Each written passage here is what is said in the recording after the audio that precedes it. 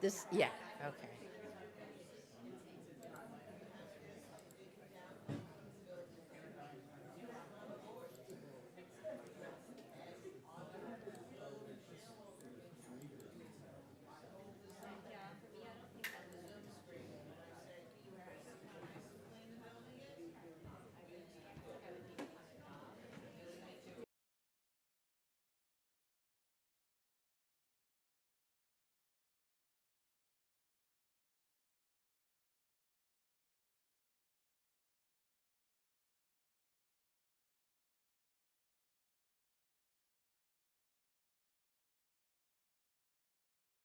Hey, everybody. A very warm welcome to day 2 of Climate and Compost New Directions in New York City's Organic Waste Policy. If everybody could please take their seats, because we're about to begin. And I see some folks are looking at our interactive displays here. We have some questions. We'd love to hear from you. You can write directly on the paper, bring up a sticky, bring up a Post-it.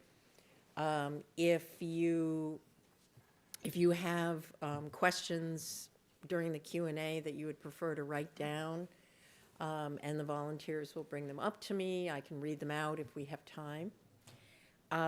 So I would like to start by introducing our esteemed Dean, Sherry Ryan, who has made this conference possible, and I am so grateful to you for everything, and for being able to work with you at Baruch. It's really a wonderful privilege. So, Dean Ryan, everyone.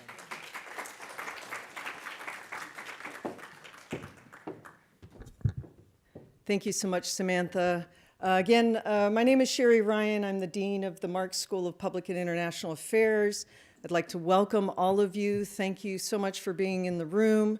And I would really like to focus my remarks on underscoring for you all the brilliant way that this conference is structured. And I would like to turn my thanks over to you both, Doctors Samantha McBride and Dr. Lily Baum-Pollins. Did I say that correctly? I just would really like to underscore the brilliance with which they've structured this conference. So imagine they're really trying to deal with this intractable problem of climate and the unique role that organic waste plays in climate change. And what have they done? They have organized this multidisciplinary, multi-pronged look at this very difficult problem. Yesterday we started the day, it was so fascinating, we started the day yesterday with CUNY staff sitting at this table, staff from environmental services sharing with us what they do with organic waste and how they're trying to deal with organic waste. So, what is more valuable as researchers and people from the academy, what is more valuable than hearing from people, boots on the ground, how they're trying to address and deal with this problem, the barriers that they face in their day-to-day work lives. Then we moved on to CUNY researchers and heard from the research perspective. In the middle of that, we heard from the perspective of an advocate, Dior St. Hilaire from Greenfield. So I think I really have to commend the way this conference has been structured. It is really the only way, I would say it's, what they're demonstrating here today is the art of applied research. It is the only way to get at these nasty problems. And I can share from my own experience, my field is not by any stretch of the imagination organic waste, but my field has been in what I call active transportation and trying to help cities shift away from auto dependence. This is another very messy problem. It deals with infrastructure, it deals with politics, it deals with policy. We have researchers in the academy trying to figure this problem out, and then we have practitioners who are trying to build protected bike lanes that meet with all kinds of resistance. So these problems are very complicated, and I really, truly appreciate how you've managed to bring us together. It makes me incredibly hopeful for the outcome of this conference. I feel a lot of hope, and you make my job very easy in terms of supporting the good work that you do. So thank you. I think we all deserve to give the conference organizers a round of applause. Thank you very much. Okay, so it is my pleasure to introduce my colleague Lily Pollins from Hunter College, Urban Affairs. I've known Lily for, I think, at least 10 years. We are collaborating on a long-term research project about the concept of scale in organic waste management in New York City. And we both come from an academic background that has been deeply influenced by discard studies, which is an interdisciplinary critical field of social science and system science that was at least partially founded by Max Liboiron of Memorial University in Newfoundland. And we also have another major scholar in this area with us today, Robin Nagel. And if you want to ask any of us about discard studies and what it is, we're here to share that concept with you. And so I'd like to turn it over to Lily, and she will get us started with the conference. And just bring up your. Here we go.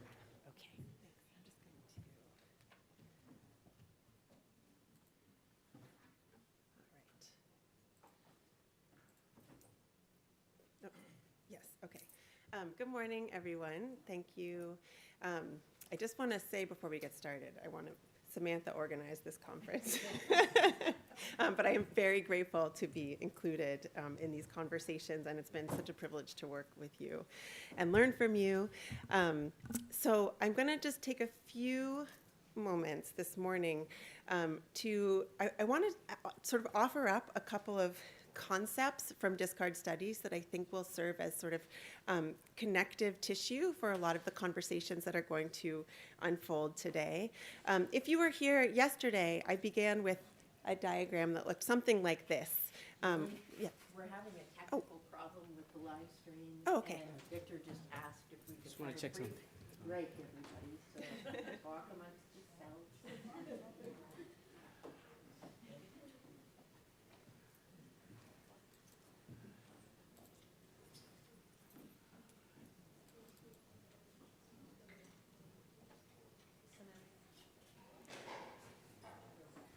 You okay? All right, great. Thank you.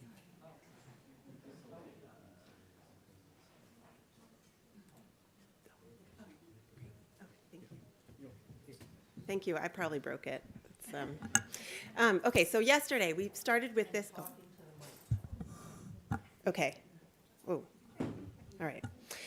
We started with this diagram, which is sort of a dramatically simplified illustration of the urban metabolism of food waste. Things come in to the city, and then things go out. And it doesn't tell us that much, but it does help us. It's sort of a tool to conceptualize flows of materials. And if we want to change those flows, like make them go from linear to more circular, then we just have to start looking more closely at the system so that we can reduce the inputs and outputs, which is sort of key to, sustainability.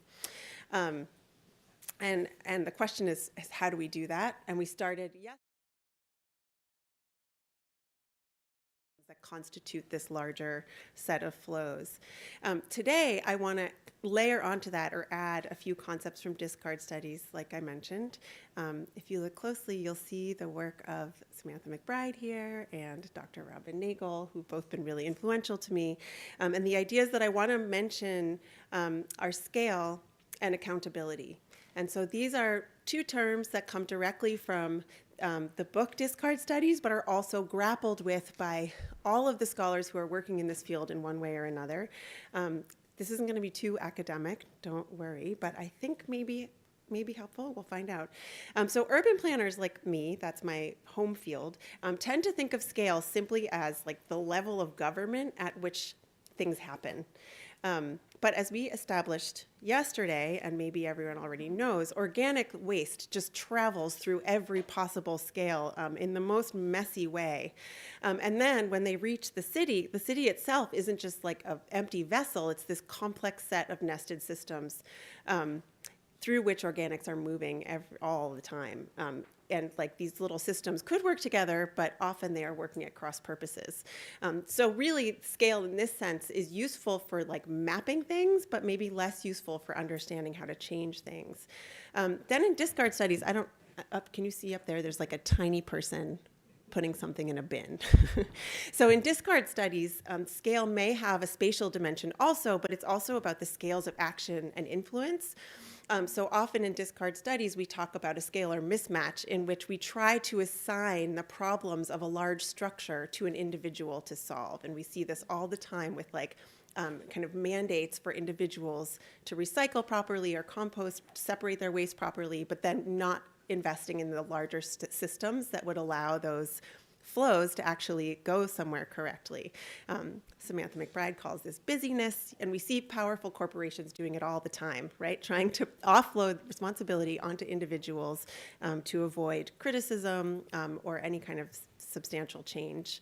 And the result is really, we do work and nothing happens. So through the project that I've been working on with Samantha and my thinking about discard studies over some time, I've started to think about scale a little bit differently, which is that it's about all the things that I just talked about, but also it's fundamentally about relationships. And when in conversation with people who are sort of thinking and dreaming about what organics waste management could look like, what I'm sensing that people are sort of implicitly dreaming about actually is kind of a fractal. And I'm borrowing this idea from Adrienne Marie Brown, who I won't speak much about today, but if you have a chance to look at the book Emergent Strategy, I highly recommend it. But a fractal is basically things that work in tiny scales and huge scales at the same time. In other words, if we're thinking about organics, it's like the microorganisms that are digesting the food in a compost heap, but it's also the global systems that support the flows of food and nutrients all over the planet. And it's really just thinking about relationships at all scales all the time. And I don't expect DSNY is necessarily going to adopt a kind of abstract cauliflower as its next waste management plan, but I do think that if we heed the messages that we heard yesterday at the conference, like when Samantha was suggesting we need to think about the waste when we're planning food service, right? Or if we think about when Dior said, compost is life, the kind of manifestation of those ideas in practice is really just trying to think about how we create healthy and nurturing relationships at all scales through this system. All right, so scale, that's the one. That's the first. The second is accountability. So, and interestingly, this word didn't come up very much yesterday, but I think everyone who spoke was sort of wrestling in a way with their own sense of accountability or responsibility to a variety of beings, human and non-human. But discard studies offers a kind of very specific way to think about accountability, which goes like really far beyond just an individual's relationship with other individuals. Specifically, it means kind of accounting for, recognizing all of the discards that are produced in any given system and taking active responsibility for them. Even if the thing that is discarded is not intentional, right? If it's just a byproduct of the thing that you meant to discard or the system that you built to deal with that discard. So I'm just going to give a really quick example of what I mean by this. So if we think about the New York City Curbside Organics Collection Program, let's say this is brief and incomplete, right? This is for illustrative purposes only. So if we take the organics collection, DSNY operated DSNY organic collection, we have the primary discard, which is the food scraps, the organics that are coming from households. There are a lot generated in the city. A few of them are collected by DSNY. And then that material is brought to Well, a couple of different places, but predominantly the Newtown Creek Sewage Treatment Facility, which it anaerobically digests those materials alongside city sewage. So that's one stream of discard that is managed in a particular way. But that mode of management produces other discards, like methane gas, for instance. And I just learned this morning that DEP now makes public the actual monitoring data of what's happening with the methane. So thank you, Andrea Bianco from DEP and others. That's amazing. But that's another discard, which for a time was like we didn't know where, it was hard as a member of the public, and that accountability was challenging without a sort of window. So now we have that window, and we can say that accountability may be increasing, although it does beg the question of whether or not to build, of whether we should be building infrastructure that supports dependence on fossil fuel. And that's a bigger question of accountability that we need to at least ask. Next, we have the solid waste, the biosolids, or the sludge, which comes out of this. And there are lots of beneficial uses potentially here.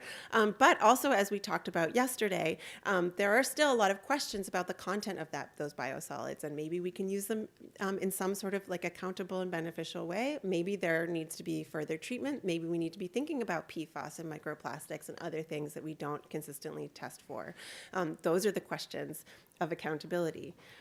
And then finally, when DSNY sort of casually discarded the funding for the community composting program, that was an entire set of knowledges and experience, and by the way, actual composting that was discarded by a kind of in service of more universal collection, but without any sense of accountability. And while some of that funding has been restored, we really haven't. The damage was done. And so these are sort of places where I think maybe perhaps a more fractal system of accountability might give us at least a guideline or a framework for asking better questions, making wiser decisions, and thinking more comprehensively about where the system impacts lie. And a lot of this is just about information, and we'll talk today quite a bit more about data. But we do need to recognize that just the existence of data, or the sort of the presence of data, isn't sufficient. Like, we have a lot of data, and it's not always made comprehensible or delivered in a way that can be useful. And so I hope that we'll be able to have some more conversations about that today. So now I just want to sort of conclude by thinking about layering these concepts of scale and accountability, which on the one hand are a bit abstract, on the other hand might provide some sort of framework for moving forward in a way that's very practical.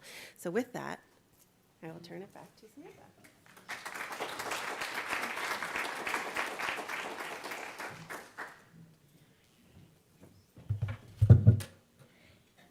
Okay.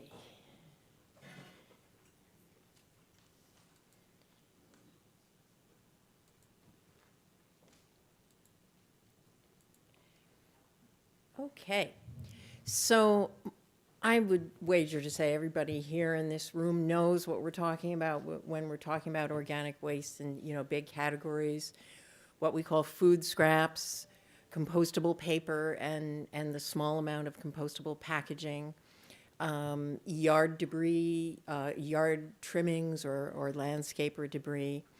But it's also, as Lily mentioned, and we do have DEP here. Thank you, DEP, for being here. There's also treated sewage sludge. We have less data about, and I'm not going to be talking as much today about fats, oils, and greases, which are collected separately.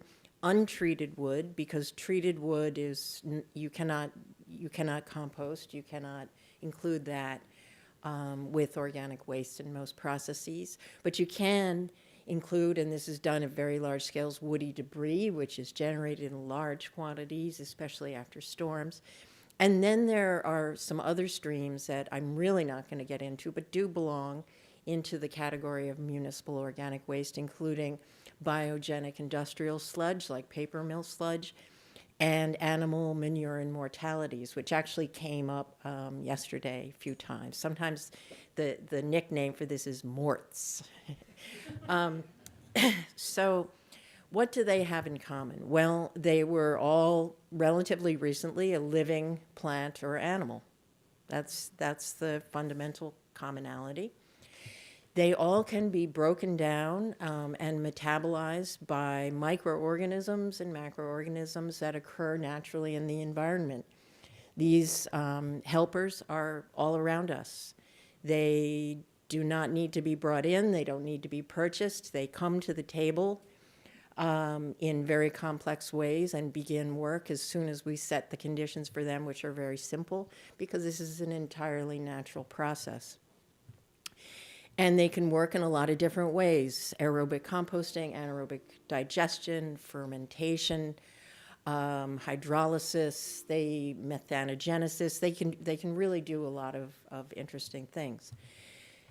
What organic wastes also have in common is that they are fungible with fossil-sourced fuels, chemicals, and materials like plastics.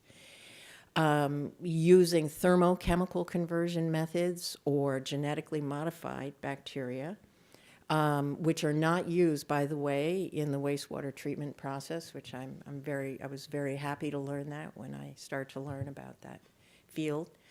The same substances that are in organic waste can make anything, and I mean anything, that is made from fossil fuels today, and this goes on all the time. In landfills, there is no question that organic waste, and specifically food waste, are a major driver of greenhouse gas emissions. In New York State, the waste management field is responsible for at least 12%, if not more, of the carbon emissions of the state. And sending organic waste, especially food scraps, to landfills is the worst thing from a climate standpoint that we can be doing. The alternatives, as I just mentioned, include aerobic composting, anaerobic digestion, which I think most of you are familiar with these basic concepts, and the management responsibilities. Very generally, the major managing agencies include the Department of Sanitation, which is responsible for all residential collection, as well as all institutional collection. And by institutions, I mean public schools, K through 12, private schools, universities, at least in part, government agencies of all sizes, and nonprofit organizations. Sanitation also handles the export contracts for the refuse. When I say refuse, I'm talking about what's largely going to a landfill, but may also be going to a waste energy combustor. And it runs several in-city composting facilities. The largest one is Fresh Kills, as well as being responsible for public education, outreach, and enforcement for the programs that it runs, including residential curbside collection. And finally, Department of Sanitation is responsible for compiling and reporting data on trash and on source-separated organics and on many other indicators and measurements of the waste management area of operations they are responsible for. Now, the private carting industry is responsible for collecting from commercial generators. And in the area of organic waste, this is going to be largely your food service establishments.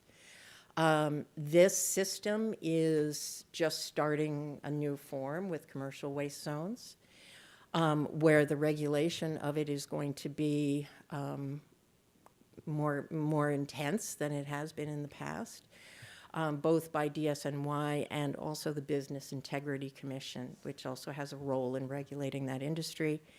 It's unclear to me, having looked at the model contracts and the details of the law, what this will mean for data reporting from the commercial waste zones, whether we're going to start to get better data on commercial waste, which has been a challenge for a long time. And then there's finally DEP, which, in addition to managing our water supply, is responsible for the vast challenge of sewer operations in this city, as well as all aspects of wastewater treatment. which means cleaning the water, also using these microorganism helpers, and extracting the solid portion of sewage, and managing the export contracts for that. So sewage needs to be trucked out of the city, or treated solids need to be trucked out of the city, just like garbage does, although a lot is going out by train now. DEP also compiles and reports data about the tonnages and some of these operations. And as we heard from yesterday, there also are other organizations that are involved in organic waste management in New York City. They are not necessarily officially charged in the way an agency would be, but they are part of the system. They are, as we talked about yesterday, they have proven themselves over and over again capable of operating against all odds, really, against the decks being stacked against them. And this includes micro haulers, as well as community composting operations such as Earth Matter, who, let's give Earth Matter a round of applause for hauling away our organics today free of charge. Thank you again. Also involved in the flow of organic wastes is the Parks Department, both as a landholder for compost sites, or a reluctant landholder that is evicting basically where they can from parks land, as well as a big generator of landscaper waste. The extent to which that is actually composted on site or off site is still a big question mark. Separate collection of fat, oil, and grease, if we're expanding the range of players here. So that takes us to our present moment, in which we hear that planet warming pollution is growing at the fastest rate in history. I don't need to tell all of you how serious the situation is. Yesterday, someone wrote on a card, I didn't have a chance to read this, as we are in an election period, they wanted to ask the panelists their opinion on the presidential candidates and their stances on environmental policy. And the person said, should we be concerned? Is there hope for the future? I do think that a lot of us are feeling that way. And we're also, in our present moment, we're being told that compost collection is beginning in New York City. Well, the thing is that this is not beginning. This has been around for quite a while, and it is returning. But one of the major things that we must understand is policy history. When I was getting my PhD, I went over to the history department, and they were at NYU. They were teaching a class in policy history, and it changed me forever. My professor, my history professor, John Mattingly, he's now retired, said, if you're looking at any policy, you have to go back at least 100 years. And I took that to heart. He was right then, and he's right now. But we don't need to go back 100 years. How about 1989? Some of us were in the waste world even back then. And none other than the late Barry Commoner had written about setting up curbside organics collection like we have today. This was making its way into the 1992 Solid Waste Management Plan. It was discussed in great detail in that plan. And starting in the 1990s, there were experiments with on-site composting at institutions. There were experiments in the late 90s in Park Slope curbside organics collection. And most important, there was the beginning of city funding of the already existing community compost movement that had started in the 70s and 80s. And we can see even earlier than that, right? So 1968, community composting is discussed. if we go back even further in time, we have also a long history of what today would be called thermochemical conversion, right?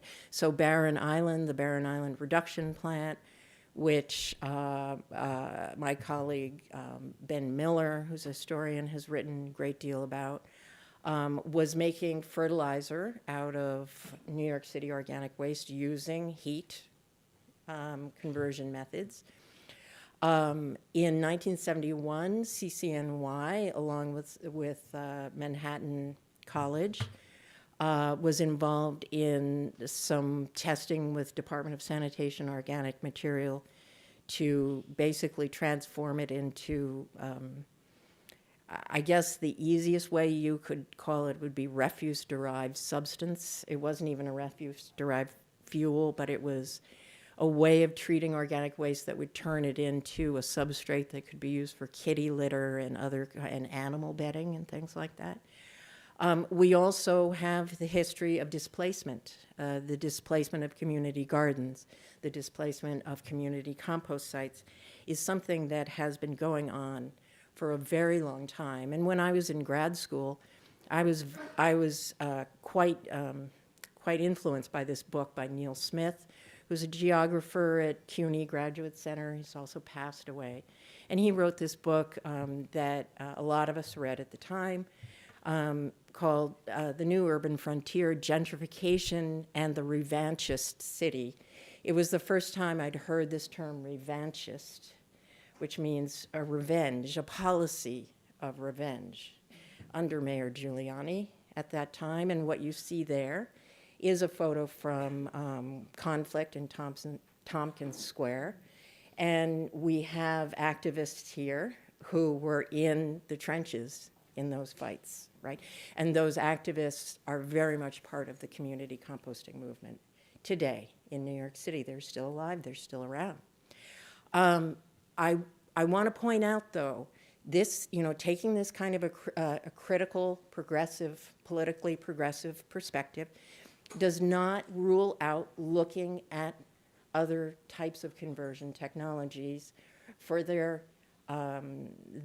appropriate use in the appropriate setting.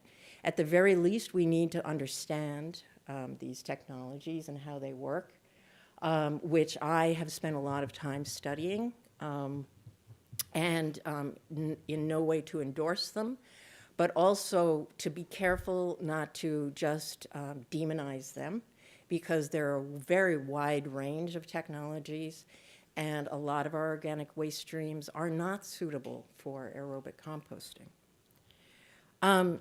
About the recentness of this, right? So to bring curbside organics collection back to residences in New York City really was kind of the brainchild of Mayor Bloomberg.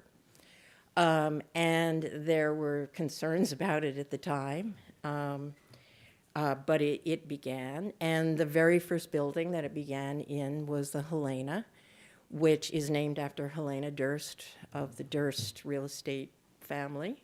This is a very, very high-end building, like a five-figure rents, as somebody once said to me. And that was absolutely the model to start off with for building enrollments in the high-rise organics program that came after that. And we did absolutely see a trend not only with that, but e-cycle and refashion that was reproducing, let's say, environmental injustice in the sense of singling out and seeking out these higher-end buildings who would self-select. The current program now is extended to all buildings, no matter where they are, without needing an enrollment. And although that is very positive in terms of inclusiveness, it's swung in the other direction because, as we're going to be talking about today in some depth, and as all of you know, I don't need to tell you, when we're talking about source-separated organics in multi-unit buildings, big multi-unit buildings, we're looking at challenges that are very serious. And you can't just pull up in front of a building, put a brown bin down, wave, and keep going, right? It is not, we know this isn't going to work, right? We don't think it's not going to work. We know it. So how do we know it? Well, we can look at the progress or the lack of progress of the prior curbside organics program. Now, this program, yes, it was available to fewer households. It was rolled out in a manner that was very confusing and unwanted to us internally at Department of Sanitation, those of us who were involved in the rollout. In a patchwork fashion that was partly driven by where yard waste was, and that was partly driven by the openness, the willingness of different district and district garages to, let's say, participate and cooperate. This did overlap with median household income in different neighborhoods. And so what I can tell you, having been from within the Department of Sanitation, was that I would only hear operational reasons as to why the rollout proceeded in the order that it did.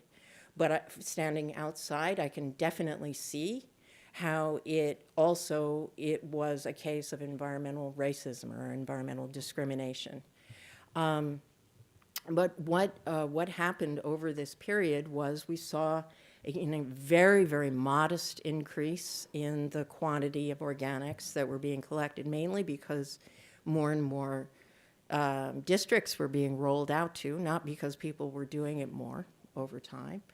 And that is what you will see as the program rolls out to Manhattan, Staten Island, and the Bronx. You're going to see some increased tonnage. And when you hear that, I really encourage you, and this is especially true for those in the city council, to ask questions about what is this increased tonnage? Is it simply because we're rolling out more and it's very low rates of participation? Or are we seeing increases in participation?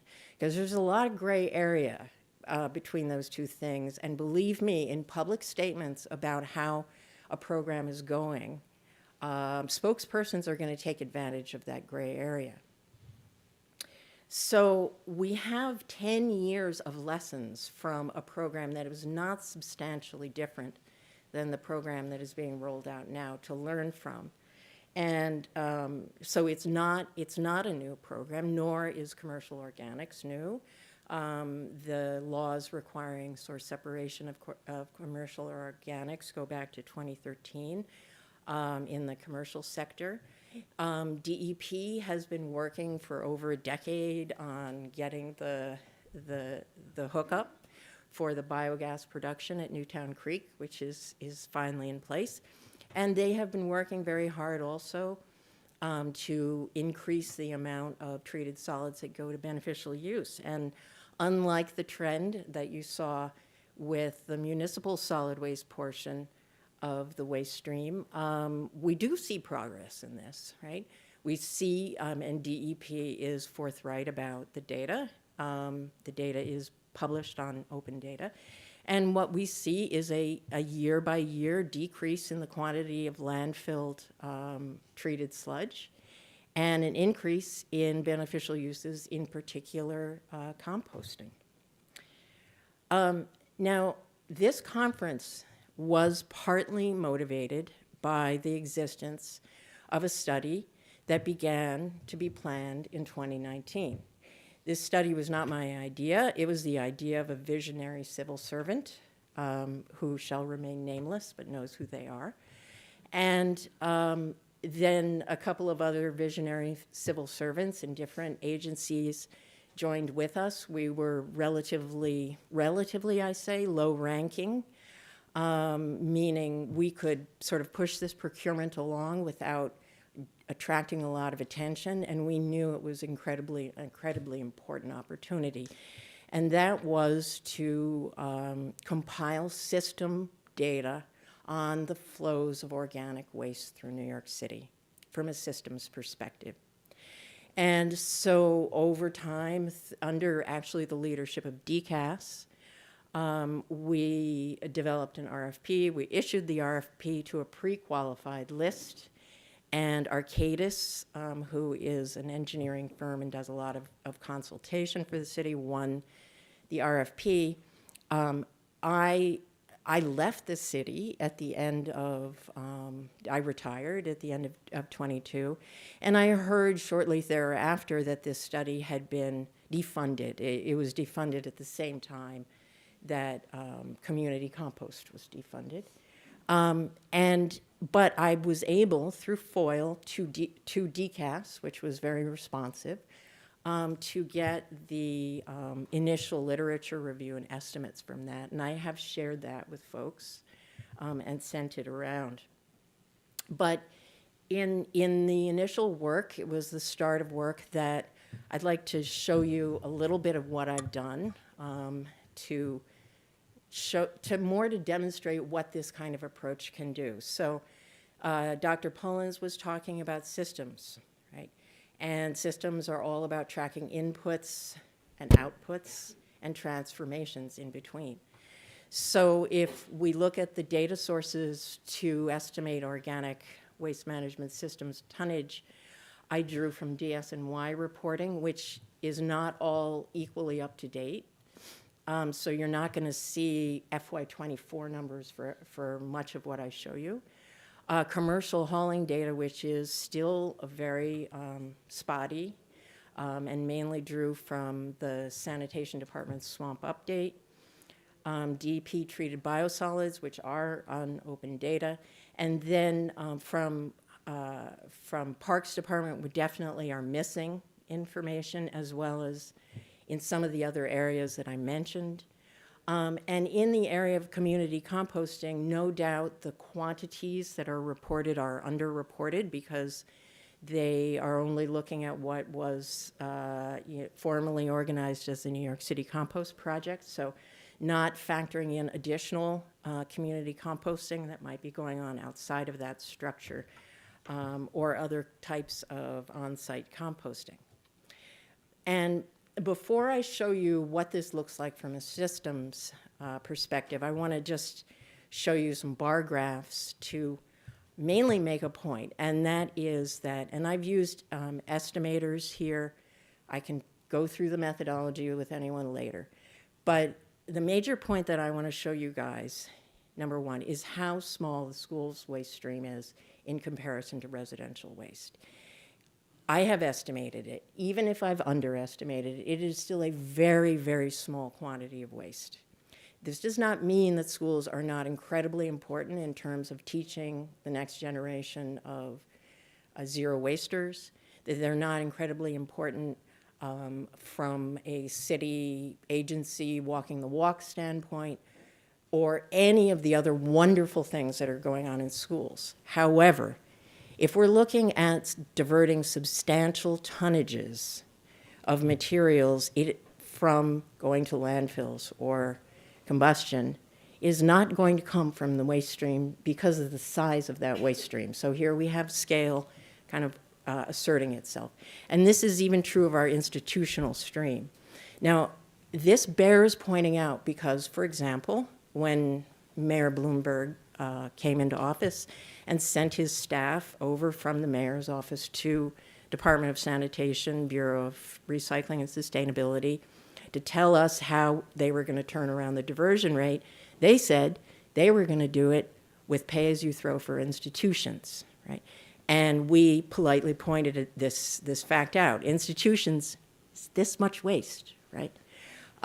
So it's important to keep this in mind, not to diminish enthusiasm and attention for schools, but also to ask questions when you see, as you will hear, that the curbside organics collections achievements of the mixture of school and smart bins, which are collected together, are equal to residential curbside collections. They're equal tonnages right now.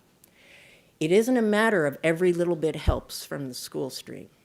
It's a matter of, can this program work and be sustainable from the residential stream? So if we look at system tonnages in terms of organics that are going to disposal in landfills versus organics that are being diverted or recovered in some way, this is what the whole system looks like. On the left, we have the sanitation collections, 1.2 million tons in total going to disposal of organics. For FY23, about 35,000 tons of residential and school/smart bin curbside diversion. Commercial, this is the data that is in the swamp. So over 500,000 tons of organics estimated going to disposal, 70,000 recovered. We have the private landscaper usage of Fresh Skills landfill that is run by DSNY. We have food rescue donations, which in FY23 outweighed curbside organics collections. Community composting, which was almost 5,000 tons in FY23. I don't know what this number is for FY24 because of all of the chaos that we've been having in this area. And then the high achievers are DEP, right? And so if you were to, for example, add all of these streams together, you could get, a pretty respectable diversion rate for organics, and it would all be coming from DEP and DEP's activities in treated sewage solids, which is not to take anything away from DEP, but it's not the same, right? And so one of the things that I want to emphasize, and I think all of you really do know this, is that when an agency starts to report tonnages and quantities and mix them together, they obscure what is really going on. And this is why it is essential to demand subtotals and categorical information.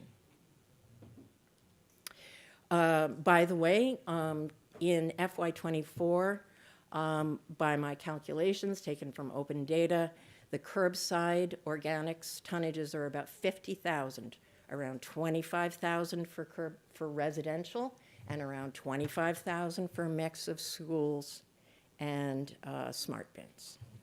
And we don't know what the breakdown is between schools and smart bins. Could this information be estimated by sanitation? Absolutely it could, right? If you want to talk about how, it's not hard to do. But these are the kinds of things we need in terms of information.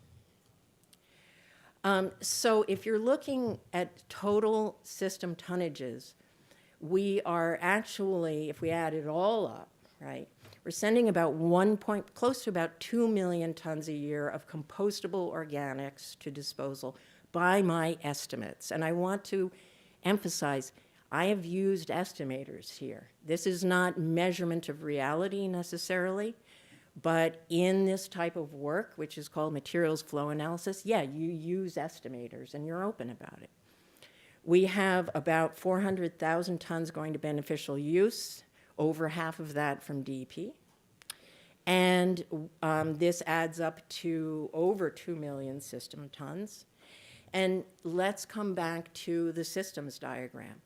When I was doing my Master's of Public Administration at NYU, and it's great because I now teach the very class that I learned this about, I teach public management, I was introduced to general system theory and the work of Ludwig von Bertalanffy, which was basically introducing the idea that systems of all kinds, cells, he was a biologist, industrial systems, urban systems, institutions, systems of networks and collaboration had similar characteristics.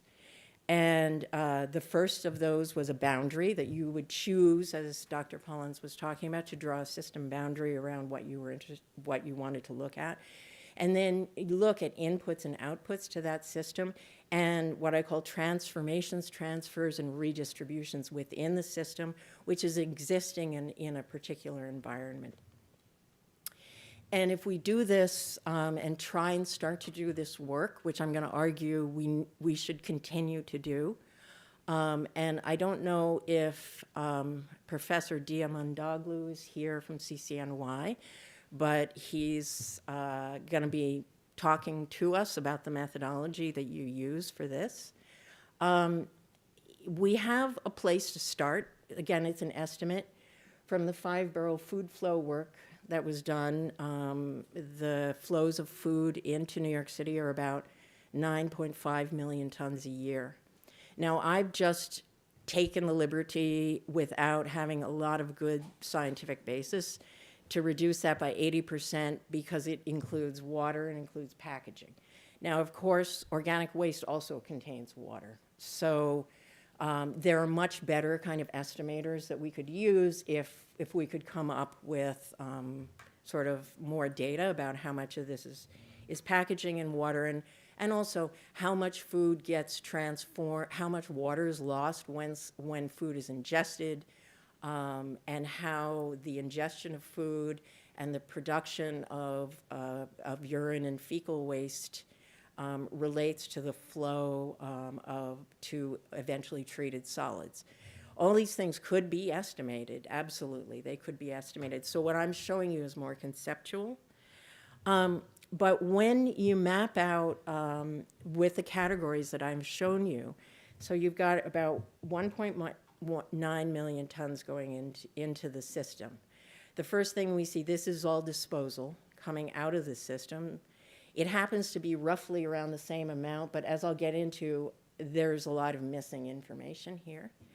What you see here is food rescue and donation. Current tonnages for FY23 that I mentioned, private landscape or use of fresh kills.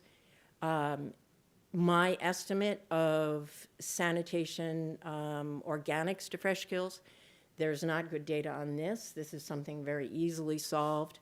Every year we should know how much curbside organics is going to fresh kills and how much is going to Newtown Creek and other vendors, right? We should just know that. That's nice and easy. And I don't know how much commercial food organics are going to Newtown Creek, another area that could be easily rectified. But I estimated the quantity out of total DSNY collections that is going to Newtown Creek. Again, let me emphasize, I'm not telling you the gospel truth here. I'm showing you a concept based on the limited information that I have. This is where DEP managed recovery would show up, commercial organics. So this is the 70,000 tons of commercial organics that are exported from the city, according to the Swamp Report. And there probably is going to be future export of organics with the new contracts and new processing contracts that sanitation has. So these are shown because I don't know these numbers. But if we have these numbers, we can also think about these flows in different ways. I would argue that food rescue and donation is not diversion. It does not belong in a capture rate calculation, and I don't think anyone who works in waste management would think it would. It can be classed as redistribution of food. We also see here that in city composting, which I would call transformation than redistribution, this is where it is. And yes, community composting is small, but you can see it on this map here, and this is with this impartial data.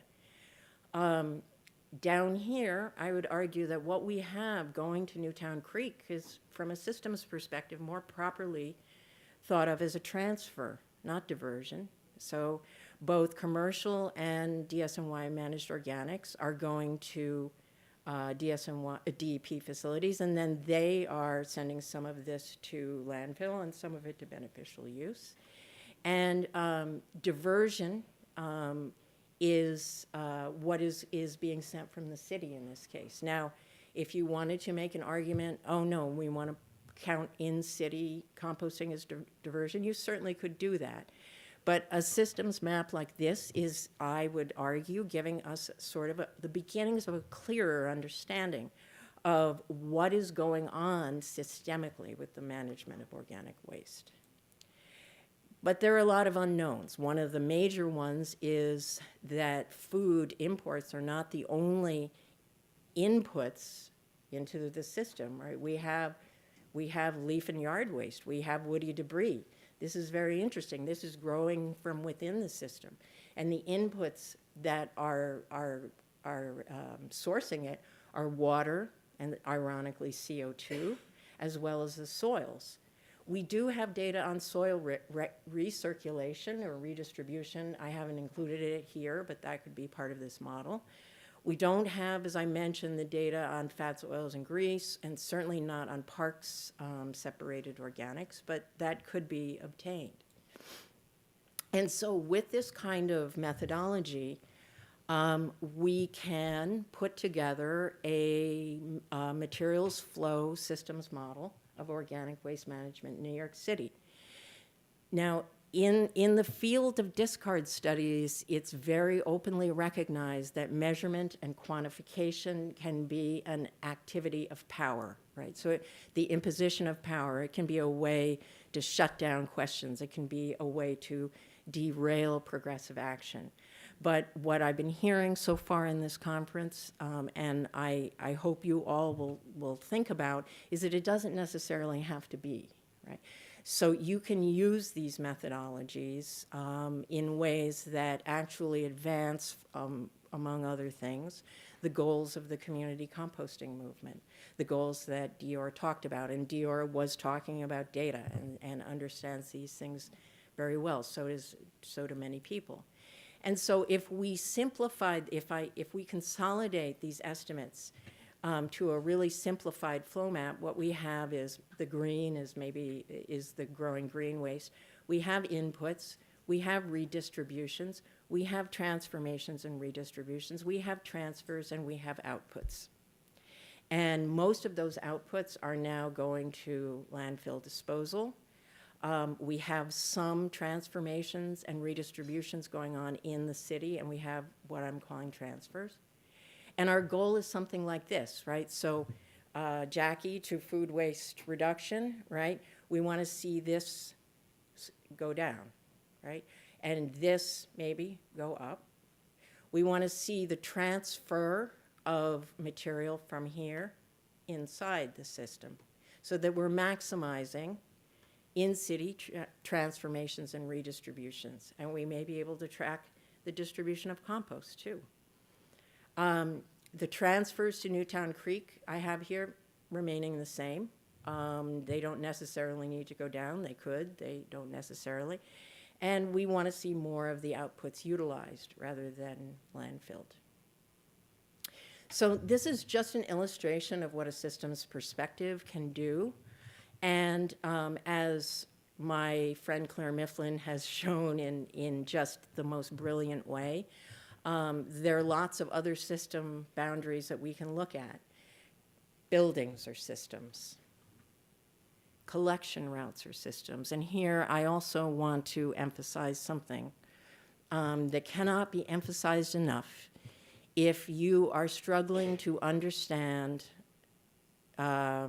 waste policy in New York City, especially for sanitation, and that is the importance of collection routes and collection efficiency for costs and for driving decisions by the department.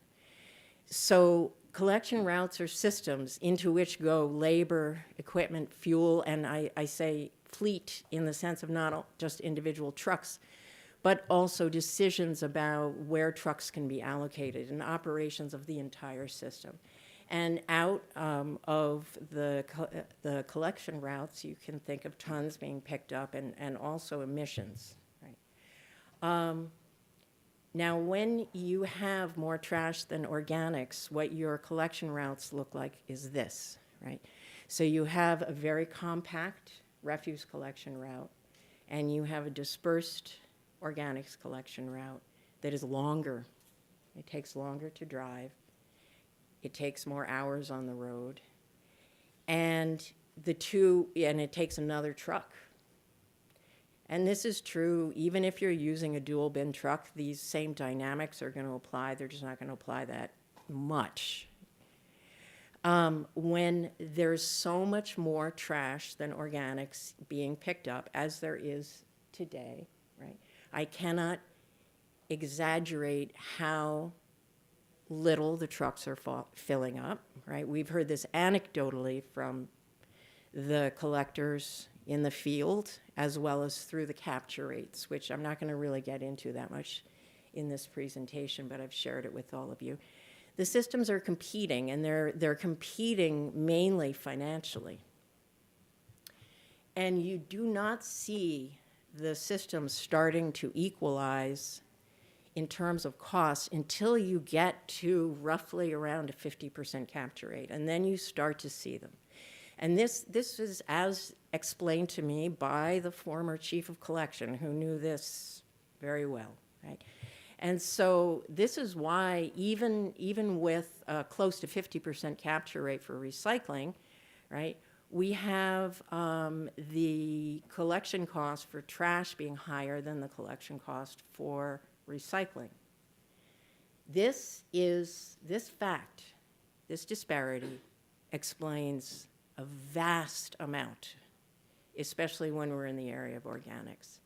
And it is why, if capture rates don't go up for curbside organics collection, it's just a matter of time and maybe a matter of a new administration until the program is cut. This is why I have been calling attention to the low capture rates in the curbside residential program. Because we've been here, we've done this. This is not new.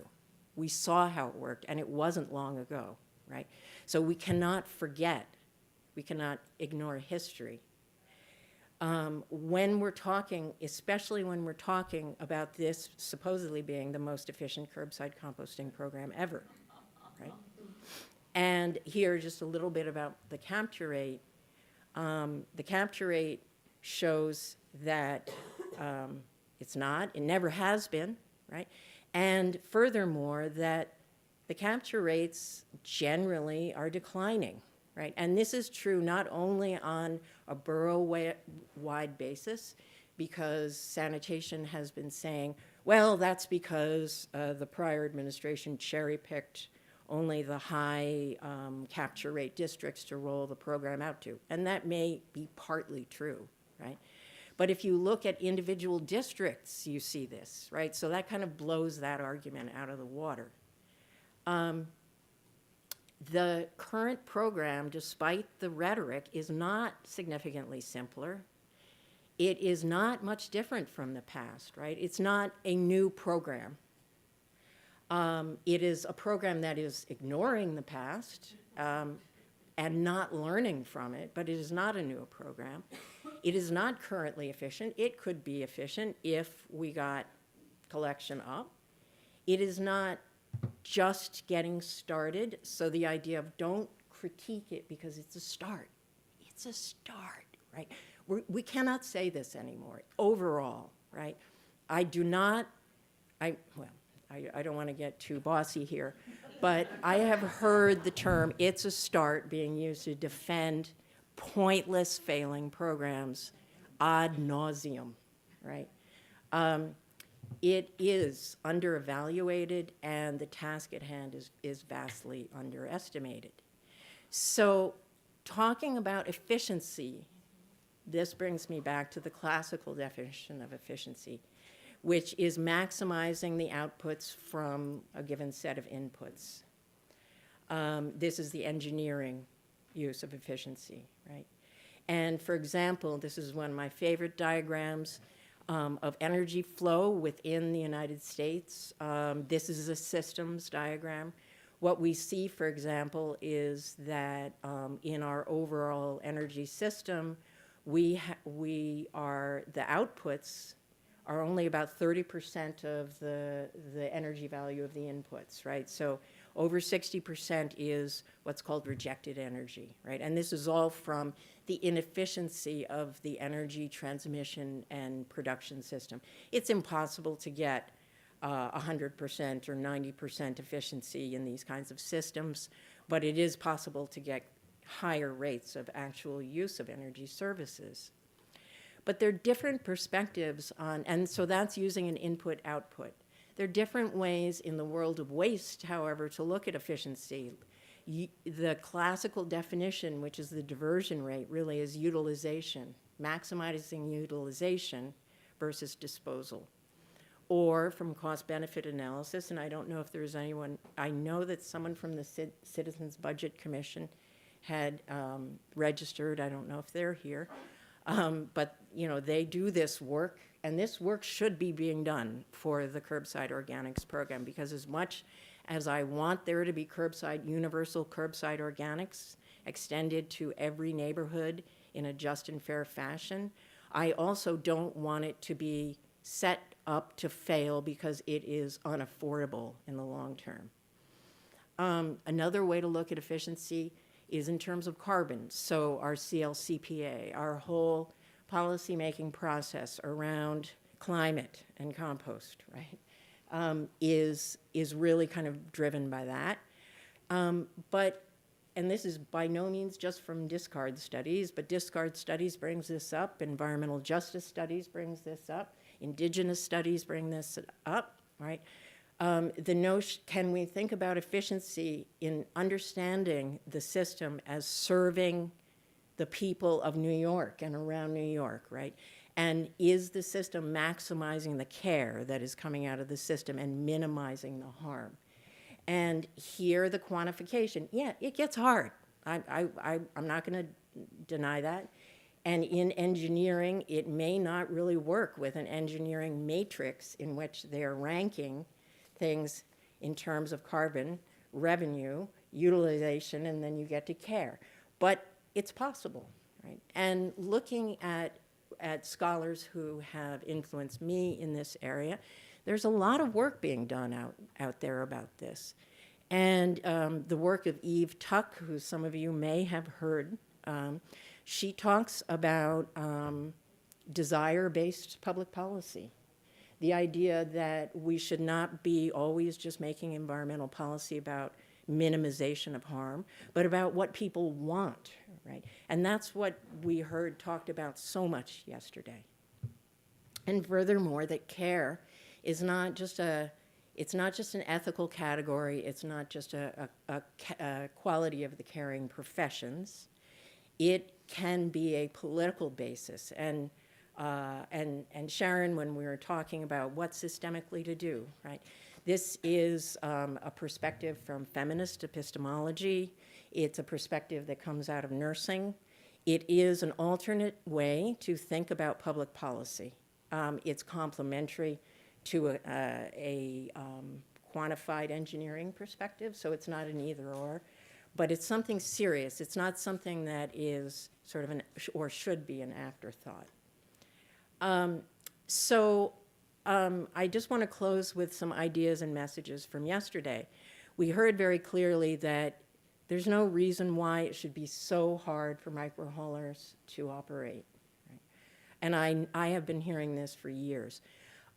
Furthermore, I was very happy to hear that my colleagues from facilities I don't want to say I was happy to hear that the concept of microhauling was new to them, but when they heard about microhauling, they're like, whoa, this might actually work. This might actually work at our campus, right? So this was new to them.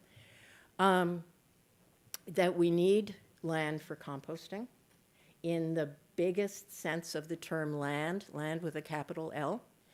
That the idea of collecting data and metrics and all of that is not incompatible with justice at all. I love the data cheer that Dior was leading. A very interesting observation from one of my colleagues from Queens College is the tip scale is the gold standard of waste data, and I have always felt that way, right? If you've got the tip scale, you have the best data you could ever want, right? And that's why sanitation's data sets and their internal databases are magnificent. You know, I've looked at them as a data person. And when you have an economic transaction, you have a record, right?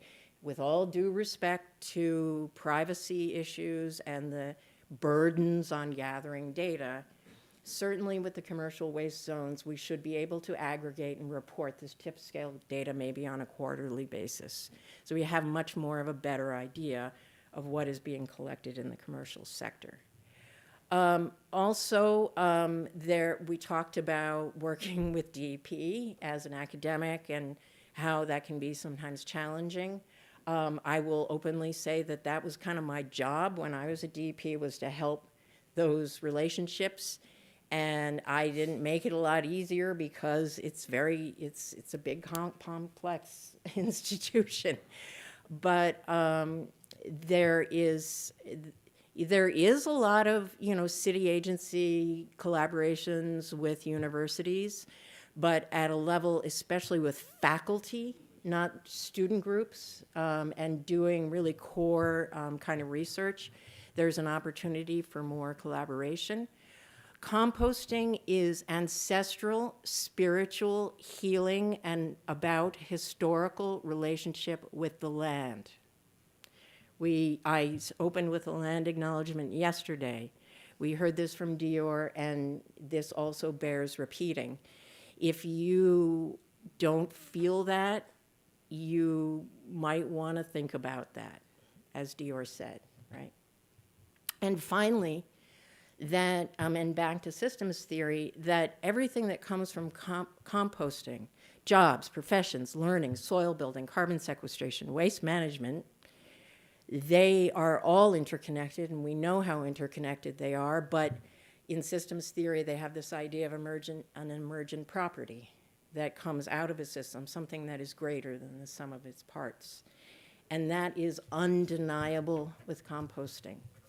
And don't let anyone ever take that magic out of how we manage organic wastes, because it's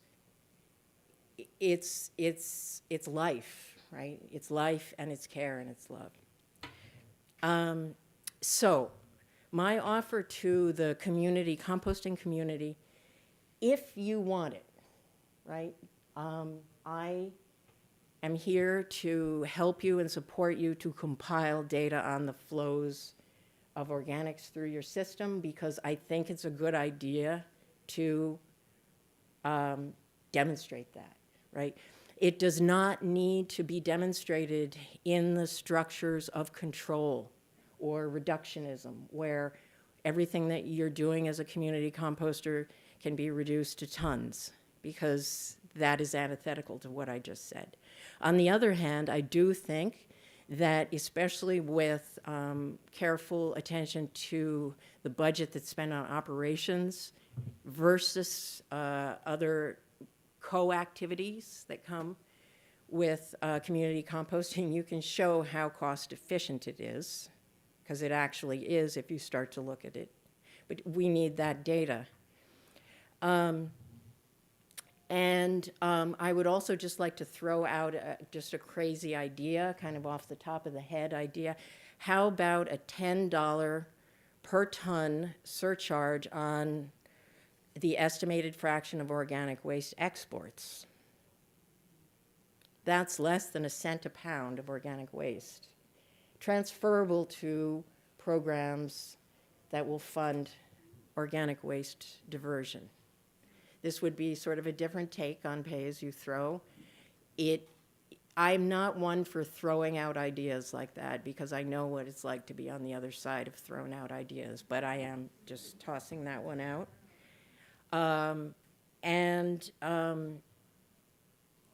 That's basically what I wanted to share with you all this morning. We are a little bit behind schedule, so we're going to go straight over into the buildings panel. So if you guys need to use the restroom back there, refill your water bottle, but we're going to go right up to the buildings panel. So if you all could come up, please.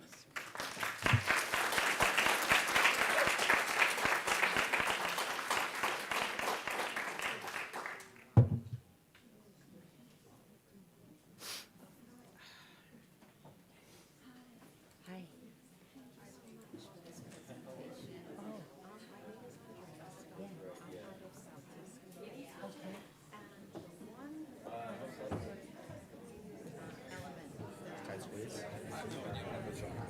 What'd you say?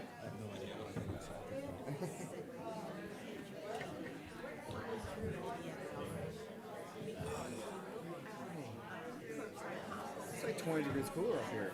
I feel like it's 20 degrees cooler over here. Yeah. It's not so bad at the front, when you back here.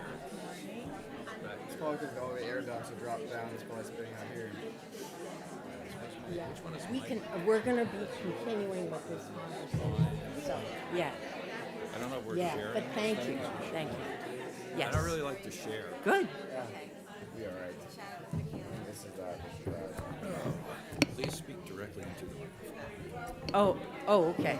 Okay. Hey, Claire, I didn't see you. I was like, where's Claire? I was all worried. Where's Claire? Till 11:45. Okay.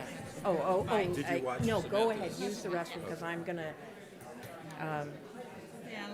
Hey Claire, how are you? Good. You were here yesterday as well? Yeah, How was it? it's great. Dio's speech, I mean, she's always great, but she was totally on point. Every time I see her talk, I'm just like, wow, you're meant for this. Yeah, I heard she talked about data. a little bit. Yeah, she had a little chat I about would like her to give me some data. She owes me data. for what. Wow, this is You never shared the report. I'm going to. I've been working on this thing because the last time I updated it was in 2019. Oh, but I thought you were going to share the one that the intern did, the recent, the MSWAP one on organics. The 696. Yeah. Yeah. They just finished it. So I have it. I'll send you. In fact, I think I have a QR code that links to it. Do you want? I don't know if Oh, this is I've it got my or. phone over there. My phone's in my bag. Well, after this, I can give you the. Okay, that'd be great. It could be Rhonda's headshots from her last audition, or it could be the report. I don't know. So we'll have to see. Give me a QR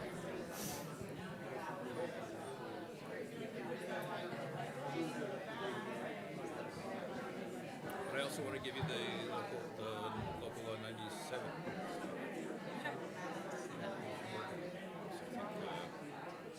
We need to come up with a metric.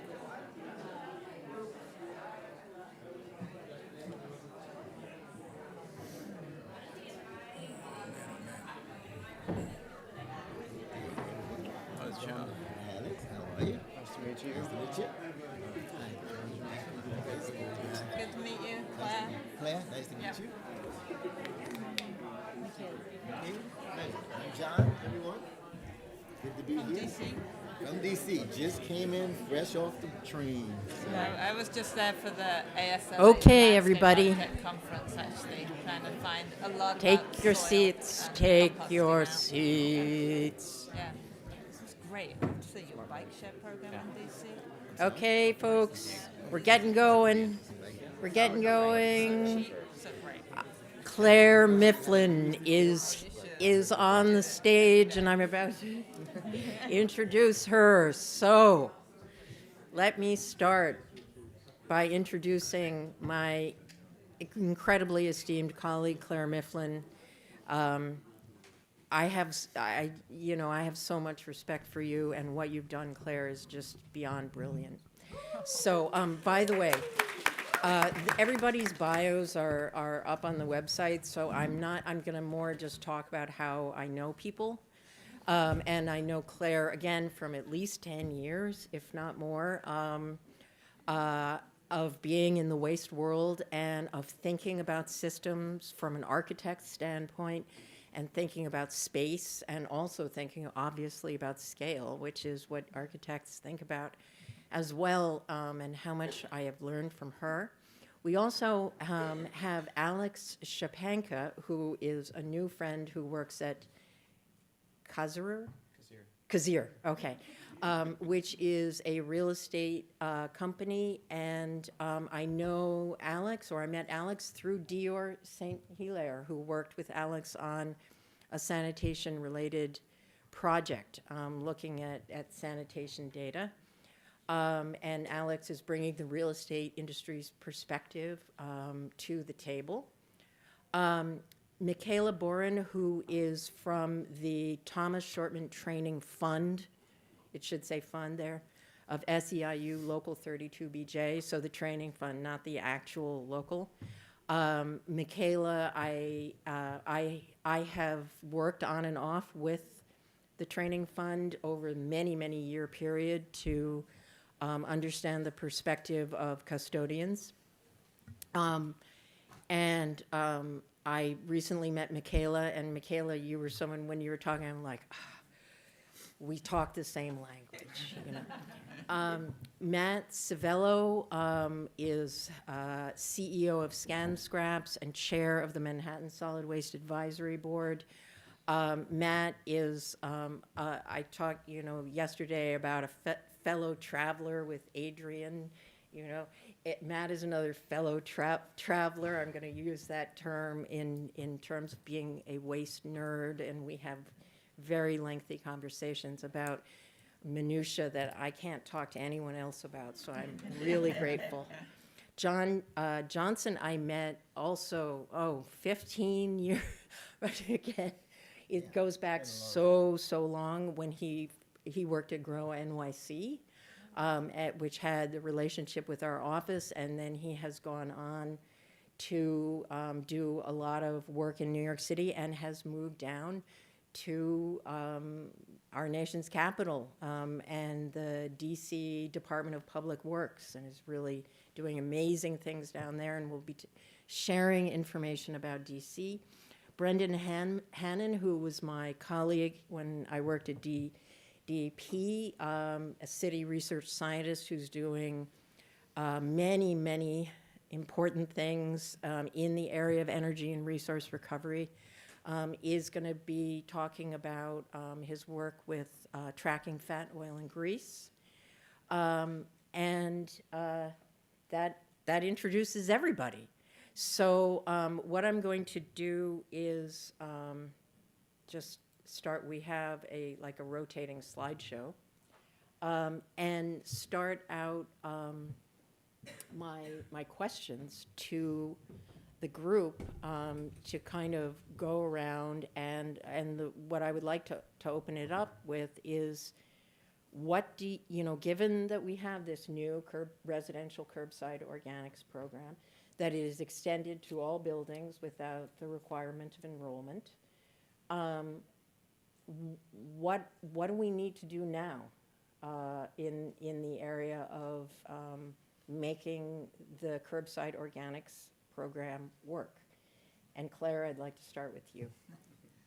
Thank you. I mean, I think actually that slide shows right there.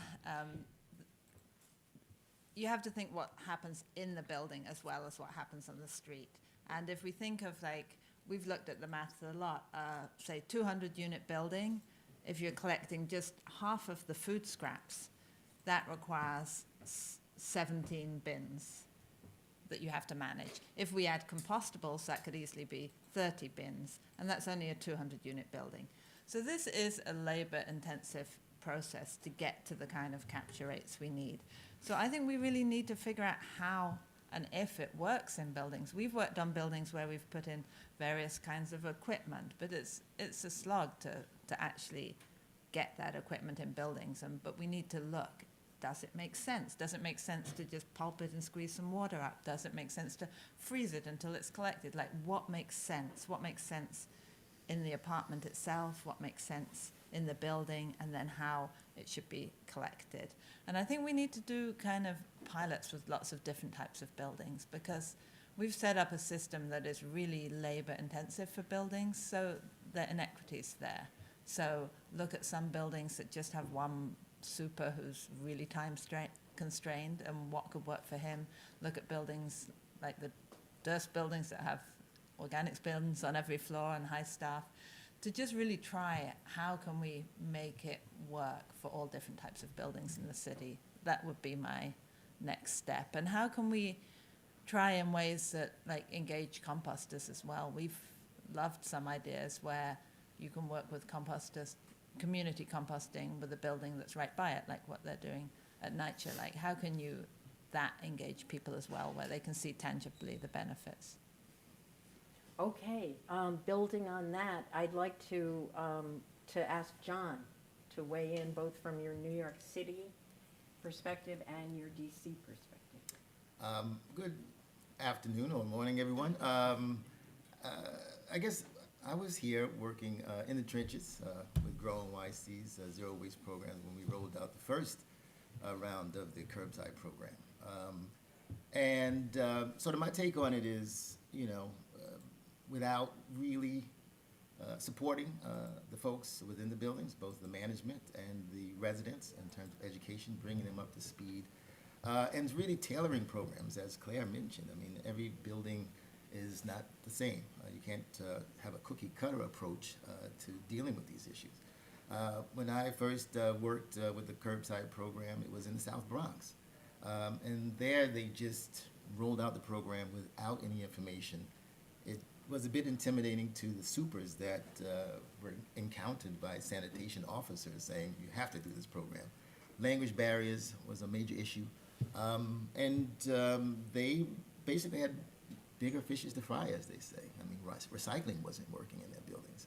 So how do we have to be sensitive to all these issues and really build a comprehensive program that not only deals with folks within the building, but also residents or community composters? I think bringing in community stakeholders, how can we sort of build more effective programs, as Claire mentioned? Those are the things that I think we really need to start thinking about and really investing seriously in education and outreach. Without that, it's impossible. One of the things that we're doing in DC, we just rolled out our curbside program to 9,000 households last August. It's very successful. It was a pilot.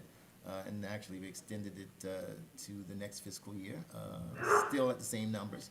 But what we did there is we rolled it out citywide, and it was an opt-in program. People who really wanted it got the program. At our last survey, it was 96% satisfaction rate. We generated over about 2 million pounds of material in the last year.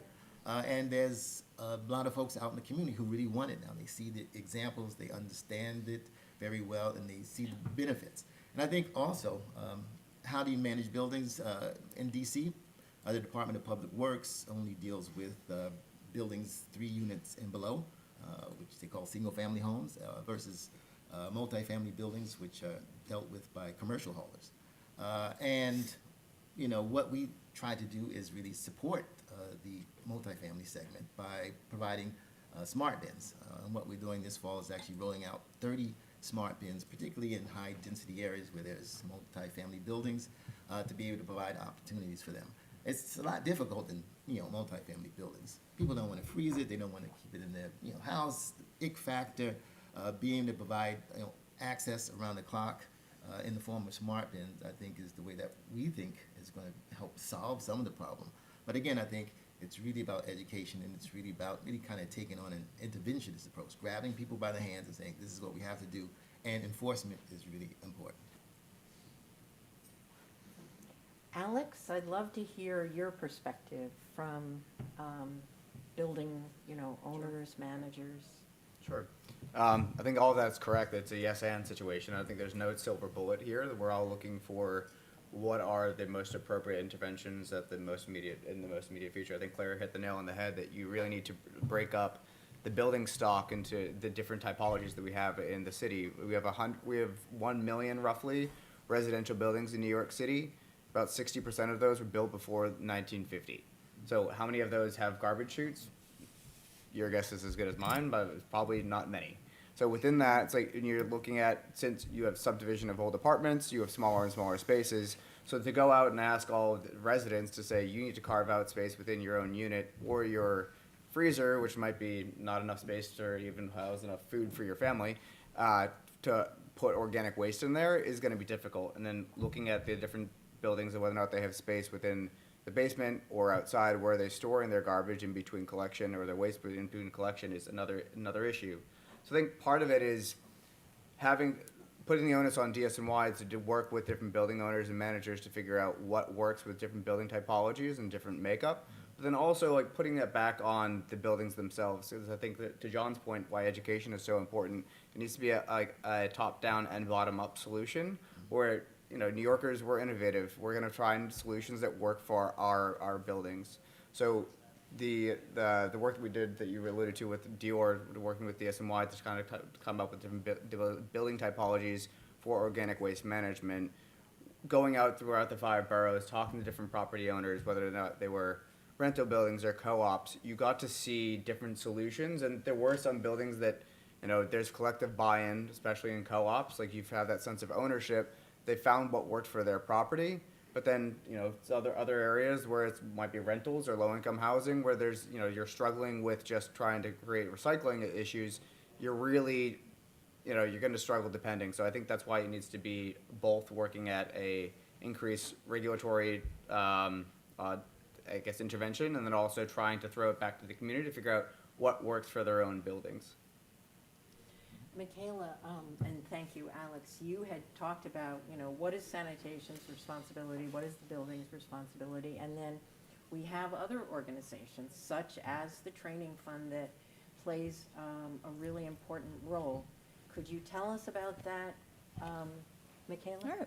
Sure. So a little bit of background, 32BJ Training Fund is a joint labor and management organization. So labor meaning 32BJ Union, which is the largest union for building operators on the East Coast, and employers, so management companies that are part of the Realty Advisory Board.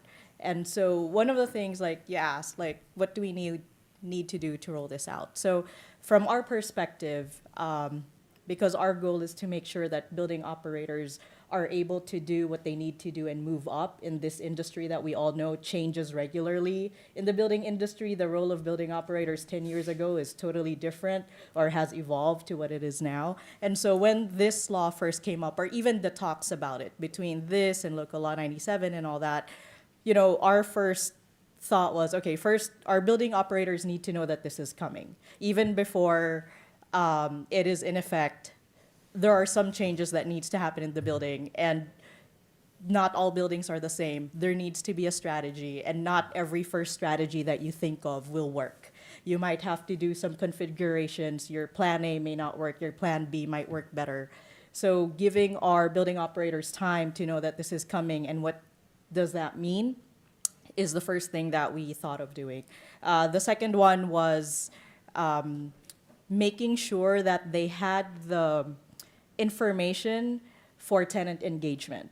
So like for us, the Manhattan Swab documents that were created on, these are the pros, these are the challenges, these are what you can do. So case studies actually were a big thing because it kind of opens up other opportunities and availability.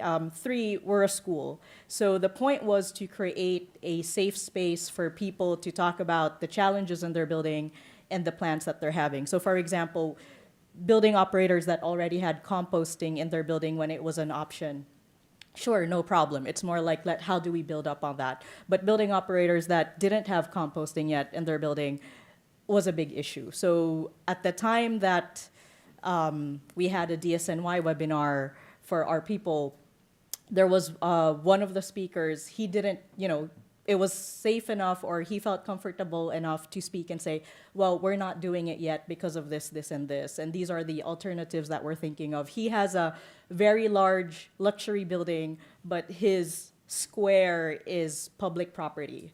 So he literally has no space for the bin.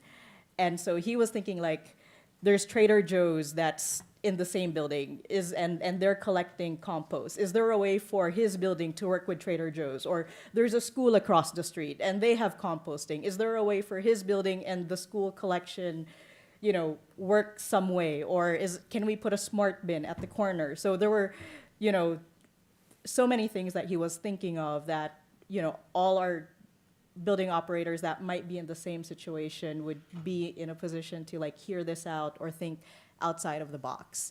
I think a lot of building operators, it's compliance, right? Now that it's a law, building operators have to do it. So I think some of the concerns that they had are, other than space and is tenant engagement. So as Alex said, it's not just bottom up, it's also top down. So how do you engage and all these myths about why composting doesn't work? So it's, as much as the property manager is there, when you're a tenant, the first person that you see when you throw something out or when you're walking around your building is your building operator. So your building operator needs to be in a position where he can talk about this confidently and say, yes, we're doing this, it's a good thing, and this is how I can help you learn more about it, right? Thank you. So what I'm hearing from all of you is both a very deep understanding of different building situations and the need for close attention before coming up with the best way to organize waste management in a particular property. And some things are new, like the smart bins, but most of the ideas, and this is not to take away from what anyone has said, are again things we've been talking about for 20, 30 years, right? And we also do have ample educational materials, including Jackie Ottman's guides. So my question, and I'm going to ask Matt this as chair of the Manhattan SWAB, but others please chime in. What are the institutional structures that we need to deliver this education, right? So we have sanitation, we have the training fund, right? We used to have Grow NYC for that. We have the possibility of contracting, outside contracting for the provision of this information. If there's the need for more education, which I hear over and over again, who is going to do that education? Matt? Yeah, so let's talk about education for a minute, and just by show of hands, how many people in the city who are here today are familiar with alternate side of the street parking? It's probably the most successful program the city has ever rolled out. And how many of us own a car?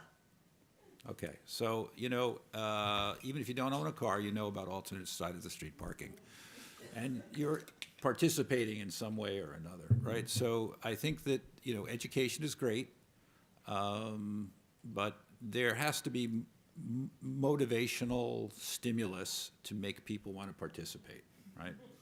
And so what are those stimuli for something that's primarily voluntary?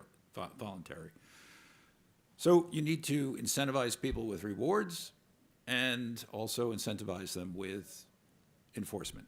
And it has to be on an individual level. And I think that one of the issues that I watched all of these presentations, and I think about this all the time, we're really looking at the forest a lot of the time. Big systems, collection, routing, costs. By the way, this is the city of New York. Our budget's $110 billion. $200 million here or there on an organics collection program is not going to destroy the city. So don't worry about that.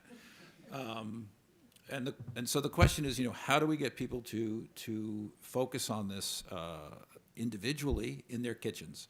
Because that's where the whole thing is going to start to fall apart, right?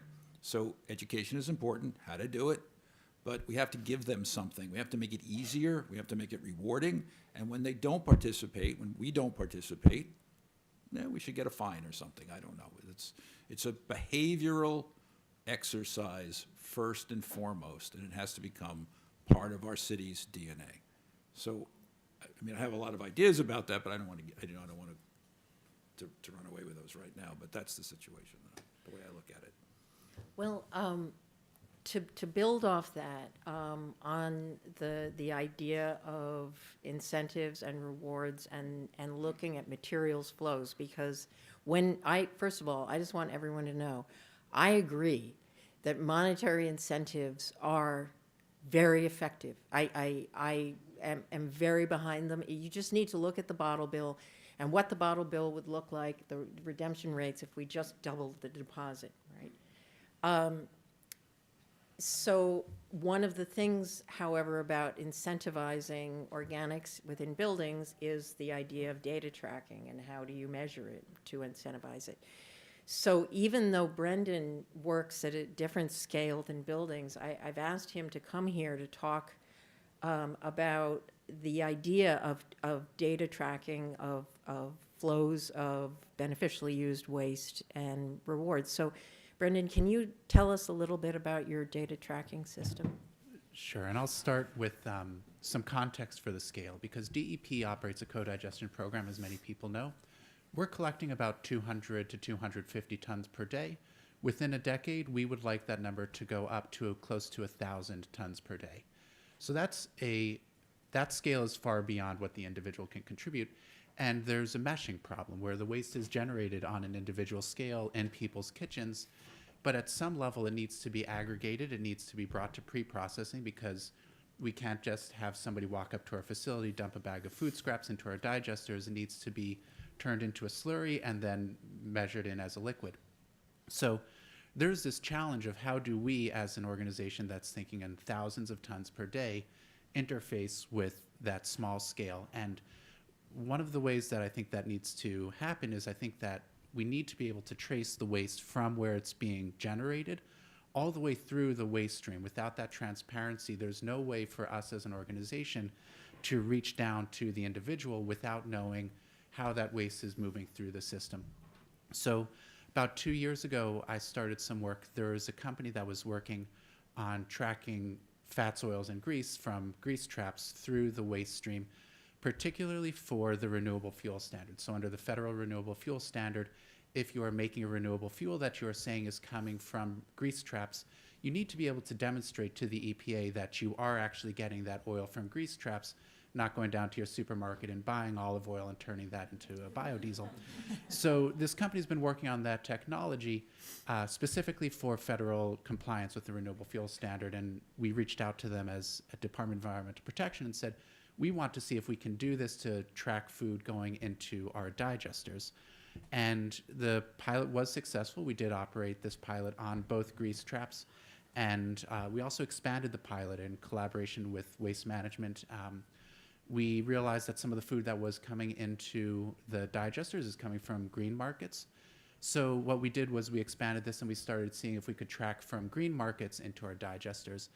And what I would say is that the critical thing is we do need, without going too much into the methodology, it's anonymized so that haulers have insights into this, but there's no risk of another hauler saying, well, where are their clients, where are their customers, can we get that from them? All that gets anonymized up. But when it does finally get brought to our facility, we can see where material is coming from, who's picking it up, when they're picking it up, how much they're picking it up.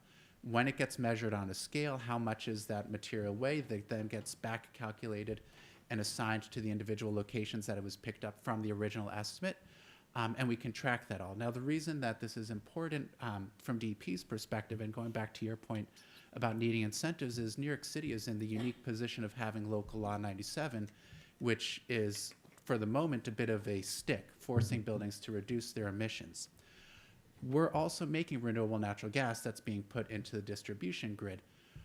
If there's a system where a building can say, we have taken aside this much waste, sent it over to Newtown Creek for conversion into renewable natural gas, that gas is being put into the pipeline. If you can track it from feedstock to gas, there's theoretically a way to go ahead and assign that waste back to the building for its Local Law 97 compliance.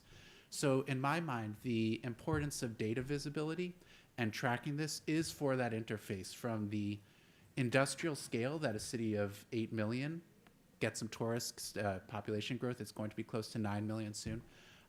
We need to be able to work on a large scale, but then we also need to be able to reach into, at least at the building level, and have buildings be able to say, okay, this is important to us, and this is important because it's going to reduce our costs, so we'll start talking to our residents, coming up with a way to track this on the building scale so that we can take credit for that. Because Matt's completely right. I think that it's really hard to change behavior without carrots. Although I have to say, from an architect's point of view and being well aware of how the city is trying to electrify all its buildings, that is kind of worrisome to me, the idea of incentivizing tracking their waste going to gas for Local Law 97 when we're not allowing, when we're trying to move to a fully electrical building system. And I also wanted to just jump back to the education. It's also the community composters. We can't forget did so much education. Big reuse went into multiple big buildings, giving out the caddies and educating. And I think that the fissure that's happened between community composting with the defunding and the Department of Sanitation has made that education so much more difficult, because to protect themselves, community composting have had to focus on all the additional benefits, whereas before it was kind of educating for the whole system and getting people to separate what, no matter if it went to biogas or composting. And it still is to an extent, but I just think that tangible education, the master composting program, brought so much that we can't forget so many champions in so many buildings. I'd like to take, oh, yes. I think one thing that, from my perspective, that I think about is I think of two children's games. And the first is a piñata, because you need to get the garbage out of the black bags. It needs to be separated. But then the second is I always want to get away of the mindset of a scarcity economy where there's not enough food scraps to go to community composters and also DEP. I really think that this is more of a hungry hippos of abundance, where the challenge is once you break it out, how can you gather up all that material? And I think DEP fully supports community composting. We want to see material go there, but we also recognize that there are going to be challenges with contamination, with also the scale of, again, thousands of tons per day, and that there is a role for some conversion into biogas from multiple points of view. I'm agreeing. I get that, and I get there is a role, and there's plenty of space for both, and going to DEP is way better than going to landfill. I totally get that. It was just the tying into local law 97 for biogas, because then if your buildings went to composting, you wouldn't get any benefit. So that, to me, is a difficult one. And if your building reduced its food waste a lot, you'd lose benefit too. So I just like to be very careful what you're rewarding. That's all. I think that's a totally valid criticism. To that point, and we know that the concept of buildings being able to purchase offsets is a tough one, right? It's back to oversimplified license to pollute, right? On the other hand, we also know that offsets of different kinds make fungibility easier, make it easier for action to be taken right away before there is necessarily the institutional structures for major infrastructure changes. Matt, with regard to rewarding organics in buildings, could you talk a little bit about the scan scraps concept and how you'd see that fitting Yeah, in? so this is the incentivization of the individual in encouraging them to participate in the program.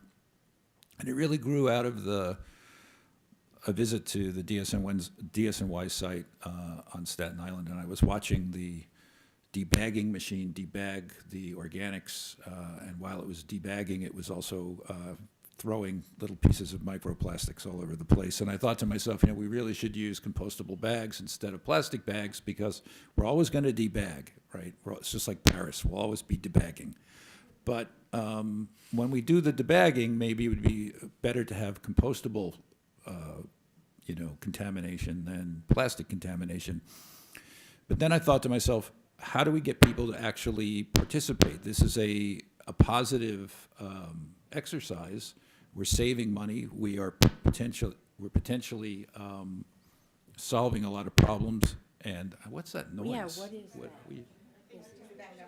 that? Maybe it's me. I don't know what I'm doing.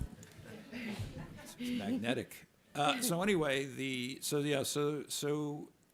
just like with fats, oils, and grease, and I was looking at local law 97, and look, there is a carbon savings for participating in recycling and for organics diversion. Okay, there is. And we should be able to at least monetize that in a way that we can reward people on an individual basis for participating, especially around organics. And so Scan Scraps grew out of that concept by tracking at the kitchen level, your participation in the program, and then providing you with some stream of rewards or incentives from that participation. And that's the idea. And so far, market testing has proven that sometimes it works and sometimes it doesn't, but we could get to the details on that. But yeah. I also, and this is, again, just my personal perspective, I do think that we over-focus on carbon sometimes when we're talking about composting. And, in terms of efficiency, as I was talking about earlier, we all recognize that the benefits to composting go beyond reducing greenhouse gas emissions. And that cannot be the only kind of organizing metric and principle for what we do as a state and in terms of environmental policy. I understand the reasons why it's kind of gone that direction. And it can be extremely useful for legitimating environmental action that would otherwise not be supported if it were not advocated in a climate framework. But one of the many things I love about composting is that it's so much more than that. I would like to go back to John and ask you about, once again, about, because we talked about this on the phone. You know, I have been to so many of these conferences where people are saying, we need to engage the tenants. It needs to be bottom up and top down. We need information. We need start. Right? We've been talking about this. What does it take institutionally to get the job done in when there are over 170,000 multi-unit buildings in New York City? The commitment, financial commitment. One of the things I did was work to start the Inner City Green Team at the New York City Housing Authority, and essentially developed a valet service in public housing, hiring residents to go door to door collecting recyclables from their neighbors. Great program, it worked. We incentivized it, that worked. But in large part, people really wanted to participate in the program. Unfortunately, they weren't given access to this program, service that they're entitled to. And once folks really got the idea that it was important and the kind of impact that they could have, they were really engaged and felt that they had some sense of connection to the big picture. Like, how do you impact climate change? This simple action every day, you can recycle. But one of the things that we need is sort of support from city government. We need money to make these kind of things happen. And that kind of wasn't there. I mean, it's a lot of talk about it, but the reality is if you really want to make it work, you have to put the investments in it. Either we pay now or we pay later. And it has many ripple effects if you set up programs whereby, particularly in the case of public housing, to hire residents. And what does that mean? Giving a person a job. People may not necessarily want to recycle because, we're reducing the amount of carbon going into the atmosphere, but because I see a guy who's working in the community now, who would normally be hanging out. But it really takes institutional investment to really make that happen. And that's one of the things that we were really pushing for and still are. Again, I'm in New York's, DC now, but my co-founder, former public housing resident, is still now heading up the program. But I think ultimately, it's the bottom line. It's not any real magic pill. It's about just saying, you know what, if we really committed to making change, we really have to think outside the box. We really have to take the bull by the horns and make it work. And it's really simple, but it needs that kind of investment, which we haven't seen to date, but it definitely needs to happen.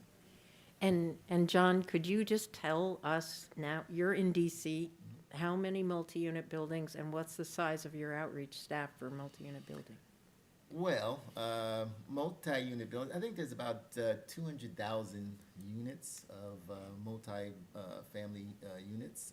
It's about 2/3 of the housing stock in DC is multifamily. We just hired 6 recycling outreach specialists and mandated that all large buildings over 80 units have to submit source separation plans annually. And we have our team go out and work with these buildings. We have the carrot and stick approach. Look, we're here to help. If you need us to help you with education and outreach to your residents, if we can help tweak your recycling program, or if we can help you contract with a hauler that has to be registered through us. Every hauler in the city comes through our hauler registration and reporting program. Every year they report to us their tonnage and the destination of their materials. So we're really trying to keep track of this data. But to step back, the thing that we're doing is really an interventionist approach. We're going in and saying, we're here to help. What can we do? And over the 700 or so 80 units, buildings and above that our team went out over the last year, 55% of them came into compliance with the issues that we found that they were having. So they really appreciated us coming in to really support that kind of work. But you need that kind of team. You need investment. You need to go do the work in the trenches. I was there. I mean, Grow NYC, that's what essentially our work was in 2007 when we were started as the Council on Environment of New York City Office of Recycling Outreach and Education, just to really go out and figure out how to improve New York City's residential recycling rates. So going out and really, I mean, it was just 5 of us, not enough. But the work that we did do and what the learnings I got from that was, you know, it is possible, but you need real investment, you really need real commitment, you really need to get out there in the trenches. And, you know, we can't continue to do things the same way and expect things to turn out differently, right? We really need to kind of think about, in the case of the Inner City Green Team, is how do we build this, you know, boots on the ground force that is going to go in and essentially mine out this material from public housing, right? And really kind of provide services to the residents in a way that's tailored to their needs. Convenience is key. When eventually the NYCHA rolled out their recycling program, it was haphazard. They just kind of scattered some bins around campus. It wasn't really focused. There was really no serious education behind it, and the program failed miserably. Spent millions of dollars putting in what I call glorified sort of garbage cans, right? Nice recycling bins, but they weren't being used. And if they were, it was just for mostly garbage. So again, the level of commitment, they're really kind of thinking out of the box approach in terms of how do you really work with specific populations. How do you connect with the community, sort of grassroots organization who have sort of buy-in in the community and connections, and how, you know, those sort of interrelationships really kind of build on building community around this idea of how do we, you know, create sustainable, more sustainable communities? How do we get people? How do we change behavior? And when they see a real effort being made towards making a difference, most of the people I've encountered say, hey, it's really working, and what can I do to participate? But it really takes that kind of investment and intense kind of action to really make a difference. And I don't think we can, you know, sort of theorize our way out of this and say, all these great programs, you can have the best programs in the world, but if you don't get the people to actually participate in them, they don't work. And how Boots do we on the do that? ground, yeah. Yeah. Alex, what are your thoughts based from where you stand on Yeah, I this? think there's been a lot of great ideas and conversation thrown around the table right now, but I think it's important to distinguish who's being targeted by the incentive and the disincentive, and it works differently when you're talking about the residential scale than commercial waste, or even something like Local Law 97 is focusing on the building scale, which is the building owner. So like a lot of those penalties and disincentives you're seeing from Local Law 97 get targeted to the building owner, and because they have something that they can control to improve the efficiency or electrify the building or to cut down on their emissions. Same thing from commercial waste. That's something that commercial landlords can write into the commercial lease with their tenants. Those tenants are going to be in there for 10, 15 years.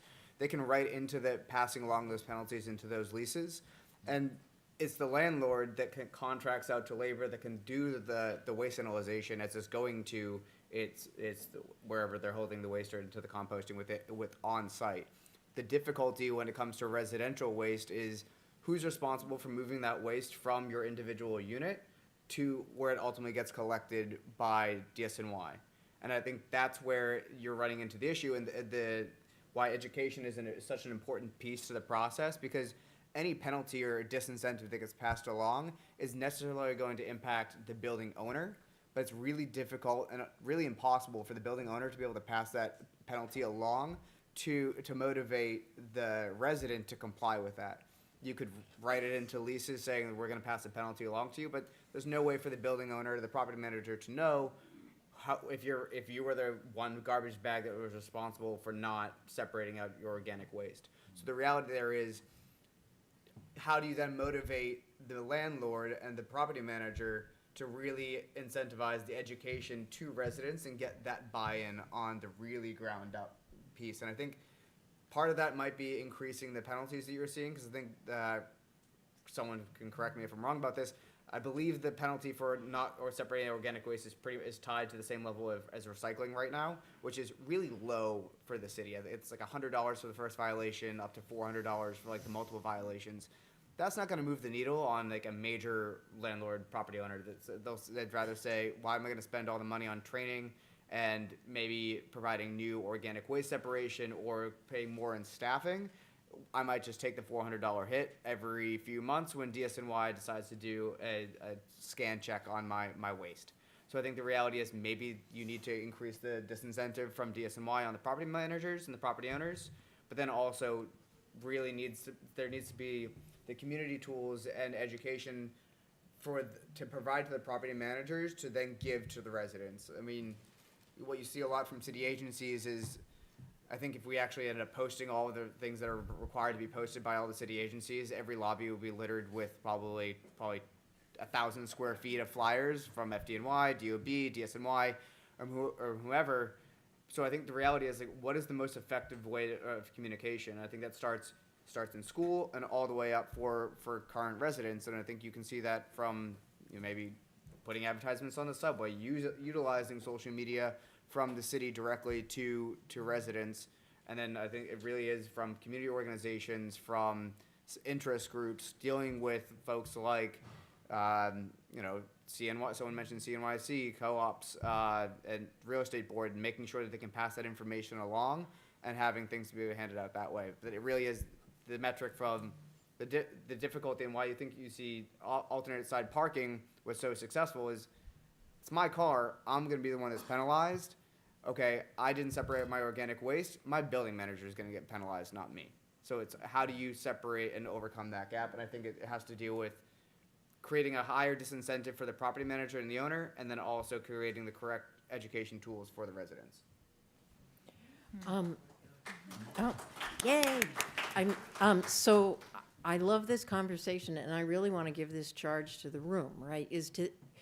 We know we need more outreach and education and training for buildings and attention to buildings. We know this. How are we going to get it to them, right?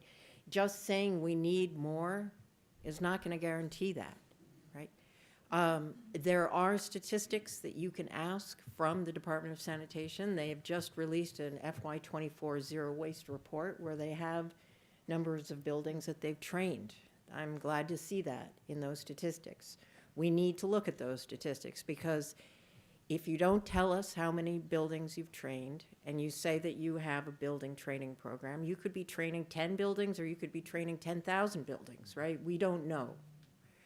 Furthermore, what are other institutional mechanisms? We had Grow NYC. We have the training fund. I come back to this. There needs to be institutions to put the boots on the ground out on the ground, right? For the increased funding to actually make its way into outreach activities. So Michaela, I would like to ask your take on, and you may or may not know the answer to this, but I always think about the half of buildings in New York City that are not unionized, right? And those buildings tend to be, I believe, lower income buildings. This is another area that I would love to get data on and never have been able to get it, right? Not necessarily by building, but by community district at least. What percentage of buildings are unionized by community district? Then we could look at whether there are correlations between the diversion rate and the capture rate and things like that.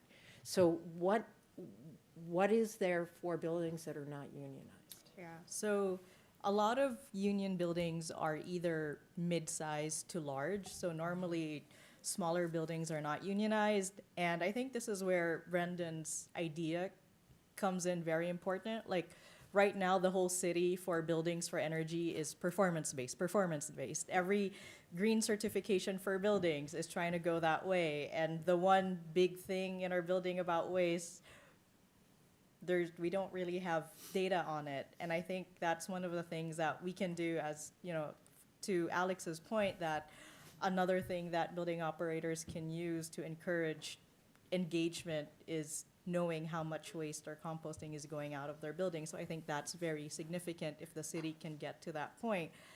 You have buildings like, where I used to live in Manhattan, where you have one super and 3 buildings that they have to manage.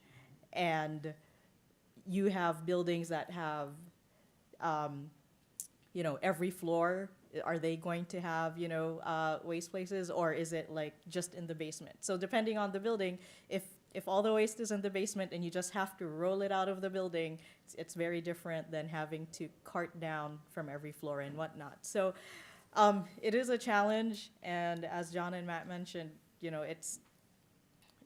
it's a different situation for each building, and I think it's one of the reasons why I really like Claire's report Right. on what the city can do, especially with the containerization law. I think that is going to greatly affect non-union buildings on how the outcome of this composting is going to turn out, because it is, a space issue for a lot of building operators' concerns. Without a doubt, Grow NYC, big reuse, from building operators that were union and not union anymore that I keep in contact with, they're always like, in terms of resources, these are the, sending them a list of, these are all the places that you can go for all this information, for help, for assistance. If you need somebody from the outside coming in to train or to talk to your tenants, because sometimes having an organization from the outside coming in is more helpful than having your building operator or property manager talk to your tenants, which I hope all of you know who the name of your building operator in your building, because that's the first, way of connecting and engaging with your building operator. I think that is very important, and I know that the funding for that has gone really low, and so strengthening those partnerships with all these organizations in the community is essential, the same way that, our building operator who is union and having that issue with no space and thinking out of the box, but if you think outside of the box and you need assistance from your community council, how do you even begin to make that communication or first step, right? And even I don't have that information, which is something that, who do I ask? If I don't go to events like this and talk to people, where do I find that on the internet? Where is that step where that I can find? So just making all these resources easier for people to figure it out, especially if you're already there wanting to take that initiative and then you don't find it, and then there goes your morale from being so excited to do it, let's do it, and then you do all this research and you find nothing with this information, and then it's not going to go nowhere, and then it's going to be even harder, right, to implement it. Brendan, and then I'd like to hear from Matt on this too. So I think one of the challenges is, again, going back to the changing behavior and who is going to pay for all of this? And I really liked John's example, which was, well, if the government funded a couple of people, we can have people going door to door and collecting all of this. But that's my experience is governments don't love funding that level of job creation.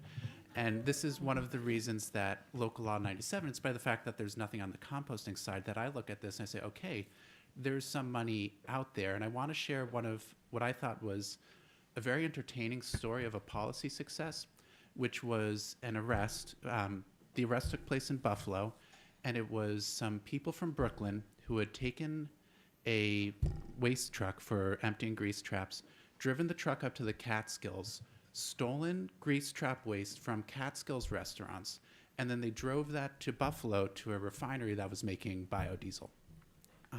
And the reason I view this as a success is because it's something that the restaurant manager is sitting there looking at his grease trap thinking, I got to have someone come and get this next week. And then meanwhile, there are people related to organized crime who are like, I got to go get that today. So, and I think the challenge is, how do you turn something that people look at and they say, I'm holding garbage and I don't care what happens to it, I want to get rid of it. How do you identify a source of funding on the other side that someone says, I can trade, right? Like, this is worth something to somebody else. And how do we make that data so that we don't have to go to the position of making the government fund it? How can we get that internal incentive for people to go out and say, this is something valuable, this is organic value, not organic waste, and I want to bring it to somebody who's going to turn it into something productive.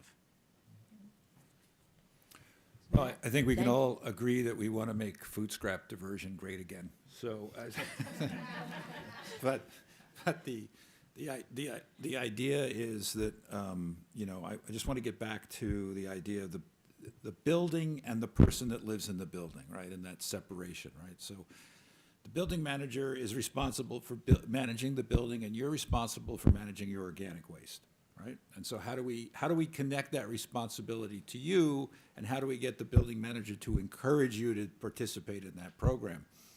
I think that the data that you collect from the individual in terms of their diversion activities can help the building manager say, hey, our building is participating in this program. Like, this is how much I have the data. Like, I have the data, and I can show that we're participating at a rate that is significant, right? So you may get a fine at the building level, but you can answer that fine, that citation with this data, and if you want to challenge the fine, right? So there's a way of doing this. I mean, we have to do outreach, we have to do education, we have to do substitution, right? So I have 2 days a week for organics pickup and not so much for regular trash. You know, I had dinner on Friday night with a bunch of friends, and of course, the first thing they showed me was their bedroom window, under which there are 3 brown bins, and they're like, they only pick up once a week. You know, we can't, how do we do this? How do we deal with this? So, I mean, I think that it's all interconnected, and I really do think, though, that there is a tremendous value in incentivizing and driving that down to the individual, and to roll up or roll down any kind of sort of enforcement activity as to the lowest level as you possibly can, to get it to the person. I think, just one other example, when I went to Milan, and you know, Milan, say we all live in the same apartment floor, all of us, and Claire is throwing her organic waste down the chute and not putting it in the bin, we're all fined. Thank you, Claire. But so, I mean, I don't think we could do that in New York City, but that is, you know, there's kind of the thinking that we need. I actually did look into the Italian laws that allow that kind of fining, and I think it's probably a good thing that we don't have that in the United States. The number of taxes and filings that you need to go through in Italy to rent an apartment just is overwhelming, and wouldn't fly here.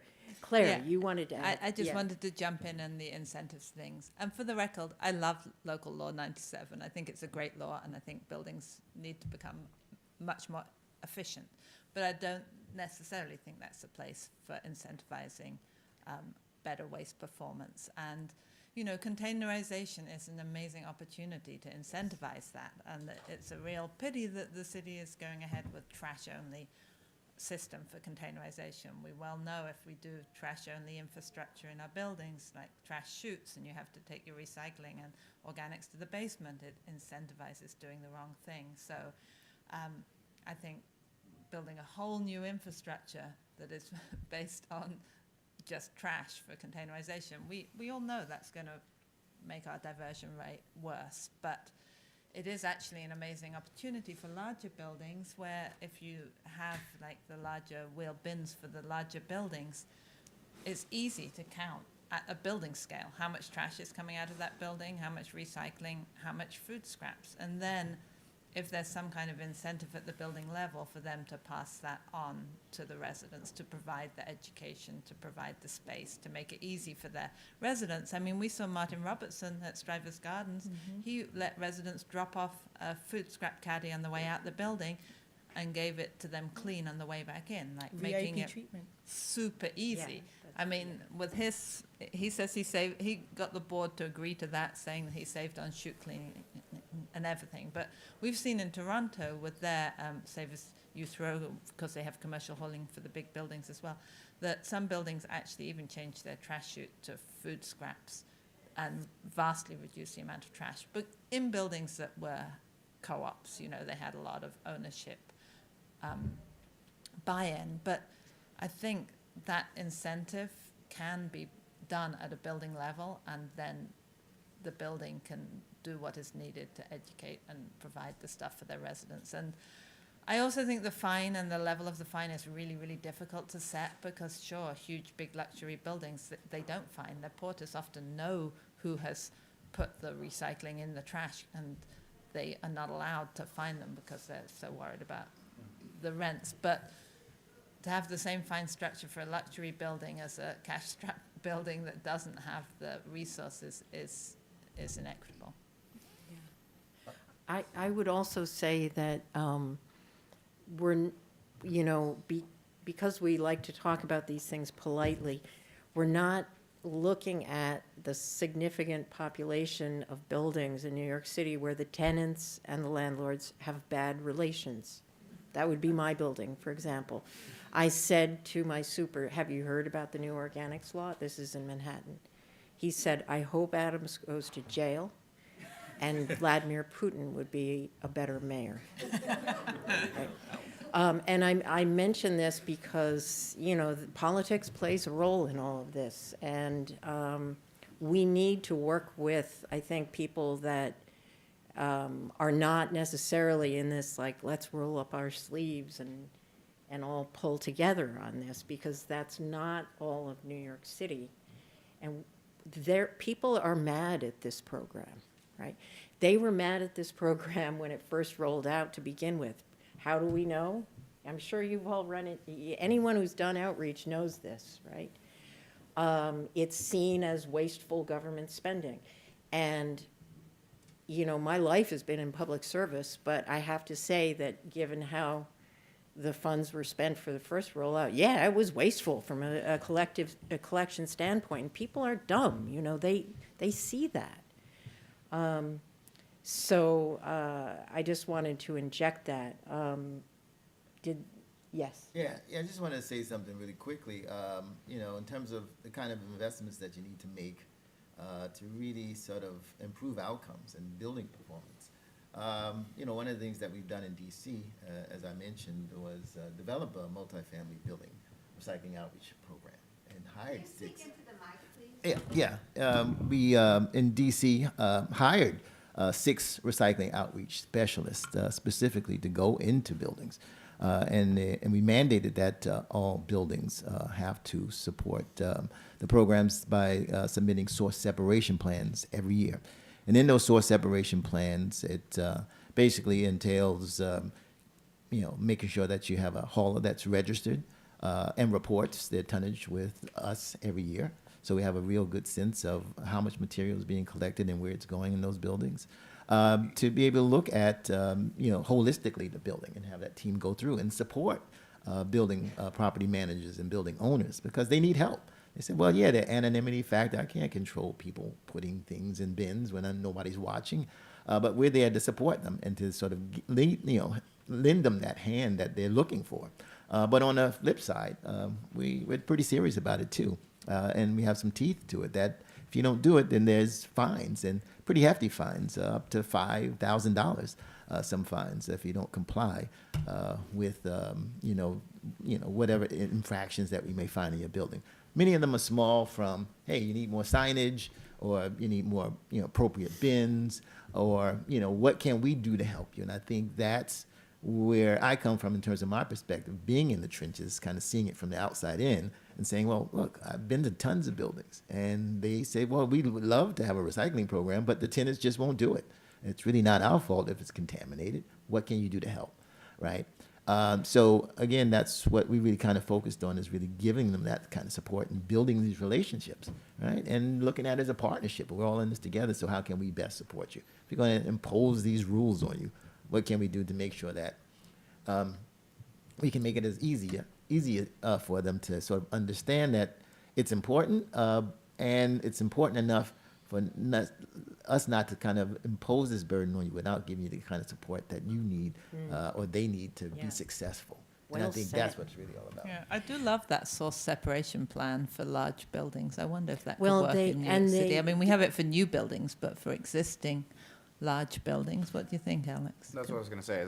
To DSN's credit, they did a few years ago introduce the rule that when you submit for a new building, to get your building permit with the Department of Buildings, you need to submit your waste management plan. It's not punitive, it's they're there to collaborate. I think it'd be great to hear from DSNY about that, because I don't know if you can do that.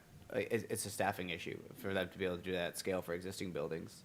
Because, Yeah, I but mean, maybe it could be a cutoff, just very large one. Yeah. Well, and crucially, in DC's case, they keep records by buildings on their plans, right? that gets filed with the building. There's a site visit that gets recorded, and we'll be saying a bit more about that later. We haven't had much time for questions yet, so I want to open up the floor to questions for the panel, maybe for me, but mainly for the panel. So if you could stand up, come up to the microphone, and say who you are. Hi, thank you for this extraordinary day. This conference is an amazing work. Thank you, Samantha, for pulling it together. I'm Robin Nagel. I have a role in Some of This World. I want to make a suggestion that everyone read Lily Pollin's book, Resisting Garbage, because she maps how well it works in Seattle versus how well it doesn't work in Boston for these ideas of education. It's a really, it's beautifully written on a very clear overview that I think we should imitate. My question for all of you, two things. For the carrot and stick model, is it ever feasible if a building is in non-compliance with recycling and compost, take them off collection for a certain amount of time? As I understand it, this was done in Toronto years ago. And after you demonstrate compliance through a certain span of time, you're put back on collection. But if you want a real stick, that's a real stick. So is that a viable idea? And then my other question is there a city that you know of, somewhere in the world, where curbside organics collection is effective? The capture rate is high, participation is strong, and if there is such an example, how do they make it work? And maybe that is a model we can't imitate, but surely there's somewhere in the world we can learn from. And I'm going to... I'd say Washington, D.C. I'm going to sit down for the answers. Well, yeah, and I say that kind of seriously also at the same time. We just rolled out a very successful pilot, and out of the 9,000 households that enrolled in the program, there was a 98% satisfaction rate, 75% participation rate, 0.5% contamination rate. That's like 5 incidences per month. And there's a number of folks that are very much interested in signing on to the program. Unfortunately, we can't expand it beyond that 9,000 moving into the next fiscal year. But, it's been an overwhelming response to the program. And we really tried to focus on being able to connect with community organizations when we rolled out the program, to make sure that everyone knew about it, even in those areas where generally we have historically low diversion rates. We really got a lot of traction in those communities, just because the way we rolled it out in a more kind of holistic and organic way, working with community groups and really sharing, in a more sort of culturally sensitive way, what really kind of resonates with folks in various communities that, what are those hot button issues that sort of motivate and inspire people. And we did a lot of work on the ground, and we're looking to hopefully expand it beyond and do co-collection eventually with our leaf and yard waste. But I'm going to leave it there. I could mention a couple of cities that do well. I mean, Seoul, South Korea, does great. They have central waste rooms on the ground floor, and often, from what I hear, there's an old woman there who's telling people where to put stuff and put it in the right place. I don't know if she's employed or how that works. But having that social pressure of having to take your waste to a centralized place, they've been doing really good recycling for a long time. They also have a network of, they have decentralized community composting kind of systems too. They have food scrap equipment in buildings. They've tried that. They just seem to have tried a lot of things. They have Save As You Throw. I've heard that if you go to restaurants, sometimes you're charged if you leave a lot of food there because they have to pay for their food waste. So there's a lot of incentives, education, and the whole system works really well. And I think some cities in Italy do pretty well, no? Yeah, if we had more time, we could talk about Milan. There's a sort of answer to that question. I'd like to give Jackie the opportunity to ask a question. Thank you so much, Samantha. And thank you again for holding this conference and everybody who is participating today. I'm getting so many wonderful ideas and my brain is just going off in 1,200 directions, so thank you. I just want to limit my comments right this second to two points. One is, as Samantha mentioned, the Manhattan Swab created a guide, and this is what it looks like. It's called Engaging Residents of New York City Multifamily Buildings in, now it's been updated to mandatory DSNY organics collection. If you go to the Manhattan, anybody who's not aware of this, the manhattanswab.org website, that's swab as in Q-tip, manhattanswab.org website, and you just search on the word guides. It's the only guides that are up there. It is free, it is downloadable. You get it in 1 second as soon as you get up to the Manhattan Swab website. And this guide was developed, I happen to be the principal author of it, in 2018.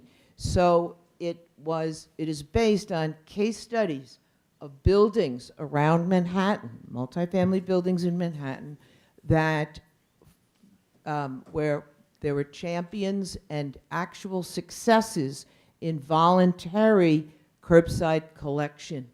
So it's based on when there was no force of law, voluntary enforcement, and actual case studies and a zillion strategies for success of how do you engage residents. Okay, so that's just my little commercial for the guide, and it is free, and everybody, please feel free to go up there and download it. The other thing I want to say is, and this is based on my background before I was a green marketing consultant for 30 years, I was a marketing professional on Madison Avenue, and I happen to have worked at the advertising agency that created the I Love New York campaign. And that was a paid advertising campaign that was funded through the New York State Economic Development Corporation.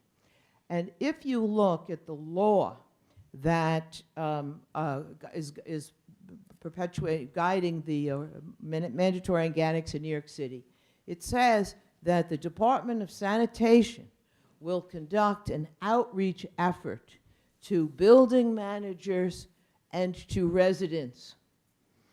But the law did not provide any minimums regarding or quantity, data, or metrics regarding that outreach. So in Madison Avenue advertising agencies, there is concepts called reach and frequency, and you want effective reach. So the law does not say that the Department of Sanitation will outreach to 60% of New Yorkers at least 3 times with a message about this program. And because I was the principal author of this guide, in the last couple of weeks I've been doing innumerable numbers of presentations to building managers and residents in the Compost Carnival, and I cannot tell you how many people in responsible positions of building management and co-op board presidents and what have you haven't even heard that this law was even passed, much less how to implement it. And if we're asking people within the buildings to educate, they don't know.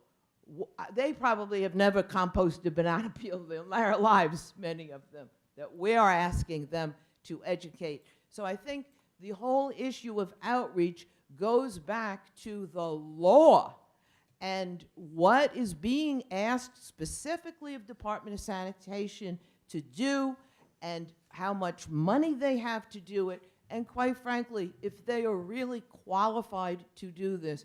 Going back to the I Love New York campaign, they went and to a slick New York City advertising agency, and they got slick, effective results that we all remember. I Love New York, and we can all start singing the song. Thank you. Thank you. Okay, folks, thank you so much for this panel. We could have talked for 3 times the length, and I'm sorry that more of you didn't get a more chance to talk. It is lunchtime. We are waiting for Borough President Reynoso. Lacey, did you guys send me his presentation? Is he doing a Okay, great, perfect. So it's lunchtime. Please go in, have a vegan lunch. compost your compostable foodware and food scraps properly, please. Yes. Of course.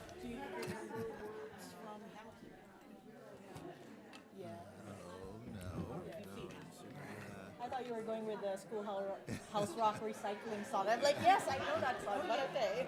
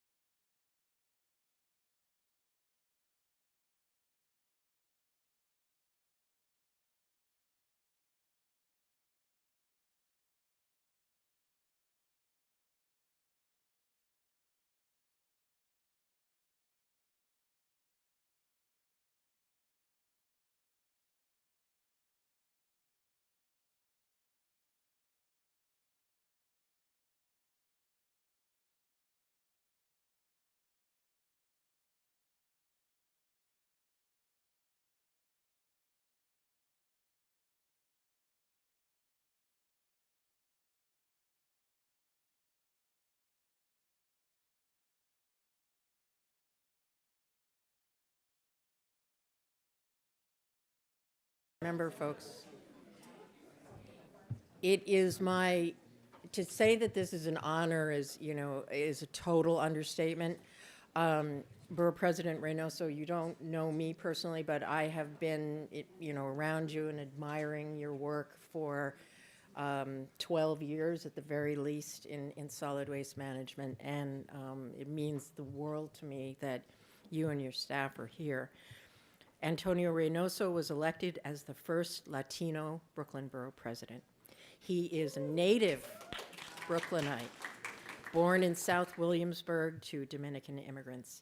He is the former City Council member for District 34, representing portions of Bushwick, Greenpoint, and Williamsburg in Brooklyn, and Ridgewood in Queens. I think we have some Ridgewood folks here. Antonio Reynoso demonstrated his commitment to advocating for the residents he represented and the thousands more throughout the city by focusing his energy on quality of life issues, including, but not limited to, waste management. Yay!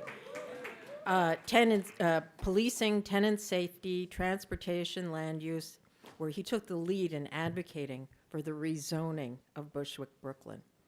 As two-time chair of the Sanitation Committee in the City Council, he had a resounding impact on a major concern that affected both the environment and the health of New Yorkers. As we were talking about yesterday, he led the charge to reduce the tonnage of trash in moving through northern Brooklyn by 50%. Now, Reynoso is serving in Brooklyn to make the borough the progressive capital of the world by building on his extensive record in the City Council. Reynoso's twin guiding principles throughout his life have always been the concepts of justice and equity, and he has vowed to fight every day to give all Brooklynites the opportunity to thrive and succeed. Antonio Reynoso lives in Williamsburg with his wife and 2 sons. Please give him a warm welcome.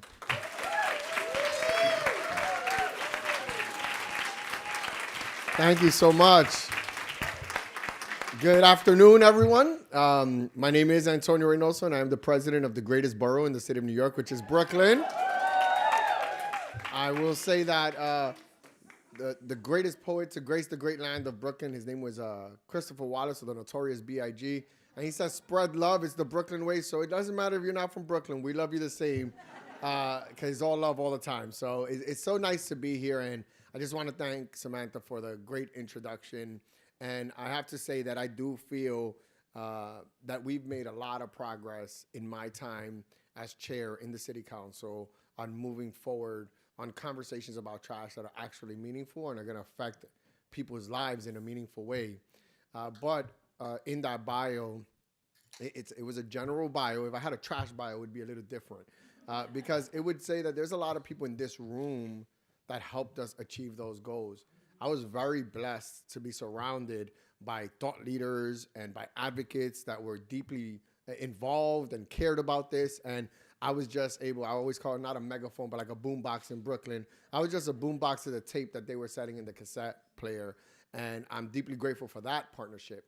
And I say that in the work that we need to do to keep advancing trash policy or waste policy, that we look to the next generation of leaders and make sure we build a foundation for them so that they can learn from you and be able to advocate as well.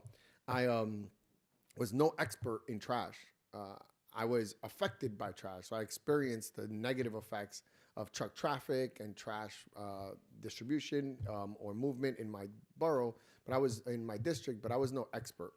I started becoming a mini expert after meeting the advocates, after meeting the thought leaders, and our council members need to continue that, or we need to continue that work to educate them. So I just want to, I said all that is mostly to thank you all, especially the people that have been with me since the city council and passed all those pieces of legislation and really changed the game, making the sanitation committee one of the most sought after committees in the city council because of the work we did. So thank you for all your great work. So a round of applause to you all. And now my great staff has written something for me that they would appreciate that I read every once in a while. And I want to recognize Lacey Tauber, if anybody knows anything about The comms team, I'm in a different office now. I'm at a Brooklyn Borough president, obviously, but the comms team is like, hey, Lacey wrote your speech. You need to review it. And I was like, if Lacey wrote it, it's okay. There's nobody that knows more about trash than Lacey in the work that we did, and I just want to recognize her great work in this. All of my successes as well. Without her hard work and dedication, wouldn't happen. So, Lacey, thank you so much. So now we talk trash. It's great to be here surrounded by fellow waste nerds looking to make a difference on one of the most important issues to people throughout New York City, which is trash. Believe it or not, my relationship with trash and sanitation is very personal. Growing up in Williamsburg, my friends, family, and I struggled with asthma and other respiratory issues. We knew the air quality was bad, but we didn't immediately make the connection between waste trucks we'd see on our streets and our health. As I became more involved in local government, I learned that 19 transfer stations in North Brooklyn receive 75% of the trash processed in the city of New York. The result for my community was high asthma rates and dangerous streets. This wasn't unique to Williamsburg. Other low-income communities of color throughout the city were also suffering from health issues due to concentrations of waste processing facilities in and around their areas. This was the result of decades of racist planning policies. When I first had the honor to represent my community as city council member a decade ago, my first priority was to change how the city thought about trash. When the city council speaker appointed me the chair of sanitation committee, I was lucky enough to get my wish. As sanitation chair, I was determined to make the way our city handled its waste more equitable, more sustainable, and for my 8 years as chair, I fought for just that. Of course, because you're here at this conference, you already know that we can talk about waste equity, that we can't talk about waste equity and sustainability without talking about organics. About 1/3 of the 8 million tons of waste the New Yorkers produce every year is organic material, including food scraps and yard waste. This material traditionally travels from our homes and businesses by truck to landfills or incinerators, where it becomes the most significant contributor of waste-related greenhouse gas emissions. I knew we had to do better to keep organic waste out of landfills and incinerators, so we got to work. During my time in the council, we were lucky to be working with an administration that shared this goal. With Mayor Bill de Blasio and Commissioner Catherine Garcia, setting a target of sending zero waste to landfills by 2030 was set during our time. We supported the administration in expanding curbside organics collection program that has started under Bloomberg in 2013. We worked with the Business Integrity Commission to exempt small community-based compost micro-haulers like BK Rot from our district from having to get an expensive license just to operate in these neighborhoods. And we passed legislation aimed at reducing food waste from city agencies and schools. Organics also played a role in 2 of the policies that I am most proud of: waste equity and commercial waste zones. The waste equity legislation in 2018, we reduced the amount of waste permitted to be processed in these 3 communities heavily burdened by the presence of waste transfer stations, which were the South Bronx, Southeast Queens, and North Brooklyn. We also set a cap that no other neighborhood in the city would be at risk of becoming the next one to experience the health and safety side effects caused by the overconcentration of these facilities. According to DSNY, this legislation has led to a meaningful reduction in truck traffic in the 3 neighborhoods. In the bill, we exempted organics processing so that should an organics processor want to open in one of these neighborhoods, they would not be prevented from doing so.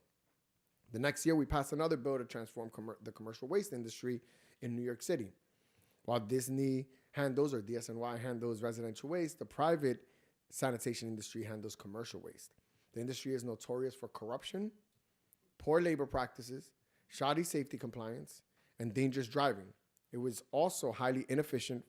And for example, 5 different restaurants on one block could contract with 5 different carters, which would send 5 different trucks at 5 different times to collect their waste. So we created a system known as commercial waste zones. The system divides the city into 20 zones for which DSNY has awarded 3 carters to collect waste per zone. When fully implemented, this will have a dramatic impact on emissions from waste trucks. Additionally, DSNY recently passed strict regulations requiring safe driving practices, regular safety trainings, and more. And on organics, each carter selected was required to submit a waste diversion plan and to price recycling and organics lower than regular trash to incentivize businesses to source separate. After the pandemic started, things got more complicated for all aspects of running the city, and organics collection was no exception. Due to the budget cuts and safety concerns, DSNY suspended its curbside organics collection program and shut down 175 community drop-off sites. In response, Councilmember Keith Powers and I introduced the CORE Act to require the city to maintain at least 3 drop-off sites in each community district and to create community recycling centers to take waste not collected curbside, such as e-waste. After I became borough president in 2022, I was proud to work with the city council to pass the Zero Waste Act, which included the 2 CORE Act bills. It also mandated citywide curbside organics collection and codified the goal of sending 0 divertible waste to landfills by 2030. Sadly, we are very behind that goal right now. However, there is still a lot that the city can do to achieve the goal of sending 0 waste to landfills. First, the city must boost participation in curbside collection across the city. I'm excited that curbside organics collection finally expanded to the whole city, but participation remains extremely low. To ensure the program's success, we need DSNY to do much more outreach and education to support New Yorkers, especially people in large buildings, to understand how and why they should participate. Second, we also need to continue to support our community-based composters. As you all painfully aware, the last budget negotiation was a fight for their continued existence, and only due to advocacy from the City Council were they able to maintain operations after a pause. Unfortunately, it is an uphill battle to convince this administration that community composting is not inefficient, even with a curbside collection program. Rather, these organizations provide an important resource for all of our communities. They support our 0 waste goals. They provide free compost to the Parks Department, community organizations, street tree maintenance, school gardens, botanical gardens, and community gardens. They create jobs, and perhaps most importantly, they play a critical role in educating youth and the public about the value and the mechanics of composting. Borough presidents have a charter-mandated role in citywide budget negotiations, and I have advocated and will continue to advocate for our community composters to have baseline funding so that they can survive and thrive. Additionally, I will continue to advocate that community composting is an appropriate use of public land. Processing compost locally creates jobs, provides educational opportunities, and helps us reduce the cost and environmental burden of hauling material outside of the city. Both the city and the private sector need to do their part to contribute. And thirdly, the SNY must rethink their containerization program and take more of a fine-tuned approach and fast-track shared stationary on-street containers as the preferred option for dense areas and prioritizes waste diversion and sustainability in addition to cleanliness. The SNY's trash revolution, containerization, is a missed opportunity to support our 0 waste goals. The program that DSNY is currently rolling out does not incentivize separating recycling and organics. It also favors individual bins for residential and commercial over the real solution that we see implemented all over the world: stationary on-street shared containers, which DSNY's own report called the only path to high-density residential containerization at scale. A smart containerization plan would include recycling and organics in these shared bins, and it would be tied to a save-as-you-throw model based on bin or bag size to help increase our diversion rates. Additionally, it is wasteful to have homeowners buy bins now only to give them access to shared containers later. Rolling out new and different policies in a short time can be confusing. The plan being implemented now would disincentivize use of shared containers if and when they come.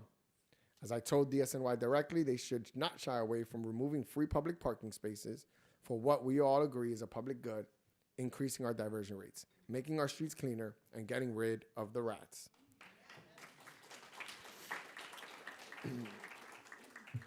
Fourthly, we need the administration to rethink its plan to send much of the organic waste collected curbside to be co-digested with wastewater. Need to rethink it. There are a few issues with co-digestion, one of which is the PFAS, or forever chemicals, and another is environmental justice. The existing co-digestion program is putting more trucks on the streets of North Brooklyn. When we exempted composting from the waste equity law, we didn't mean it would be okay to send all of the food scraps and the trucks they come in to 1 or 2 places. especially not the neighborhoods like North Brooklyn that are already disproportionately burdened by waste truck traffic. If you stick around, you'll hear more about this later this afternoon from a team from my office and the Brooklyn and Manhattan Solid Waste Advisory Boards.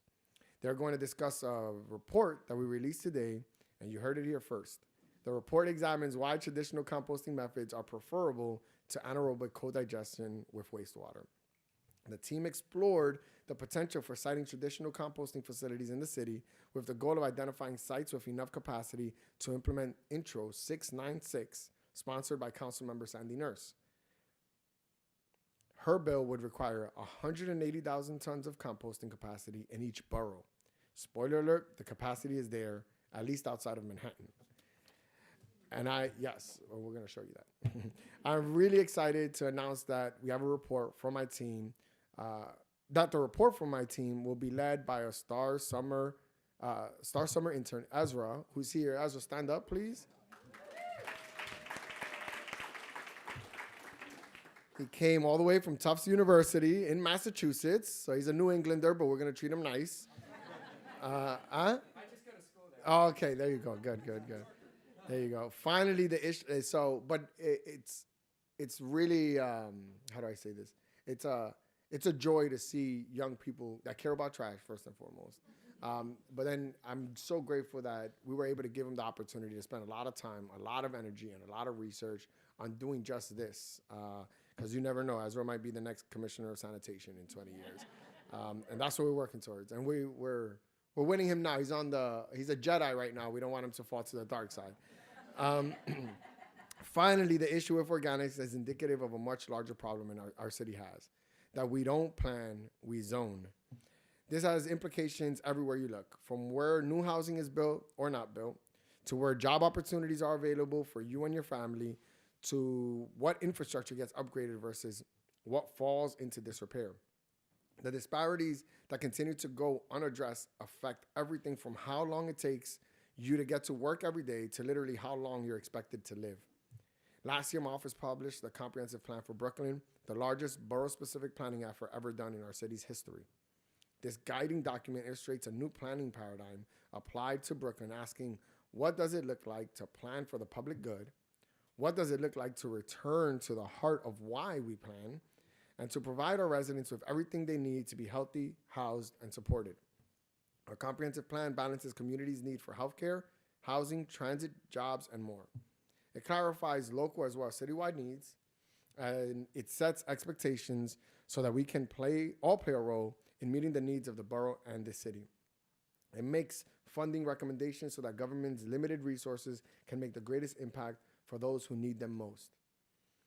And it recognizes that all policy, budget, and land use decisions are inherently interrelated and therefore require a shared vision to guide them.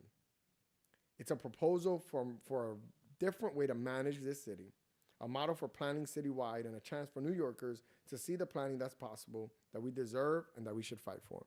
And that includes how we handle our trash.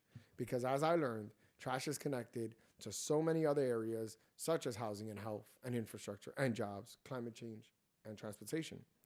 Having a shared vision for our future and a roadmap to get there can only help us achieve our goal of a more sustainable and localized system. Until we get there, I want to end by reminding everyone that the city's next solid waste management plan is due to come out in 2026. This document guides our city's solid waste policy for the next 20 years. It's a big deal. Thanks to environmental justice advocates, the last swamp, released in 2006, got us the marine transfer stations, which helped take trucks off our streets in favor of transporting waste by barge, and was a major step towards having each borough be responsible for its own waste. The next swamp is a huge opportunity to shape what happens with our trash for the next 2 decades. As it gets closer, there will be opportunities to get involved and share your ideas, both with the Department of Sanitation and through other channels. I encourage you all to participate in every chance you get and to think big about what you want the future of the waste of New York City to look like, because it's voices like yours that can really help New York City talk trash the right way. Thank you again so much to CUNY for having me today, and to all of you for being here, and be sure to stick around for the rest of the day. And like I said in the beginning, don't forget to spread love. It's the Brooklyn way. Thank you so much. Thank you. Thank you, guys. And because it's in your feeding time, I have time to, of course, to take questions. We'd love to take questions. But if it gets really wonky and you guys get a little too nerdy for me, we're going to leave that to Ezra and Lacey a little later. But if there's any general conversations that we need to be having or things that you want to say, I'm here for it. So kick it When are you running for mayor? off. No. Yeah. I'm very serious, and I pre-volunteer for your campaign. I am so serious. I hear you. We So I would need say you. this. Unlike our current mayor, I feel like the work you do sets the foundation or sets the table for what you're able to do in the future. None of this stuff is going to be given to you. None of the stuff is going to be given to me. And I feel like being a great borough president is going to help me be a great anything in the future. So what I want to do is on things like this, like trash, if I can show management skills, leadership skills, a vision, a plan, it all matters. So I want to be the best borough president I can possibly be. And if in the future given an opportunity to be something else or move on up, I'm going to be able to fall back on the work that I've already done. So I would just say to you, let me continue to be a borough president. Let me do the best I can to do a good job at it so that you have more allies with you should I ever want to do something in the future. Thank you. Hello. Hello, how are you? Good. How are you? Oh, good. Okay. My name's Kyle Carnuta. I am a Brooklyn resident. I live in North Brooklyn, so I'm hearing what you're saying about the trucks that are on the street, and definitely I'm involved in trying to reduce the number of last mile distribution that's happening. Yes. In North Brooklyn, the wastewater treatment facility is something that I see every week. Yeah. I see a lot of the flaring that's happening from the wastewater treatment facility as well. So even the plans that they have for turning our organic waste into liquid natural gas, I don't think we can call it renewable natural gas, but it's not even working. So I would love to know more. I'm unsure exactly what the politics are and what the relationship is between the city and I think it's National Grid, right? That ends up getting the gas that we're giving them the waste for free. Yes. And then they get the gas, they're selling it back to us, and then are also demanding a rate increase. Yeah. So I'm unsure, like, what is the political relationship there, and is there an incentive for the city to maintain our organics program because National Grid is benefiting? Yeah. So I would say two things here. Long term, the diversion in the National Grid site was something 10 years ago, 15 years ago that we thought was the best option. It's what we knew then. Sorry about that. Things have changed since then, and we actually are going to make the case that composting at a more local level is actually more valuable and better than the work that we thought was that we didn't even know was possible in the past. But I'm getting water. But as capacity, it's a tool that it's incrementalism, I guess is what I want to call it. Barack Obama always said that revolutions happen once every 2 generations, and incrementalism is the true progress of a people. And I do think there's been value in the work that they've done there. It isn't the best option, but it was the option that we had. And now we have a lot of infrastructure and a lot of money and commitment that was made to an option that I'm going to make a case that is obsolete. A big part of why we thought it was valuable was the opportunity to increase the capacity or assist in being able to give this natural gas to National Grid. And then 2 things happened. We were supposed to give discounts to Community Board 1 for its long-term historical effects that have happened because of waste. And they were supposed to get a discount for that, and that fell through. And then 2, the system itself was supposed to happen like, I want to say more than a half a decade ago is when that was supposed to be plugged in. What you have, though, now is a large corporation like National Grid, an administration that I would argue is not the most informed about trash or cares about trash. trying to just help it work versus innovate. I always say conservatives want to go back, moderates want to keep things the same, and progressives want to innovate. And we don't have progressives in the mayor's office. I would argue that the conversation we need to have related to the waste in North Brooklyn, to the situation with National Grid, to holding them accountable with these rate increases cannot happen during this administration. And I want to be honest that we have to be very careful and thoughtful about when it is we advocate for things. We, as progressives, dragged Mayor de Blasio in his time because we had an expectation of him that he wasn't meeting maybe, or maybe his communication was not too strong. But because we have so low expectations for this mayor in relation to trash, we're gonna let him he's gonna get away with a lot. And it's the reality that we have. He won an election and we have to suffer the consequences of that win. So I would argue that maybe this mayor is not going to continue to lead our city in the short future, and that the next person that comes up, that we figure out a way to ensure that trash is very high on their list of things they need to be paying attention to.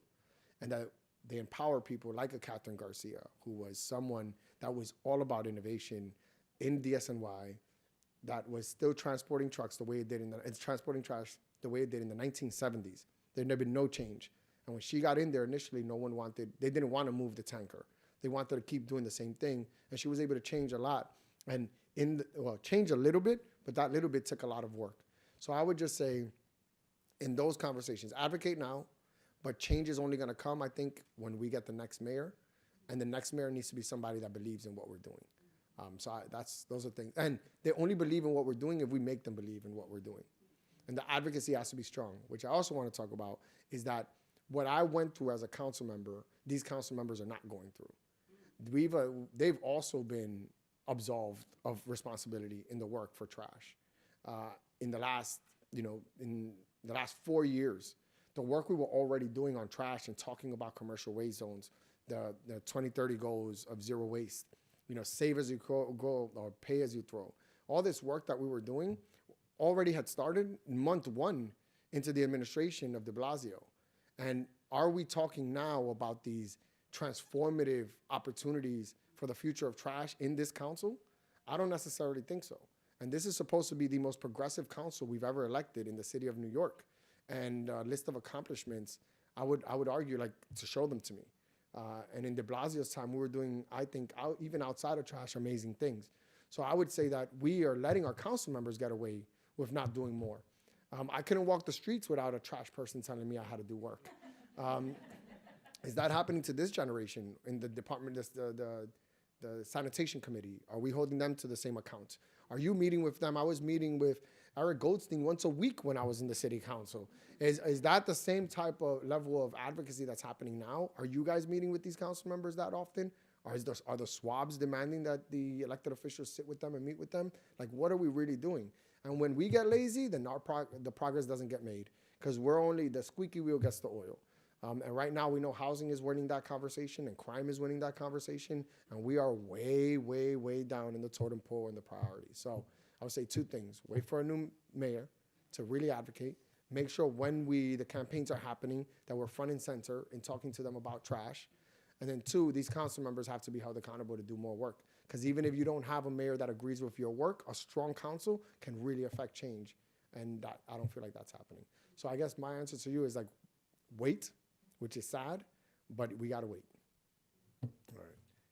Another question? Sorry.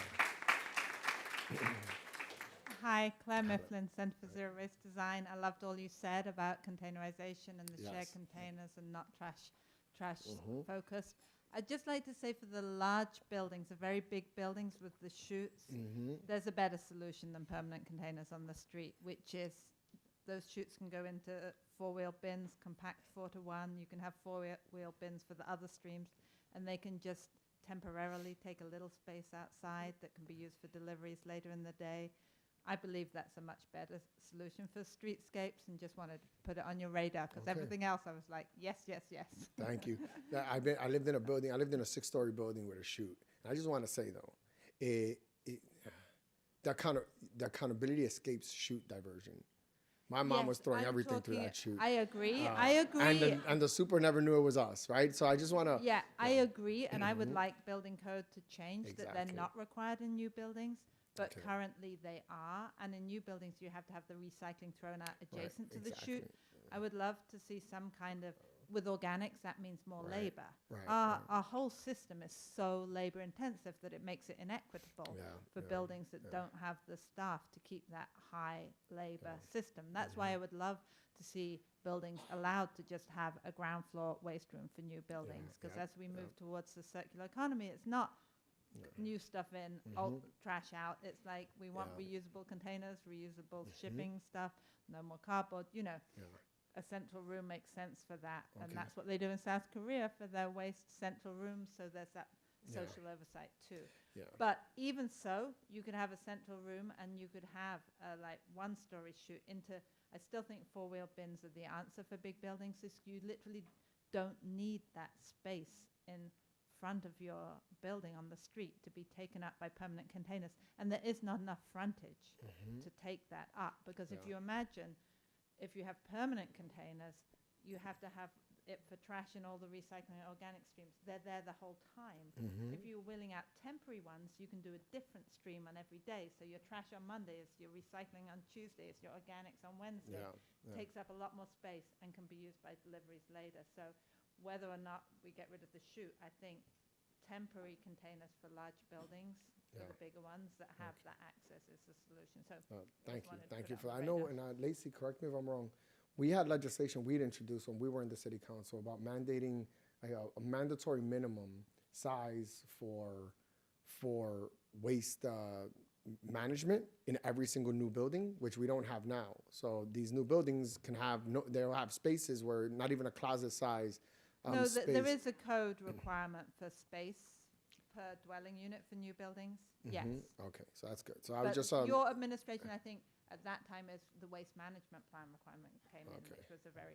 But and I just want to say the containers will never be on the sidewalk. They will all be on the street. Oh yes, I totally. Okay. So just in case. That's people, the small buildings that they're all going to be on the sidewalk. I'm totally with you. First, use the street. Never use the sidewalk, but don't take up more street than you need, because there's a lot of competing uses for our curve. Well, thank you so much. Thank you you. so much. Appreciate it. Hi, Ushma Pandya from Think Zero. I work with commercial buildings on their waste reduction and diversion. And the thing I'd like to advocate for is actually, we're spending a lot of time thinking about how do you manage waste. I'd love to spend some time thinking about how do you not create waste. So obviously in commercial buildings, a big thing are lunches with all of the compostables that are not compostable containers, et cetera. I'd love to see if the city could do some work around incentives or encouragement for businesses and or cafeterias in large commercial buildings to do reusables. Nothing drives me as crazy as when I go through all of my buildings and see cafeterias with single-use disposable items. So I gotta believe there's ways to think about either piloting closed loop, sharing cups, returning cups, or in cafeterias. So I think No, you that's got it. it. You're That's shaking. You're interesting. nodding your head. No, I appreciate that, and I think we have a Save As You Throw program is something that we try to promote. I remember 2018. Yeah, and that is moving slowly, but it's just you save as you throw. It should be, and I want to be clear. I've always said pay as you throw. I'm cool with as well. Save as you throw is easier to pitch, but pay as you throw is the real way to get it done. But if we can incentivize good behavior, that's what we always want to go for first. And what you're saying is there something we can do right now as a city to incentivize it? Thank you. So we definitely keep it in mind. Thank you so much. I remember you being a big advocate for food donation programs and made a yes. lot of progress there in your time on the council.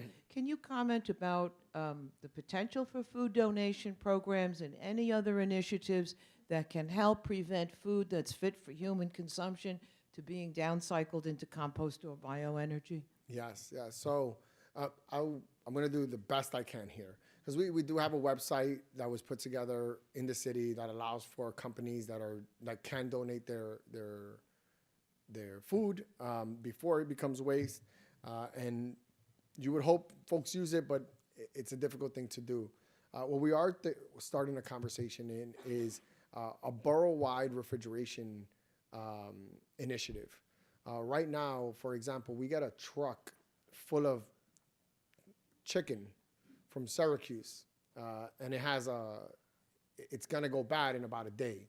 So we have to find the food pantries to give out that chicken for that day. And if we can't get it to them, it's all waste. The entire truck goes to waste. And what we're trying to do is build a system for refrigeration that is borough-wide in the Northeast, Northwest, Central, Southeast, Southwest, and build 5 sites that are not necessarily for those food pantries specifically, but if a truck like that comes, we'll be able to coordinate the preservation of that food longer term. And I think right now the issue that we have is that everything that we have for like donations of food and so forth that are perishable, they have a very short lifespan, The same day, no more than 1 day. So we want to modify that. We're talking with the state for DRE or DRI funding. We're looking at our capital dollars to be able to do that refrigeration work. We already have several churches that have parking lots that they don't mind using mobile units for, but we don't want mobile units. We want to have like sustainable battery storage, solar panel, refrigeration opportunities. So we're doing that work now. And it's not a comprehensive answer to your question, but it's an example on how we're trying to just maintain our ability to move food around and not make it so that it's an emergency every time. And I think that's really going to help us. So we're starting that process now, and we will become, before I'm done, if I get the honor to be the borough president for another 4 years, we will be the first borough to have a borough-wide storage, refrigeration storage. And also, it's not going to only be for Brooklyn. Once we do it, we hope that the other borough presidents or the other boroughs buy into it, or it's a citywide initiative, but we will take food from anywhere and distribute it anywhere. If the Bronx needs it, if Manhattan needs it, if Queens needs it, if we're the ones with the infrastructure, we'll take it on.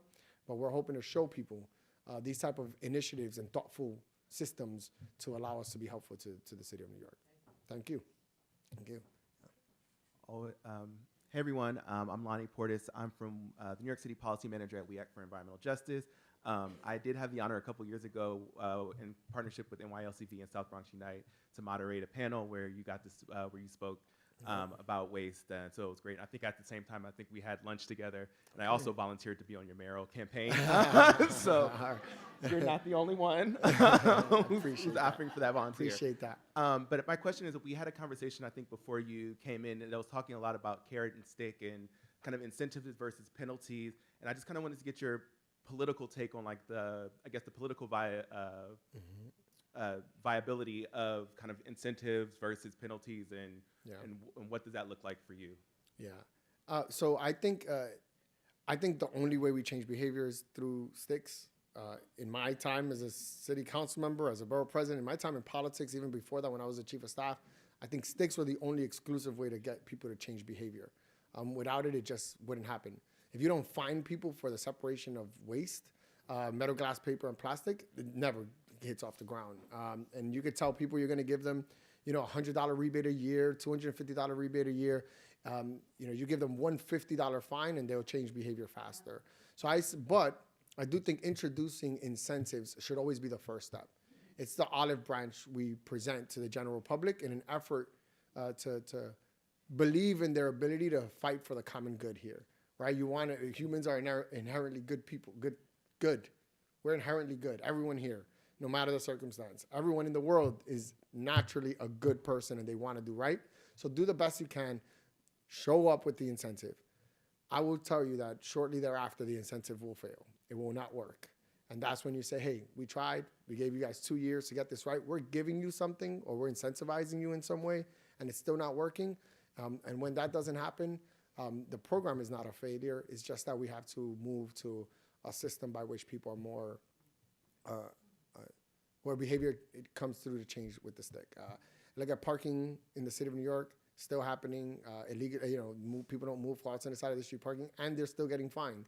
Can you imagine what incentive could possibly exist to have people move their cars for, it just doesn't work. So it's just in my time.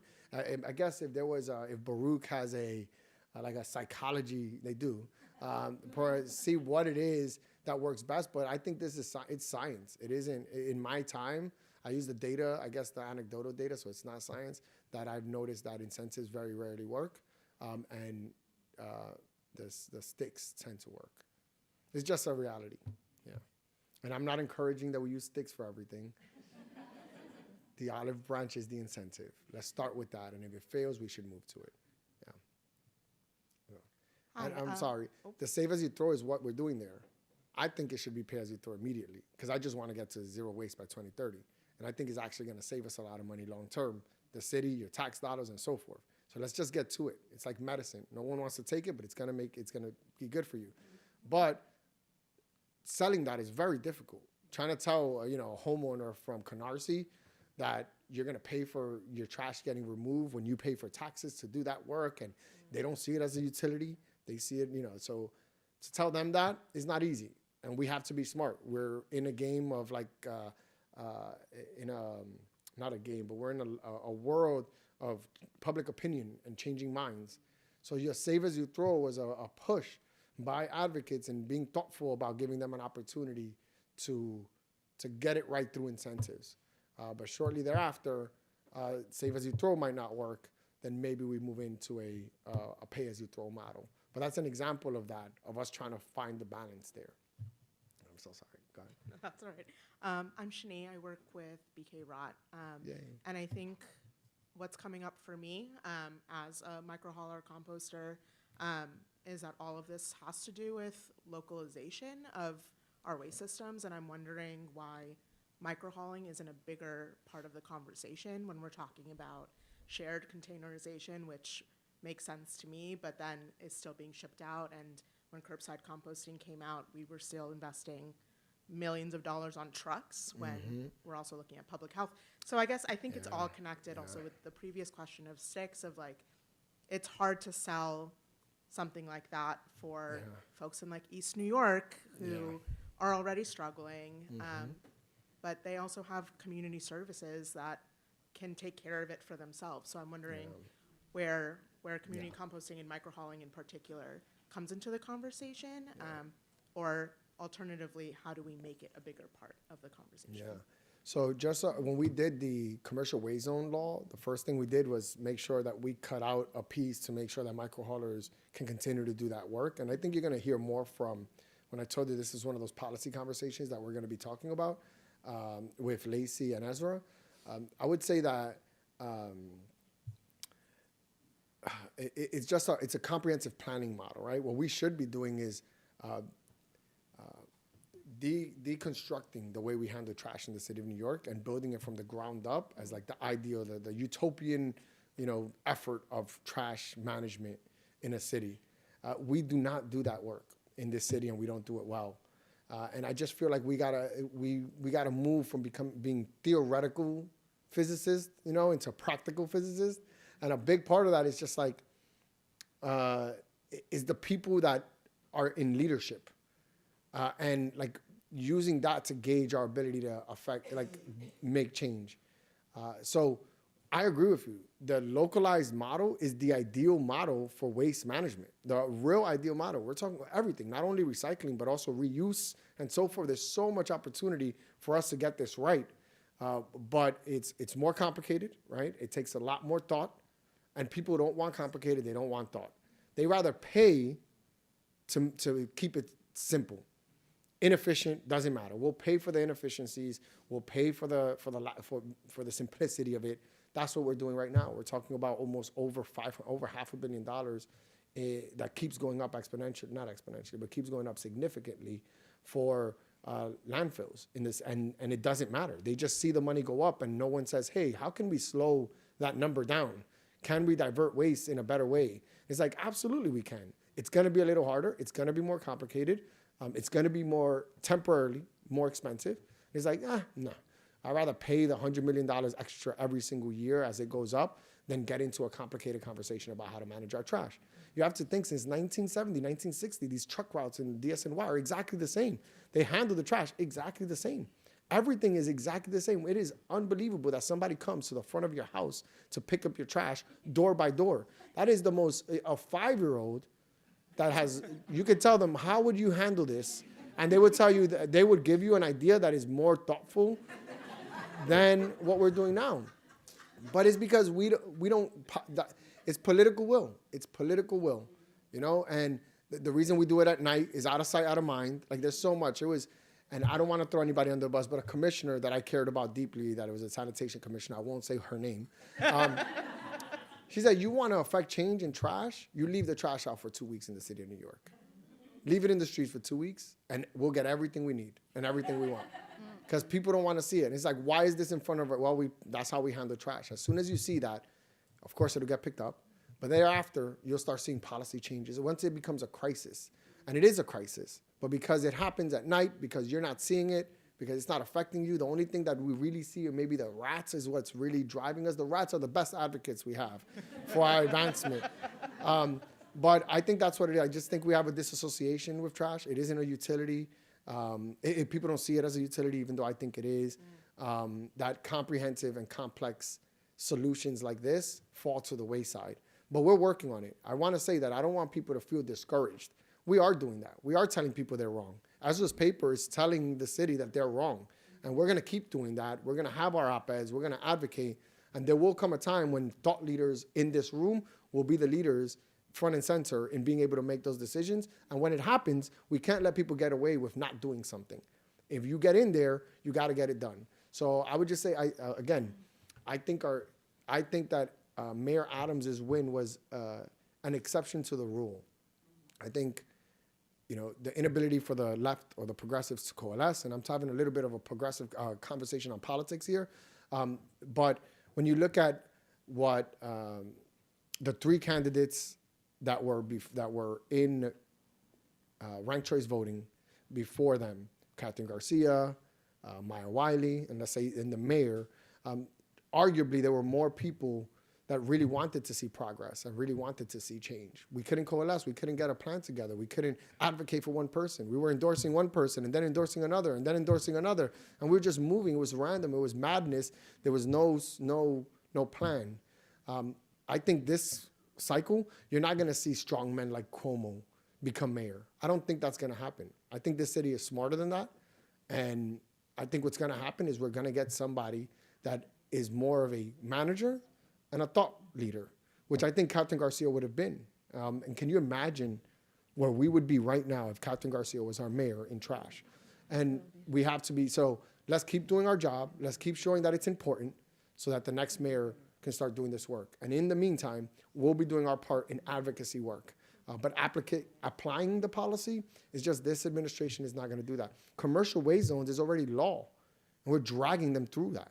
And there's no way a sanitation, like the commissioner is bought in, and I want to be honest, she's bought in, but a law that helps you achieve your long-term goals of zero waste and helps modernize the private fleet and do better for workers and so forth, should be something we should all be gun-ho about and working together to make it happen. And we're dragging people through it. We have a pilot program. It was never supposed to be a pilot program in Central Queens. It was supposed to be citywide, and then we work out the kinks after, and that we had a 6-month grace period. There's so many things we had talked about, and then the administration just pulled back because they're scared of complex. They're scared of that, and we need people that are bold and that are okay with telling the general public, hey, there are kinks. It isn't perfect, but it will get there. Nothing ever is. And just being able to swallow that and just expend political capital on trying to get it right versus going slow and seeing no change in the work that you're doing. So that's a long answer. I know it is. But I think in a lot of the work we do, I think we've taken some steps back in our advocacy, and it's sad. I feel like we made great progress in the 8 years where I was in the city council, not because I was the council member or the sanitation chair, but I just feel like with Catherine there, de Blasio gave Catherine a lot of autonomy to do what she wanted to do. We were on the same page as to what we wanted to do. Like the stars aligned themselves during that time. The stars are not aligned right now, and you're seeing the struggle that we have to produce innovation in the trash industry over the last 3 years. It would be hard pressed to find an innovative idea or thought or initiative that has been implemented. Thank you. Sure. Yeah. Hi, Borough President. Hi, how are you? Sorry that I understand you have to leave. Yeah. It's going to be real quick. Okay. I'm from Southeast Queens, not Brooklyn. Okay. And first, I want to say thank you for the waste equity law, and thank you for the commercial waste zone law, because my area is an overburdened area, and I sit where the waste transfer stations are. Moving over to curbside composting, and we were having that conversation outside. Yeah. And I recognize at some point in time, there needs to be the stick. However, I think the stick cannot come before the process is truly done in a way where education occurs. Yes, 100%. And I will tell you, because we were the first borough, Queens, to roll out the curbside composting, Yeah. the education piece was missing. Yeah. You can't tell me the why, you can't tell me the what, you can't tell me the when to do this, and then not educate me on why I need to do this. So I think they need to roll back before we start talking about finding Black and brown communities. Southeast Queens is single-family homes. So your garbage sitting on that can outside, they know it's that house. I think, do the education. Yeah. Put that process in place. And then if you want to find me. But don't tell me the process was done and it works, and now you're going to be fined. No. Yeah. It was not done properly. Yeah. So I agreed 100%. So this is my olive branch conversation. So the budget for marketing in the Department of Sanitation is like non-existent. It literally, you know, they have that commercial of like, we need a graphic designer with like somebody that wrote the word, we need a graphic designer on like Microsoft Word with a pen, because that's what the budget we have. The arguably the most effective campaign that we've had in this city in quite some time to change minds through education has been Vision Zero. And we've seen the work that Vision Zero has done on commercials, on TV, marketing on Link NYC kiosks, newspapers. Like, you know what Vision Zero is. The regular person knows Vision Zero is about getting us to 0 deaths, you know, in a certain amount of time. Well, getting us to 0 eventually. And that is a campaign that only, so that I'm not talking about the entire DOT campaign budget. I think it was twice the amount to do the Vision Zero campaign than it was the entire sanitation budget for marketing, the entire budget. So one campaign in a large agency had twice the money than the entire agency of the Department of Sanitation to teach us anything, to inform us about anything. We're still what we do is still sending postcards to home, and then trying to educate people with a postcard. Like, that is the most ridiculous thing. It's just not the way we're doing it right now. And there's no private company that would tell you, hey, we need to learn how to do something, and that postcards is the primary system of education. I think we need to do better. We advocated every single year for a marketing budget increase. Captain Garcia used to call me and say, hey, the hearing is happening. Make sure you ask me if I need money for marketing. And I said, I got you. I'll do it. But it's just and that commissioner knew it wasn't enough. So it's political will is one. But two, I agree with you. From what I understand that's going to happen is that they're not going to fine right away. That they're going to, once the initiative starts, they're going to go door to door and have a conversation with people about exactly how they're supposed to be putting out their trash. No, but that's not it. It's the why. I mean, we were right in there with sanitation when they rolled it out. Yeah. And what the gentleman, because we brought it to their attention, and the rep said, we talked about it, we debated about it, and we decided not to say the why. Right. That's what I was told. All I'm saying is, give people the incentive, tell them why it's important. I'll tell you, if I did not understand how this impacts how climate change and global warming and trash impacts my quality of life, I wouldn't be doing it. Yeah, So that's just true. educate us. We'll do that. So I'm That's gonna, all I'm saying. yeah, absolutely. I'm gonna talk to the commissioner about it and see. Like, I would love for her to present me what the educational, what they're gonna be doing educationally to inform people on exactly how they're supposed to be doing the organics, the organic recycling. And I'm gonna see if in it there's a why, and if not, I'm gonna let her know that it's something I think she should do. I do want to say like this. Tish comes from a different world than Captain Garcia about this work, but it doesn't mean that she cares less. I think she's a very, how do I say, receptive person to people that know more than she does. When I talked to the commissioner, initially I was very frustrated with a lot of the things that are happening. But as we go through education, as we go through advocacy, she eats it all up. She's like, great, good to know. She's quick to mark her mistakes. When she makes a mistake, she'll call me and say, I made this mistake, I learned, I want to do this now. So I just want to say, in her time that she's still commissioner, I want to make sure I give her that grace, and also give examples of, hey, right now what we're seeing is that that the education has no why. It's just do it or else. Versus, hey, this is why it's important. Can we change that? I guarantee she's somebody that would be receptive to that. So I'm going to do my part, talk to the commissioner, and see what she says. All right? All right. Thank you, guys. Love you all. Keep it up, all right? All right, thank you guys. No. Thank you guys. Thank you so much.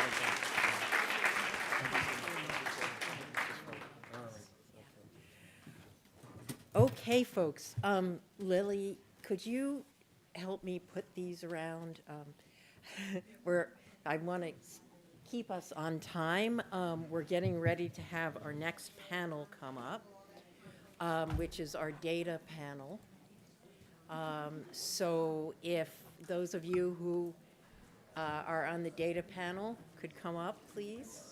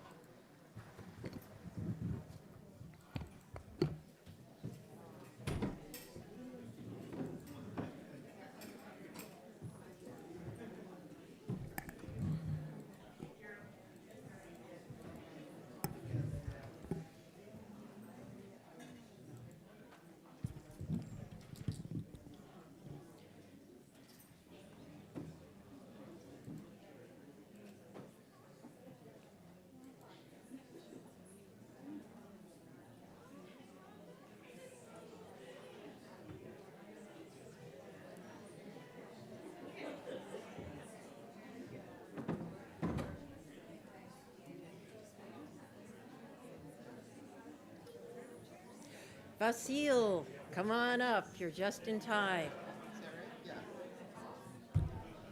Jane, thank you. Is Bridget Anderson in the house? Okay. Hello again, Nora. Good to see you. Busy, doing well. I want to chat with you. So much to chat with you. Vasil's on his way up. And, okay, everybody. Attention, please. Attention, please. Are there a lot of people back out there? Okay.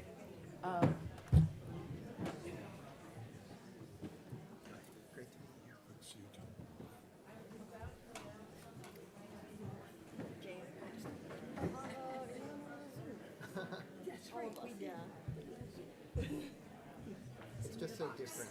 Yeah. I know everyone's height. Yeah.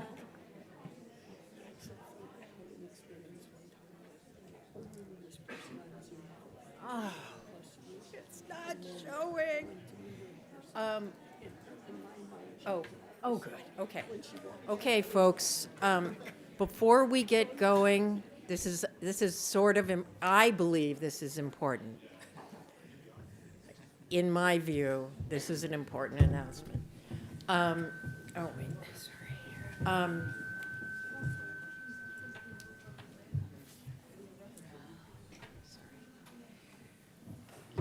So before we get going with our next panel, which is about data, what I would like to share with all of you is that it took the better part of a year, but I got the Department of Sanitation to put up data on open data, and I have a feeling that many of you may not be aware of this resource, right?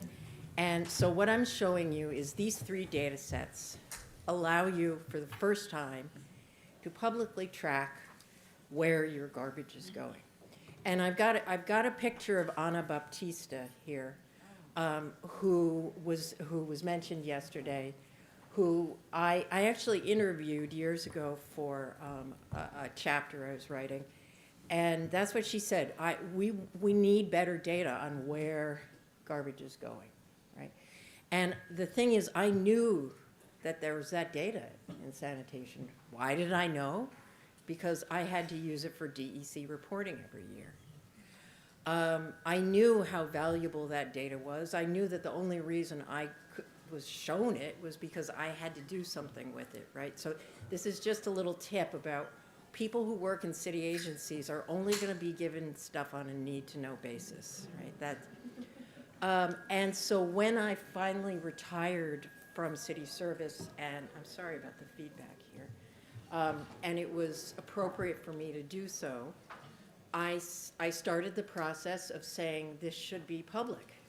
It was, I will say, it was published, with about a year or 2 time lag as a PDF in an appendix to Swamp Updates, but it was almost undecipherable in that kind of context. So I will not say that this is an easy interactive tool where you just put in your address and you see where your garbage goes. That's not it. Well, we know how to do that. That can be done with coding. I just worked with a codathon of students. They can do all this kind of stuff. The data is here and it is public. And what it shows you, if you put it together using basic data analytics principles, is it's not showing us. Oh, shoot. Could someone go get Victor is there, Lily, go out, make a right, and there's like a little office that's an AV office. I cannot, he's just on. Okay. Okay. So you'll just have to imagine it, and I'll show you the images in a minute. So what it shows you is one data set tells, which was already up there, says if you're in District 3, where is your trash going as the main transfer station that's being used? So you have that piece of information. Then this data set will show you the transfer station name and address, the quantity of tons moving through the transfer station, and then it's branching out to different disposal destinations, landfills and waste-to-energy facilities. And now that this data set is up through open data, sanitation is required by law to update it on an annual basis. I just needed to get what's on here showing on the left turn.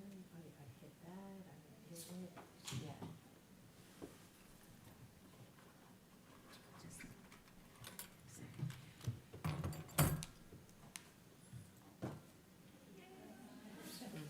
Okay, great. Oh, thank you so much. Okay, so going back to this, these are the open data sets here. This is a screenshot from open data. This is Ana Baptista that I was just mentioning. And what the data allows you to do, you have to integrate 3 data sets, so you have to know how to do that. But you can see the tonnage by district going to a transfer station over a year, and then you see it branching out and where it's going. So initially I foiled this data, and sanitation initially didn't want to put it up on open data, let's just put it that way, so it was a long fight, right? And I I had the foil to start with, and working with a colleague, Matthew Eschid, who I think is watching on live stream. Matthew, thank you for your support.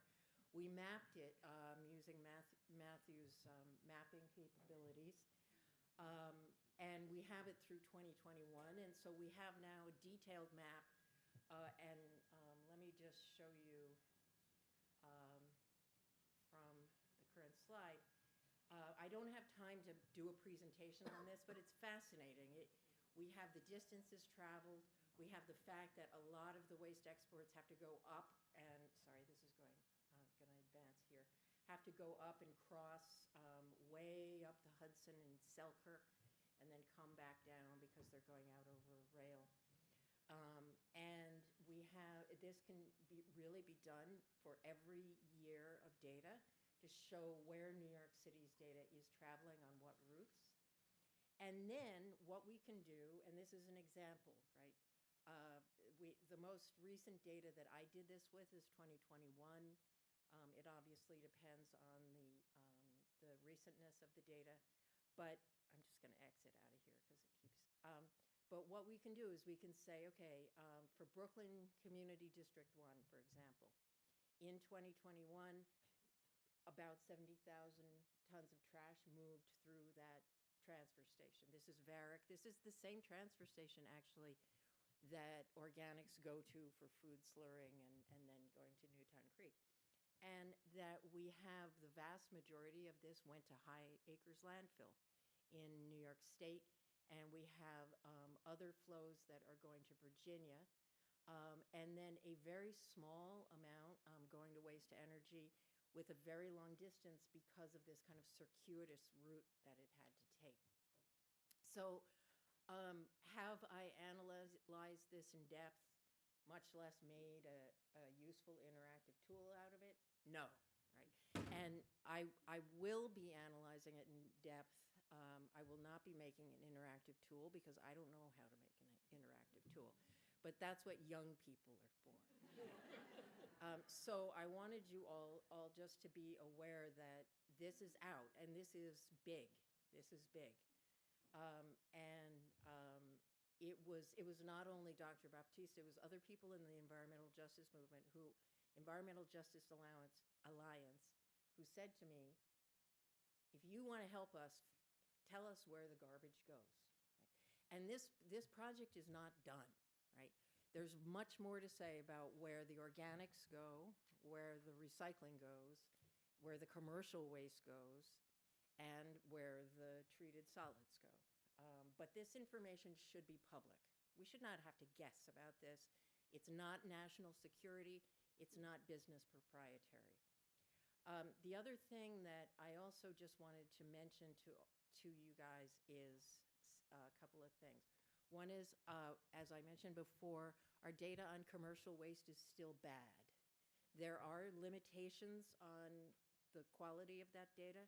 Nonetheless, there are resources that have not been made public that could be made public so that the public has a better understanding of commercial waste flows. Specifically, there was a commercial waste characterization study done in 2019, and I want to say this publicly, first of all, because there are people in the room who know it was done. I have been trying to foil it, and I've been told that it doesn't exist. However, it exists, and it's been referred to in other sanitation documents, right? It needs to be released. And I would like you all to join in with me on that effort if you are so moved. Another thing is the field of program evaluation. Exactly what we were talking about in earlier panels, the radical concept of actually testing out a pilot approach before expanding it. The radical idea that if you're going to start in an area, you spend enough time in that area to figure out if what you're doing in it actually makes a difference or works before you go and expand it. This, in a certain way, was done in the 2005 waste characterization study, where we evaluated on a building-by-building basis what drives the diversion rate. Now, the answer was not a surprise, but it was quantified and it was shown to be statistically significant, right? That the labeling and setup of the recycling area had direct relation to the diversion rate of the building. Some might say we don't need a study to tell us that. However, it was very helpful to have this quantified. This type of approach needs to be done. You guys are talking about more education. Test the education. Go into a district, spend a decent amount of time there, try out different combinations of enforcement and outreach, use basic principles that we teach here at the Marx School. This is very basic stuff if you are in our discipline, public administration, right? It's called a quasi-experimental design. It is taught in public policy schools as what government does, right? So we need to do that in waste policy, right? So I just wanted to throw those things out before we get going. I would like to introduce my panel, and this is going to be another rotating slideshow, and I'll get to this idea in a minute. First, it is my great honor to see, again, my old friend Bridget Anderson. We spent, among other things, several nights on the street together. If you remember, I was thinking about that. Back watching commercial waste hauling overnight in different corners of the city. It was a great time. Sashti Balansundaram is well known in the community, composting community in New York City, and is also someone who thinks very deeply about data and about the questions that we're going to be looking at today and in the spirit of this conference. We have Vasil Diamandoglu from CCNY, Associate Professor of Civil Engineering, and I talked earlier about materials flow analysis and other methodologies that use systems theory in engineering to do a better job of talking about the flows of organic waste than is in much of the normal reporting that we see. We have William Klimpert, who works at Watts, which is a waste data tracking software service. Came from the background of Common Ground, and I think you know those folks, and is going to be giving us yet more perspective on data. Nora Goldstein, editor of Biocycle, the preeminent trade journal for all things organic waste management. You want to know anything about organic waste management in any kind, go to Biocycle. She comes from a long history of community activism, among other things.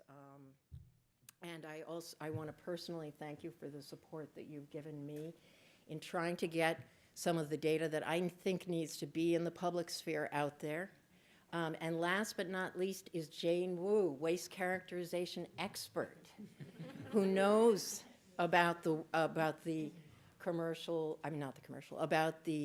system study of organic waste management, who knows about the commercial waste characterization study and a lot of other things that have been paid for out of public dollars and have never seen the light of day, right? So with all of that said, I would like to start with questions to Bridget about, I know that you share my love for and excitement about data. How can data help us in this present moment, in New York City specifically? Thank you, Samantha, and just, you have a gem here. My formative time at sanitation, starting in 2007, was working for Samantha, so I am cut from her cloth and very much have benefited in my work following her lead. I think we need, when we're trying to roll out a program, and so I'm thinking about the organics program, I remember, I don't know if Eric Goldstein's still in the room, but in testimony one day, he said, at a city council hearing, he said, we need to do this and we need to have some level of patience to make it work. And I think that was very generous from the advocacy community to say that, but it doesn't mean you just let it, simmer and it'll magically work. It means you have to be doing the work to make it work.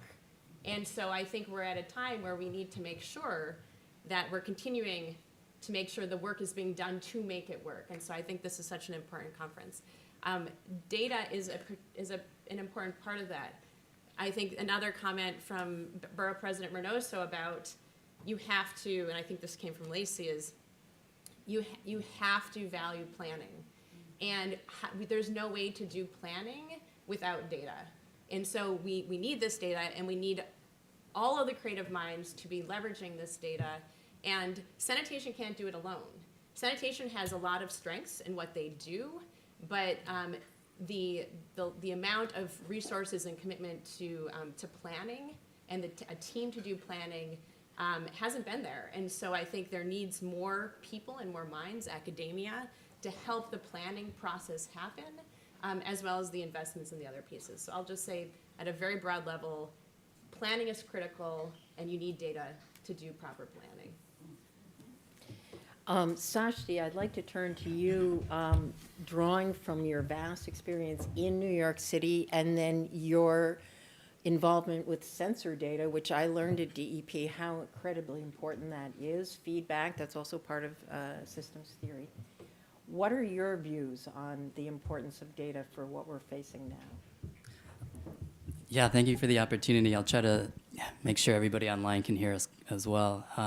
I'll take a step back and sort of introduce myself and the company. So We Radiate, that's the name of the company, and it started actually as a master composting project.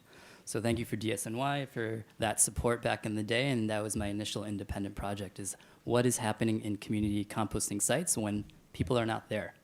So we tried out a couple of sensors and just to understand what is the heat, what is the temperature, what is the standards and quality of those spaces, and transitioned from a teacher in Brooklyn into working for the Compost project with the Lower East Side Ecology Center. I see Christina over here, and then also then shifted to the mayor's office in the city of Buffalo. So that's where I grew up. So this sort of project, and now I'm 5 years into this business. So this initial project concept now sort of has legs of its own. I have a workforce. I have people who are colleagues of mine.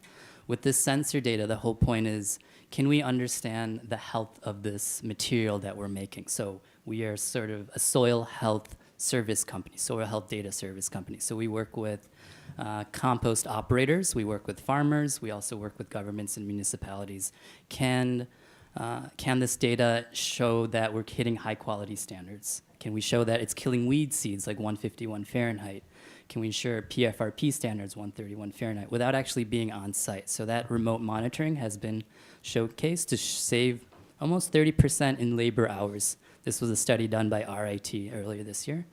And lastly, it's sort of, can we then use this to work at a larger impact? So we started in community gardens, but now we work with larger municipalities, we work with farmers, and now we have clients on both coasts. So an idea concept here, introduced sort of the pilot. There was a pilot that happened, it worked successfully. Now we are working with Hudson River Park and also another big reuse as well. Those are sort of local partners, and would love to discuss more about how sensor technology can support more higher quality standards, because they say healthy food, healthy soil creates healthy food then can support stronger, sustainable communities. Thank you. And in the area of sensors, when we're talking about sensors, we're talking about some of the equipment that Sashti mentioned and is shown here. We're talking about systems of monitoring, conditions for composting, conditions for wastewater treatment, that are taking automatic samples, and we talked also about that yesterday with wastewater-based epidemiology. Furthermore, those systems can then interact with other types of IT systems, and all of this is part of, and I mentioned in the beginning, some of the basic principles of systems theory are that system outputs are feedback often to what is going on in the system. So Vasil, I'd like to turn it over to you, and I was also talking a little bit about materials flow analysis and mass balance. How do you see these kinds of tools helping us in the practical challenges that we're facing in waste management in New York City? Yes, thank you. I feel extremely privileged to be in this group. I'm a student of solid waste management. But I did work on a long project on materials reuse with funding from DSNY years ago. And I have some firsthand experience to share with you at a later point. You need an objective in what you want to do. If we're going to compost organics, why are we doing it? What is wrong with what we're doing now? If you're going to do co-digestion, okay, why are we doing co-digestion? We need an objective, clear objective, and then based on the objective, we have to develop a plan. What it is that we have to do to achieve that plan. I will concur with Bridget's assertion. We have to do the thing we're planning to do and see what the pitfalls are and see what fails or what survives. And only then we can expand. Now this test, if you like, can happen in a confined system. It could be your household, your own home. This is what I bought when the pandemic came around. This was my tool. And I wanted to see how my two daughters, my wife and I, it's a scale. how successful we were in preventing over-purchasing of vegetables. For 4 months, we did the study, and we found that we were about at 50%. 50% of the vegetables we collected had to go to composting, which I started at the same time, outside in the backyard. We didn't know all this. So what is the stream that you are talking about is a very complex organic stream. We cannot talk about materials. You have to take it through a very elaborate laboratory system and identify what the materials are. And then knowing what the materials are, then we can proceed in determining environmental impact, energy considerations, and so on. So the problem is vast, the way I see it. And I said, I'm just a student of it. Now, we're discussing between composting and co-digestion, and we see those beautiful digesters that look the uglier thing I have ever seen. I think if I was here when the borough president talked, he has to get a painter to paint something on them so they look a little better physically. But systems analysis will require quantification of the material we're dealing with. We can concentrate in asking the individual consumer to actually do this quantification. In no other public system, we ask the consumer to do this. In wastewater, we just flush the toilet, take the shower, and the water is gone. We never have to deal with it. In drinking water, same thing. In the wastewater area, now we are considering the waste a resource. And therefore, every single one of you has to assume this responsibility. You are the source of this material, and therefore you have to convert it to a certain form that can then be analyzed by materials flow analysis. So, however, materials flow analysis requires a goal. What is the goal? Quantification, yes, we know how much it is. Maybe we need to size the composting facility. Would that be a goal? Great. So based on that goal, we will determine, working backwards, what are the observations we have to do, all of us, because you're all involved. And you have to do it. You cannot say, no, I'm not going to do it, because it's not going to work if you don't do it. It's a very complicated problem. I have been only thinking about it a lot less than what you do, Samantha, all this time. It's a big challenge, and we have to start small, and the systems analysis start from your household and move out. The minute you move away from on the periphery, you have to take into consideration the people such as micro haulers and so on who are functioning within that control volume. And you have to put them into the equation. As you go, ideally, I would love to see Manhattan being the control volume because it's isolated. It's surrounded by water. That's its boundary. Yep. The boundary is water, so we can control the bridges and the highways and everything that bring material in and take them out. So the flow of the material can be controlled. Now, what are we doing within Manhattan? That has to be explained. And the quantification. I cannot, the sampling and the quantification, I don't know. I know the numbers you mentioned, Samantha, but I don't know how it's done. Well, yeah, so as we discussed yesterday, there is citizen science. There is, home sampling and home weighing and individual citizen observation, and that can feed into data systems, but there are also trucks. And the trucks are the ones that tell us the data. The truck scale, as I said before, is the gold standard to measure flows. So we have that. I think we do have goals, right, at least at this room. We want to localize. We want to keep the material within New York City. And if possible, we want to compost it. That is the goals I've heard loud and clear from this room. Now, other people may have other goals in this room and outside of this room, but with those goals in mind, I think materials flow analysis can inform. So thank you so much. William, would you like to talk about Watts and your view on this? Absolutely. Hey, folks. I'm with Watts. We are the waste administration and tracking software. So I am largely working with generators of waste. So there are citywide plans. There are large goals for waste, but things can only actually happen if the folks who are actually producing that waste, if the folks who are handling that waste get on board with it, make change themselves.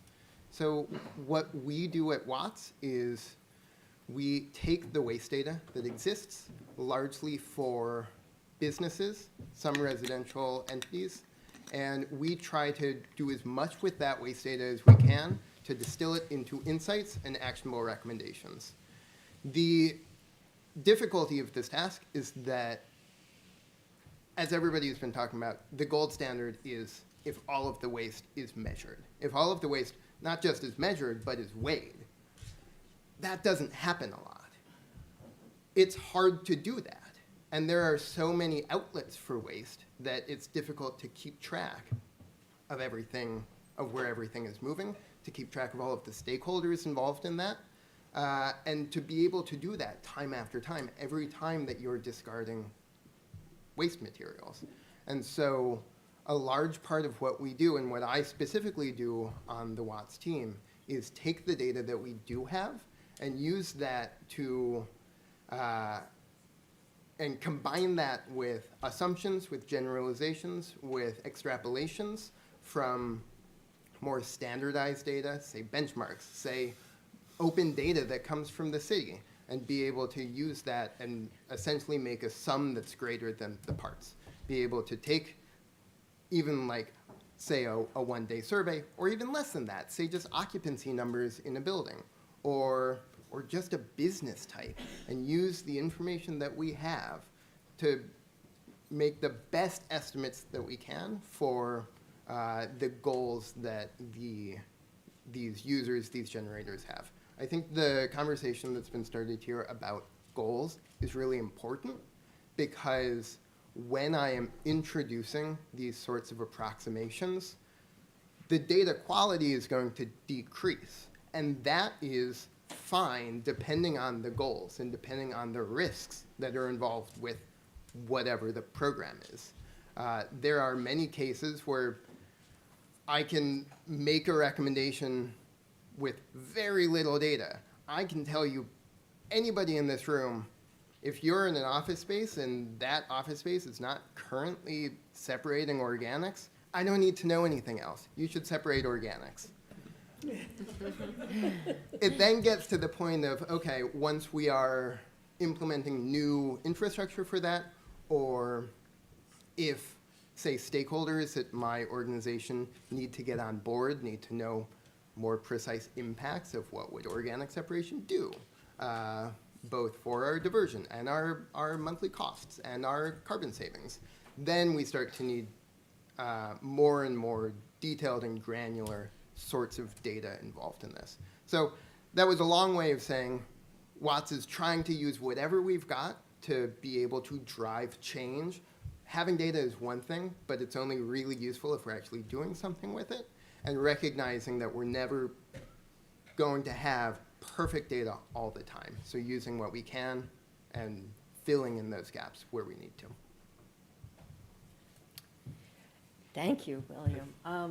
So Nora, your publication has been writing about diversion rates, capture rates, alternate estimates of waste generation nationwide and state of garbage in America. Given the challenges that we're facing in New York City, I'd love to hear what you have to say on this question. So I've been reflecting as we've gone around and thinking back to, Samantha just mentioned the State of Garbage in America survey that we started, I think it was with 1988 data. I think the first one was published in 89. I may be off a year.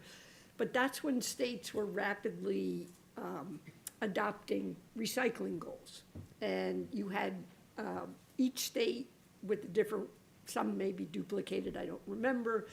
But the idea was, okay, we have states setting these recycling goals, and how are we going to measure how they're meeting them? So we came up with this State of Garbage in America, which was essentially, even though it was called garbage, the idea was to get a handle on each state's recycling data.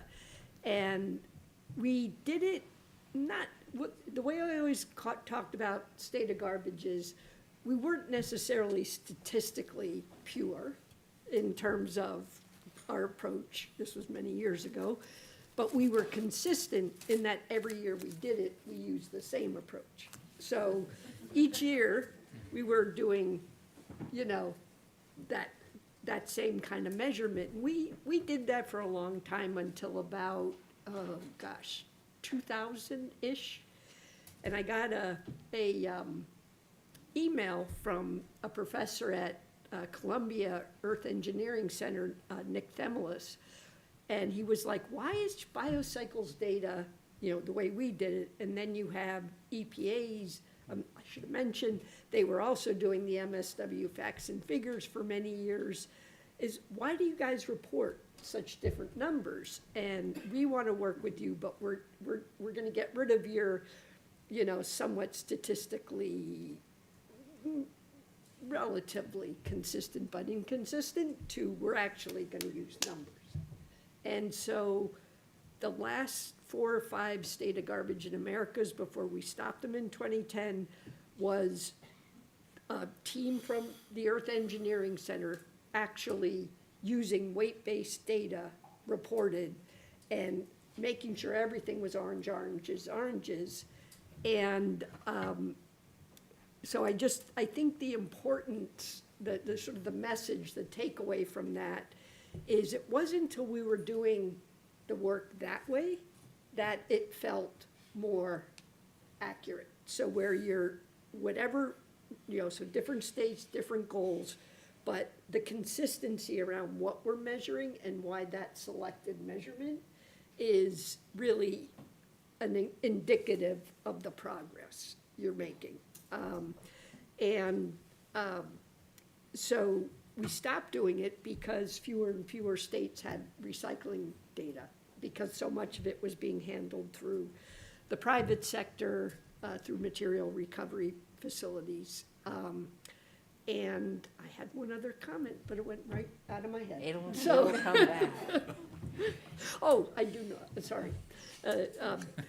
So where we're at, where I'm personally at now is kind of this mission.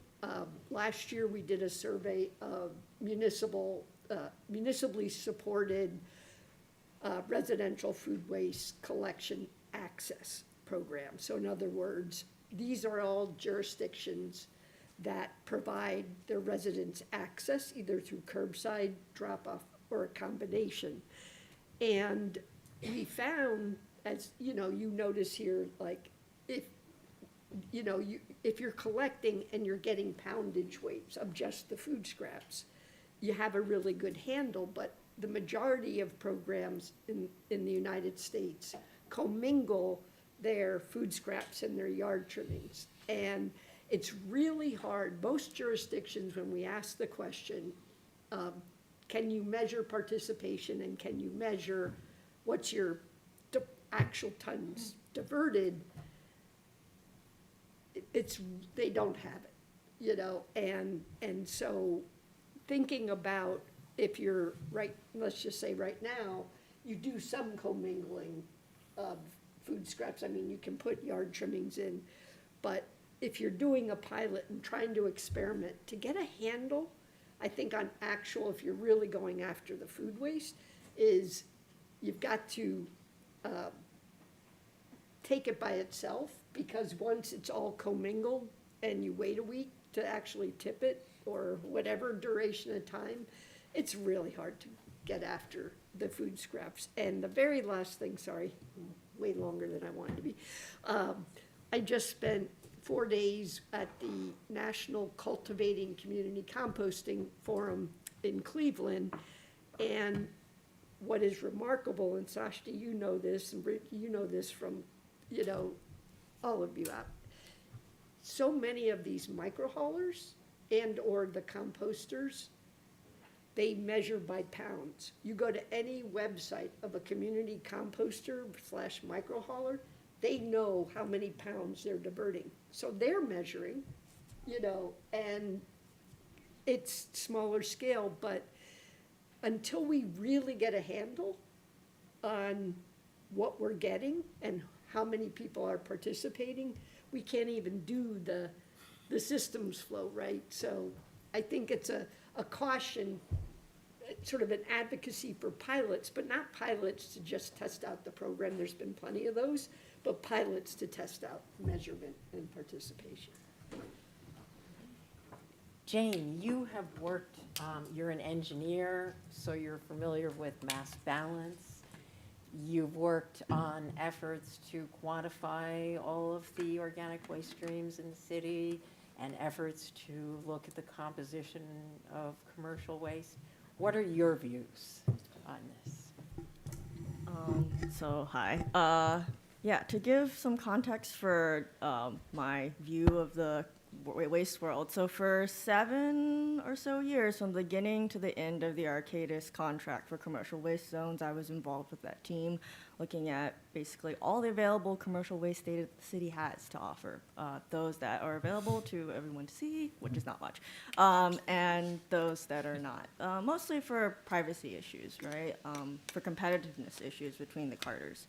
And one of the immediate points of data that we found that was lacking is, of course, characterization data. The last time that anyone had done a commercial waste characterization study in the city was 1990, which was before I was born. And that was published in 1991, 1992, I believe. And it was a great study. I had a lot of fun reading this like 300-page document, because none of this data was digitized. It was all in scans. And we sought to basically do that study, but for specifically food waste generators in the city. Back in 2019, there is an additional add-on in 2020 for some other sectors.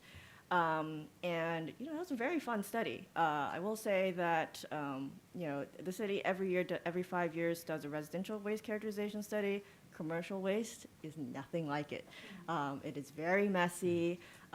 It is very hard to do for most municipalities for a lot of reasons. One is the variance in the kinds of businesses that there are out there. Like, you know, you versus like somebody living on the other side of the city, you probably, your waste streams that go into your regular residential garbage aren't gonna be that different.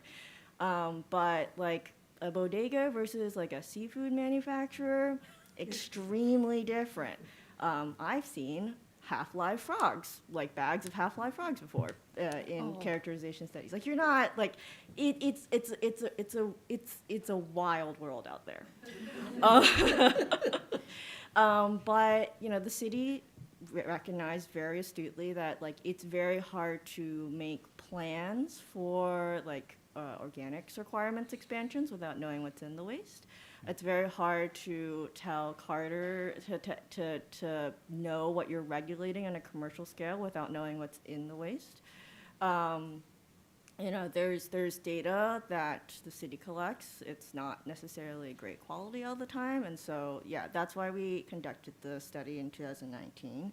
I do think publishing the study would be very helpful, at least even just the results, like the overall high-level results would be very helpful from, I mean, just like a public knowledge perspective, but also, you know, we're talking about wanting to expand organics infrastructure. We have, you know, this lovely facility at Newtown Creek. We have this facility in Staten Island that creates compost. We have all of our lovely micro facilities and meso-sized facilities in the city. But if we really take diverting organics seriously in the city, if we max out, we don't have that many places to put this stuff eventually. And that's what the study under DCAS, the organic citywide study, was intended to do before that funding was cut. You know, the final intent of that study was to figure out, you know, what blend of micro haulers, what blend of anaerobic digestion facilities, what blend of compost facilities would the city practically need in order to handle all that stuff. And we can't make these plans without all this data that needs to happen. And, you know, from a facility, like a private, like say I'm like a private compost facility and I want to build a new place, I would like to know, for example, like if I want to expand customers in a certain industry group that I haven't worked in, like what do I expect to find in New York City? What kind of contamination is in their waste streams? Like how big is that market? You know, I can't, like, do I build a facility that takes, you know, 10,000 pounds a day? Do I build a facility that takes 100,000 pounds a day? Like, it takes a lot of upfront costs to make something like that, and having that information, even if it's just a little bit, it makes a huge difference in what's possible for someone who wants to make these next steps happen.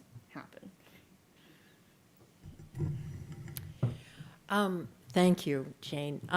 I'd like to float an idea with all of you just to see your kind of data expert responses to it.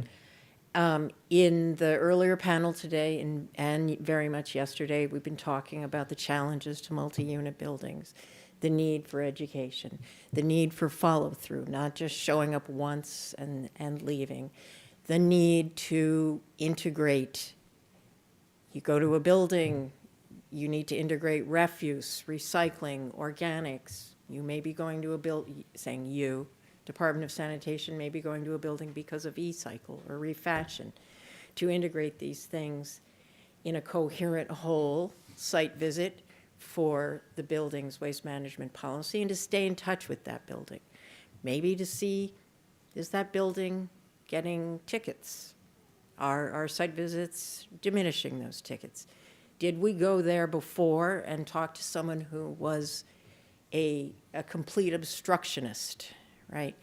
And now it's a different employee, and maybe we have an opportunity to go back and make a big difference in a big complex. These are the kinds of questions that When Bridget and I started at sanitation, we decided to make a property-based database to follow all of the outreach activities that went on by property address, by BBL. And we built that database. And actually, one of the architects of that database is also in the room, who brought it from intro-level access to the next level. We also have the notice of violation system in New York City, which is public data, is up on 311, and tells you for every building address if there are recycling tickets and organics tickets. We have building information systems that are public that show you, and it should be in the slideshow somewhere, that show you building inspections, plumbing inspections, elevator repairs. They've integrated a lot of property-based data at the building level already in New York City from a whole bunch of different building city agencies. What do you think about that as a potential tool in the toolbox? The notion of continuing to build property-based solutions through data tracking. This is going on in Washington, D.C. You guys may not have caught it exactly when John Johnson was talking about it, but he's doing a version of this. So I'd love to know your thoughts, and maybe start with Sashti. I was hoping to go last, actually. Oh, okay. Does somebody else want to go first before me? Okay, let's start with Bridget. Yeah, let's do with Yeah. Bridget. See what she says, and then I'll try to add on to that. Excellent points. So I think Samantha had mentioned that in the waste characterization study from 2005, there were data collected about what is the structure of the building and what is the outcome for recycling, right? And showed, there were whether or not a building had an elevator or a chute had influence on recycling, whether or not there was good signage or a well-lit, safe place to go to put your recycling had an influence. And having that data in a quantitative manner allowed us within sanitation to make the case that we should start a program, that we see that we can actually, we think we can quantitatively improve recycling rates by actually adding signage, by going to buildings, training building staff, ensuring that there's safe, accessible locations. And we did start to track where we were going. Over time, and this happened also, there's an evolution of this within schools as well, with Grow NYC. Over time, it became clear that you have a group of people that are enforcing recycling rules who aren't necessarily aware of what happened before, the carrot before the stick, right? And so we thought it was very important to try to find a way to marry that information.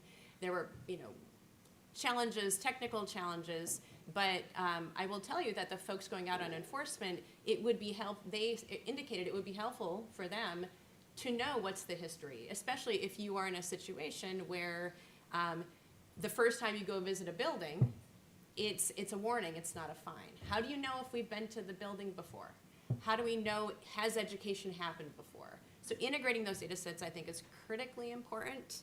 And also the idea of doing studies where you can quantify the impact of education. So we'd had, prior to the pandemic, we had actually gotten a grant to study different combinations of education, of building staff training, of enforcement, and what combinations in what order might be the most effective. And unfortunately, because of the pandemic, we weren't able to actually conduct that study. But those, again, would provide us with some quantitative information that could help us make the case for funding, for training, for funding for these various efforts. It is approximately $1 million to do that postcard that Borough President Reynoso was talking about. It's about $1 million to do a citywide postcard. So where should we be spending that money, right? If not that, what? And there's limited tools for city government to use. The cost of that postcard is another reason why it's so important to leverage external groups to build the army externally to help with that education as well.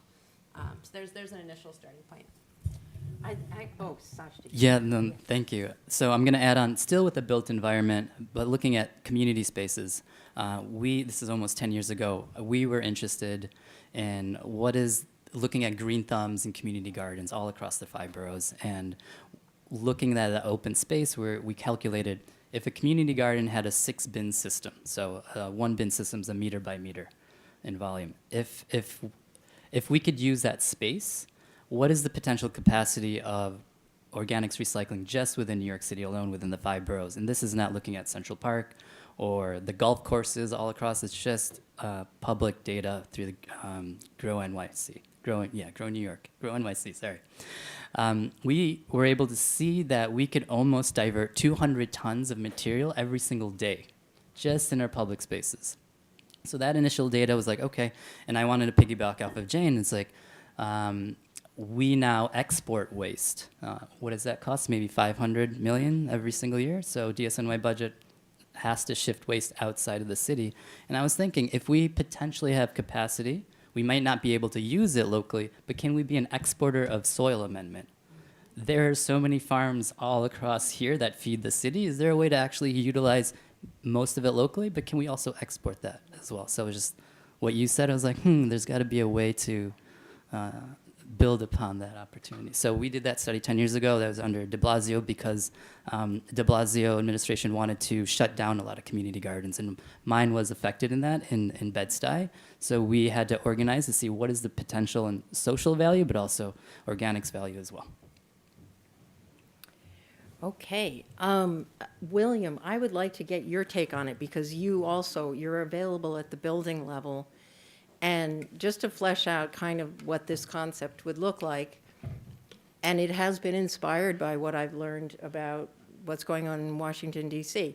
It's not a public database, but the D.C. Department of Public Works can log on. They've got an online database that tracks properties, that tracks their enforcement history and status, tracks their outreach status, and tracks that zero waste plan that's required by law, right?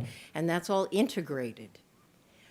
This is not something that is unknown to us in the world outside of waste. We're used to data being integrated at the building level. William? Yeah, absolutely. I would like to add on to what Bridget was saying. This, from where I'm standing, would be hugely beneficial to have these different data sets integrated together. In addition to being able to validate the success of education towards compliance, in addition to being able to validate the success of compliance towards diversion, and in addition to being able to better target, more directly target our resources, I'd like to add on to this that compliance is unfortunately not a once and done situation. It would be great to be able to get a building into compliance and say, great, we never need to look at them again. They're golden. But that's not how it works. People get lazy. Building managers change buildings. The entire makeup and the folks who live there or work there change over time. And so being able to have more or less real-time data or updated data to not just get folks into compliance, but to keep folks into compliance is hugely beneficial. Because as Samantha has said earlier, as many folks have alluded to, experience has shown that compliance gets diversion up. And so if we want to make sure that diversion stays up, then we also need to make sure that folks stay in compliance. And so to the conversation of just having these large data sets, it is cumbersome to go through data sets. It's cumbersome to keep track of when things change and to know when a change is significant without being able to quickly sort of cross-check that with what else is going on in that building, what else is going on in other buildings around it.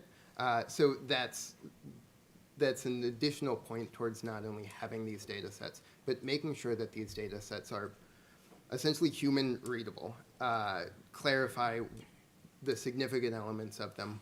What's the need to know aspect of this for folks to actually take action?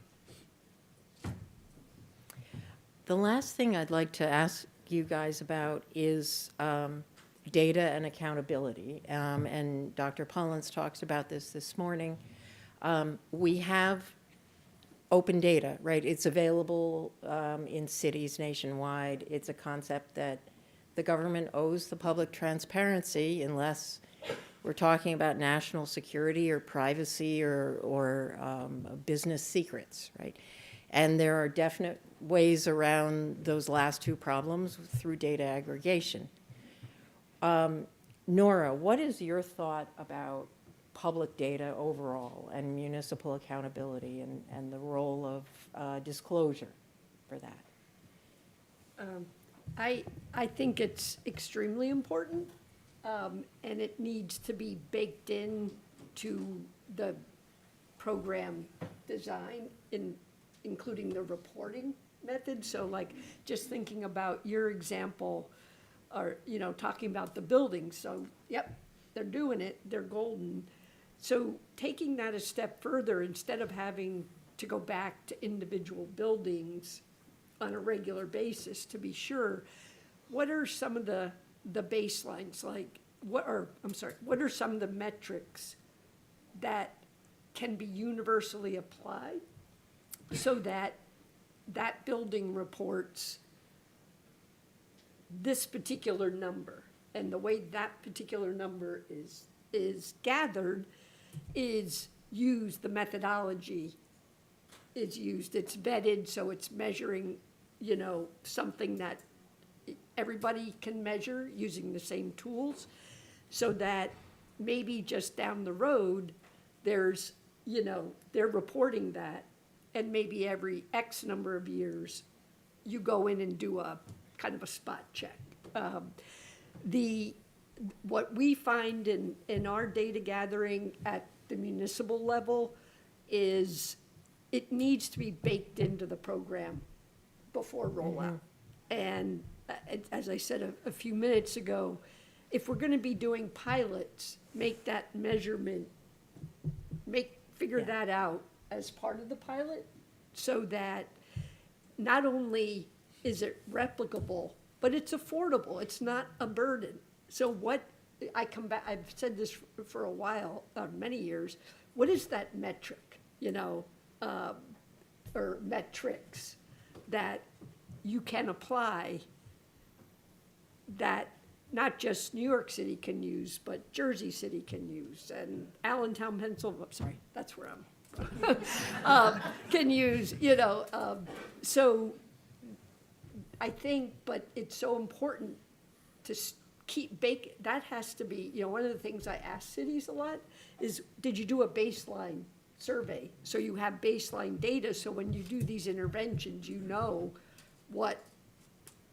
you've achieved or not achieved. And that's not necessarily an automatic, but how do you know how you're doing if you don't know where you started? So, and that should be public, not just to those residents and the elected officials, but to folks like us who are trying to take valuable lessons learned from a jurisdiction that's making the effort and building on that. So we have advance data knowledge, just like we advance the type of truck you use, you know, with an automatic side loader, you know, like what's the data version? So, Jane, did you want to add something? Oh, Yeah, sure, absolutely. On, you know, New York City Open Data, I love that portal. It is one of the best inventions that has ever hit this earth. And, you know, I think it was out when I was still like a data science student, back in grad school.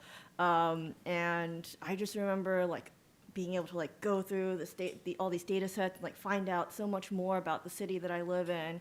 And you know, we kind of forget sometimes that like giving data to the public is such a useful like invaluable resource, not only for transparency's sake, so that we know where our taxpayer dollars are going, but also because, you know, there are a lot of kiddos in grad school right now or undergrad who are like yearning for a project in order to help their city. I know that like back in my old job, we would partner every year with NYU's CUSP program. There's also Columbia's data science program. There's also programs, I assume, at CCNY. And there's also Beta NYC, which is a bunch of volunteers who just want to use their data science skills for good. And having data sets in New York City open data really helps with them being able to ideate ways of helping the city. Look, Samantha, if you need someone to make a dashboard of all this waste transfer data, I know some people who'll do it for you for free. Okay, all right. That, I do need that, because although I love data, I am not the most skilled at Python or anything like that. I use old, so yeah, I do. I need help, and we need more open data. There's more open data to be released, you know, and so this is a long-term project, and you know, to those who want to help me sign on so that I can maybe get a little bit more of a response. The people from Open Data, I want to sing their praises. They may be watching also. They are fantastic. I work with them so much. And I want to encourage everyone else to kind of think about, not everything can be up on Open Data, but there's data out there, especially about commercial waste, that could be up on Open Data. I'd like to open it up to questions now, whether it's on data, whether it's on buildings, because we also have a lot of expertise about buildings at this table, or anything that we've talked about. I would like to ask a question. Oh, I'm Perhaps sorry. to you. And We can meanwhile, reverse the anyone flow. else, get ready. Reverse flow, reversing the system flow. Oh, okay. That's right. It's a fantastic tool. I was able to get FOIL information from DSNY years ago. It was on hard paper, and I had to transfer it over to an Excel file. But I know from my colleagues, I know from a lot of different people, they have a plethora of information now. They can do research just by examining trends and observations and so on. The one thing I have found is in the water industry and the wastewater industry, the water quality parameters that we measure are standardized. That poor old pH. Everyone measures it. But when we go to the solid waste side, the uniformity doesn't exist. I mean, the consistency doesn't exist. Everyone measures different things. Not all the time. True. But marrying the two is becoming an issue that I personally wasn't able to handle easily. And it still remains. So you have to stay with the New York City system. If you want to go across up to Boston, they will have something different. If you go to LA, they will even be more different. So the national trend is not there, and I wonder why. Well, it's partly because, as everybody always says, waste management is inherently local, right? So it's under local jurisdiction, and then there are different programs for commercial and residential that just like we heard about in DC, large apartment buildings are commercial, and that's going to affect how the data is reported. I do believe, though, that if you require specificity in reporting of tonnages specifically by program, and I wrote about this in my recent BioCycle article, you may not be able to instantly, compare Boston to Seattle, but you can start to develop an understanding, okay, what is their multi-unit stream? What is their commercial stream? What is their smaller residential stream? What is their population? You can do data analysis so that you can work on comparing it. You can't do that when everything is aggregated together in one big tonnage in a numerator, whether it's a diversion rate or a capture rate. And that is, I mean, Eric Goldstein is here. This goes back, this goes back how long? There was a lawsuit that was brought by NRDC against sanitation in the 90s, I think it was, because the numerator for the diversion rate was being trotted out there as just a plain old big numerator in order to meet the requirements of the law. Well, guess what? You take that numerator apart, and this is the tonnage of diverted tonnage, and over half of it was like asphalt millings and C&D debris at the rock crushing facility at Fresh Kills, right? That and lot cleaning. That in a way is going on today with the organics tonnages that are being claimed by sanitation, by claiming commercial landscaper use at Fresh Kills, claiming Donate NYC food rescue that was done by City Harvest, right? There's nothing wrong with aggregating tonnage, but when you aggregate tonnage to obfuscate, it's not okay, and it's not hard to not do. You just need specifics.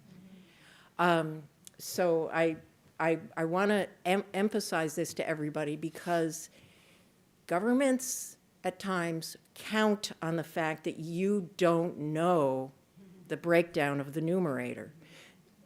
And I hope everyone knows what I mean when I say numerator here, right? So in the numerator, let's say diversion rate, you have diversion tonnage. The denominator, you have diversion tonnage and refuse tonnage. If you can be given a decent rate and told to go on your way, it's very powerful for a government, I can tell you. So it's kind of my life's mission to equip everyone with the tools to look into that numerator, because it's not a mysterious big number. It can be broken down and it can be understood in programmatically relevant ways, which goes back to that very first lawsuit and why we had it. Yes. Oh, I'm sorry. Okay. Kendall. Well, thanks for that sort of entree, Samantha. I was going to say that there's a longtime veteran in this space who used to tell me that the only two problems with data in this field are the numerator and the denominator. Was that Chaz Miller? And during the early days of the recycling program, when I was there, we used to try to meet our monthly numbers by telling the lot cleaning guys to dig deeper for recycled soil. So, but Bridget, two things. One is there have been a number of efforts to try and standardize nationally reporting in this that have sort of stalled out at various points. The EPA's tried to do that. The Recycling Partnership tried to do that. I don't know if you've been involved in any of those, but if you could just sort of comment to Vassal's question about why isn't there standard data. And then the second is that if you think about planning in this space, I'm sure you followed California's SB 1383 rule out of their statewide organics diversion law. My understanding of it is that it created an initial 5-year planning period, and then a series of planning grants, and a series of infrastructure development grants as well, right? Before attempting to roll out the program. Whereas here we moved sort of from bumper sticker slogan into putting trucks on the street without the benefit of that sort of planning process. So if you did have any observations or comments about that as well. So just for folks' awareness, I now work for the EPA, but I'm not here representing the EPA. When I was at New York City Sanitation, a team of us were involved in some working groups related to EPA's national recycling strategy, and so the effort was, part of the effort was how do we homogenize and standardize measurement? What are the right metrics to be measuring? You know, is diversion rate the right metric, right? What are the goals, and is that the right metric? And I think there are many reasons why we don't get something as precise as pH within waste. You know, the evolving ton. You think about how manufactured products consistently are changing. What we're prioritizing within our waste stream consistently is changing. And so the level of specificity that we've been able to do in New York City waste characterization studies has been very helpful, because that way we can aggregate up in different ways at different periods when different policies are popping. So it has been a difficult thing to do. I know the civil servants still within sanitation are very eager also to continue those conversations and are involved in those sort of working groups that are happening across jurisdictions. And I would say that there is some alignment happening, but it's not as precise. It's never going to be as precise as something like pH. And for better or worse. Poor pH. You know, and I think another piece is, are we measuring in tons? Are we measuring in pounds? And what does that mean in terms of what we're trying to present? And I've forgotten your second question. California's SB Oh, 28 yes. formula. So for folks who were involved in the development of some of the local laws requiring sanitation to do a pilot for organics collection, you know, moving towards a mandatory organics collection program, there have been periods where language in those policies have included planning periods, and then maybe they get taken out. And so I think in the end, for New York City, there was an attempt to, within the confines of the way the law was written, the requirements were written, to do as much planning as possible. But there, I think, has been a lack of ability to plan in advance of doing, and then to have the initial period of doing be that learning process. You know, we talk about failing fast, or being able to try something if it's not working, having the data to pivot to something that is working better. And I think there's a challenge with government. You're investing a lot of money in a program. How do you feel comfortable? How do you make government comfortable being transparent if what they are doing and using taxpayer money for is failing, right? So I think it's just an interesting thing to consider. Transparent, like the way taxpayer money is being used, the data sets that are being developed should absolutely be public and be available, because frankly, we need more great minds helping to figure out how to solve the problem. And there's a disincentive, because if you're making a commitment to spend money, it's not a great look if you are the politician saying, well, I spent all this money and it failed. And so I think that's just something we have to continue to contend with and try and figure out how to solve for. Lonnie. Yes. I appreciate all those nerds up there, all the data nerds, because you make my life and job much easier. But there's one question I do have for you, because a lot of what I do, when I do deal with data, it's usually more the quantitative data, and then I have to transfer that into some type of kind of policy advocacy lobbying. I have to do all of that kind of political stuff with that data.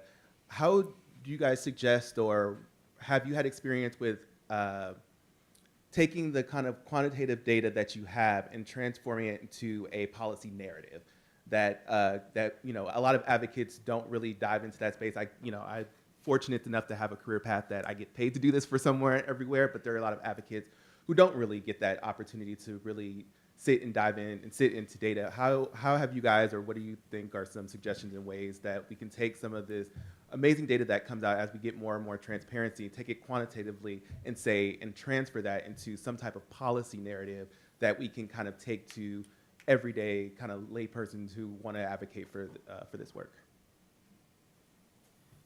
Any of you want to take? I'm thinking that William has the idea of distillation of data from data to information.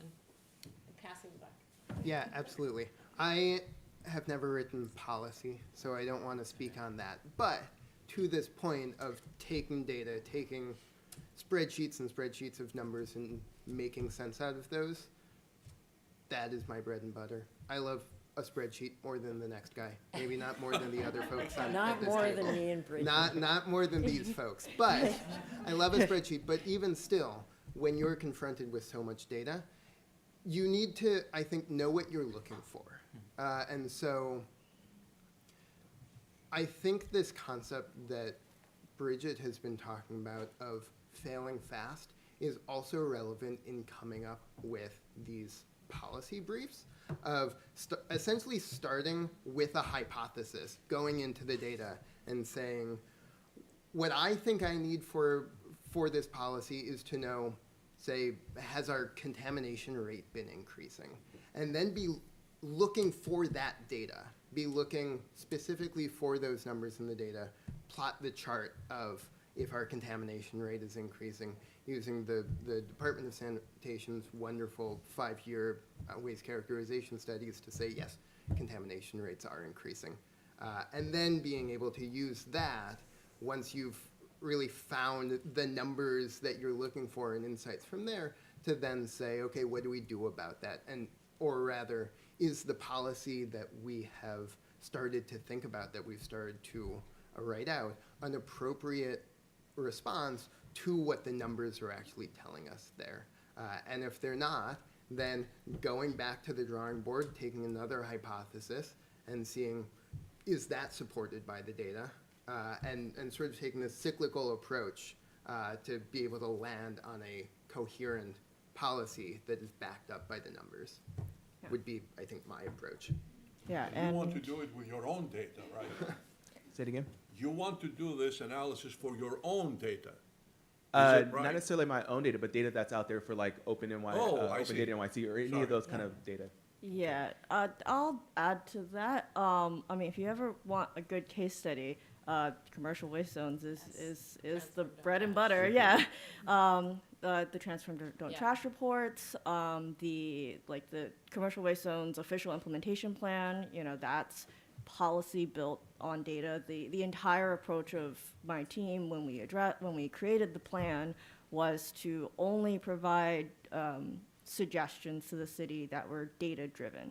It doesn't matter what the waste experts say, it doesn't matter what the professionals say. If the data that we were looking at didn't point to certain solutions, we didn't suggest it. And that was kind of the approach that we took.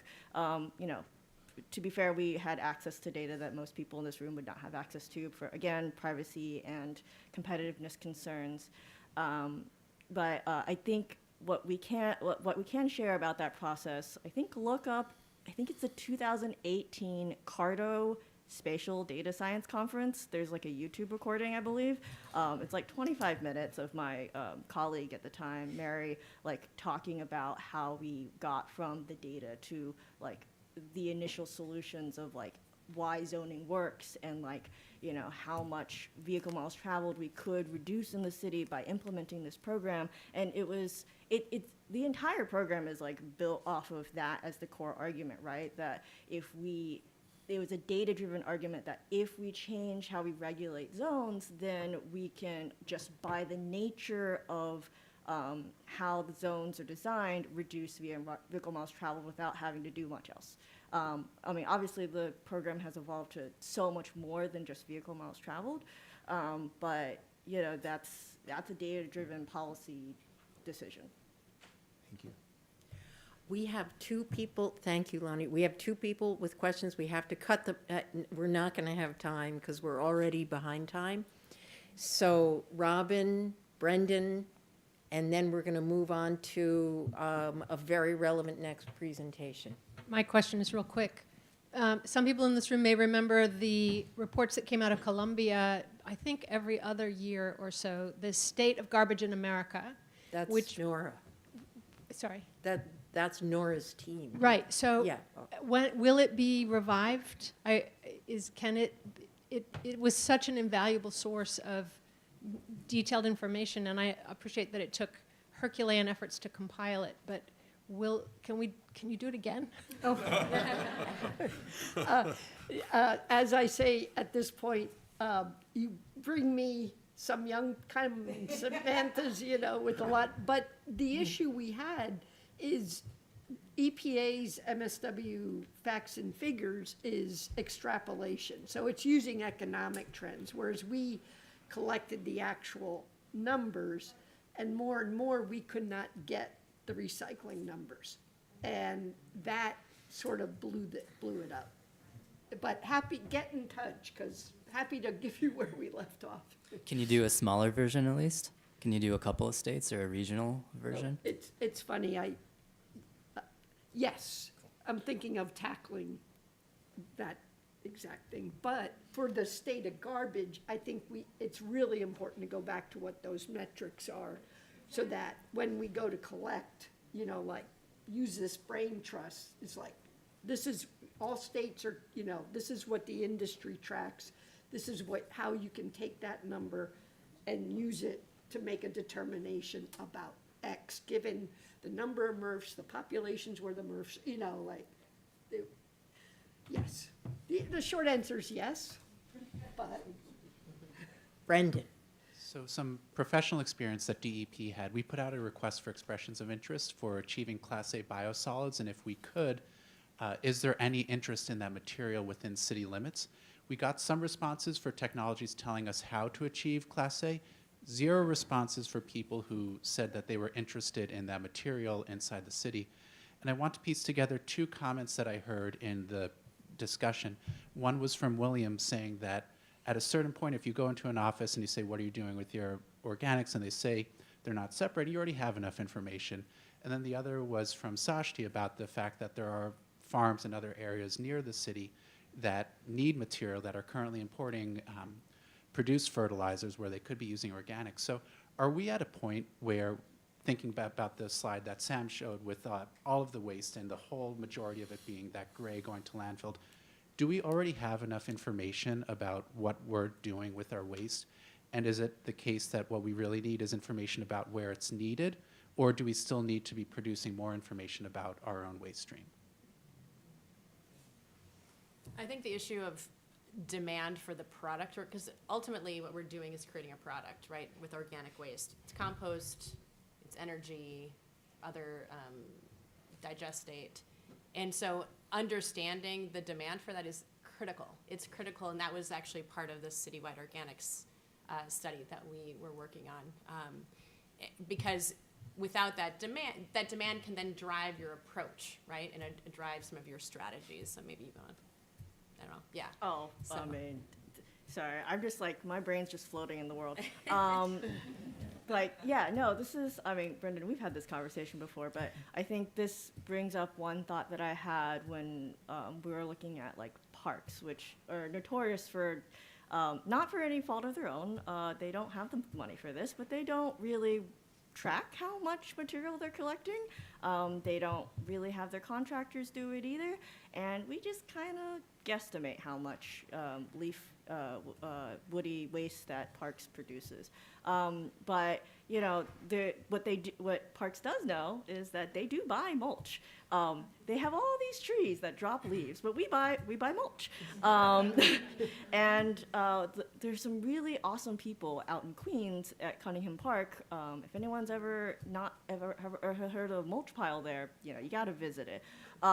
It's this giant heap of mulch. It's amazing. But essentially what the folks there figured out is that if they require their contractors to drop all their like leaf woody waste at the mulch pile and have it turned into mulch, then Cunningham Park doesn't have to buy mulch for their operations in Queens anymore. They just have all the contractors bring them woody waste, they make mulch from it, and then they have all the mulch they can ever need, and any resident who shows up there, don't tell them that I told you this, but you can get free mulch there. And so, you know, like, why aren't we doing this in our other boroughs? If we had, yeah, exactly. And, you know, there's a robust informal sector of all these contractors who take this woody material because it is worth something. And talk about, like, value in material. They see the value in this woody material. They'll go to some sort of arborist or like a nursery that has some space to make mulch, and they'll like give it to them instead of paying to drop it in the landfill. And so there's this whole informal sector. But why are we letting contractors take this material out of the city and buying mulch? We could literally be using a bit of park space, making our own mulch, and not have to buy any of it. You know, easy. And we don't need the data to do that, right? we just know it's there. Yeah, Brandon, I wanted to maybe answer this in another way as well. So I think too much information isn't helpful, but I think there's at a level where what is an intervention with this information or this data? And here in the startup world, it's customer discovery. So actually speak to, if there's a demand, speak to several people, could be 10, 20, 50 people, get those interviews, see if there's actual demand, and maybe manage or modify that process. And then it's a circular loop. You do an intervention, see what works, see what doesn't, gather more data or gather more information, and sort of close that loop a little bit more succinctly with that information. But it's quality of data, creating an actionable program, and then do better. I was hoping to see slides of Samantha and Bridget in the nighttime, and I was unfortunate. It was just a couple of graphs and then my photos as well. So if you can share that as well. I that'd be have to great. tell the story. So we were in Queens all night, and we had to use the restroom, and it was about 4 a.m., and there was a place open, and it was an after-hours club. We come in. I won't even tell you what was going on. There was all sorts of illegal, and they were so shocked to see us that they let us use the bathroom. And it was a great moment. I mean, when you work in waste, you have these experiences. Yeah. So I encourage everybody to quietly go out, get coffee. They're serving coffee, but we're going to go straight into our final panel so that we're already 15 minutes behind. Well,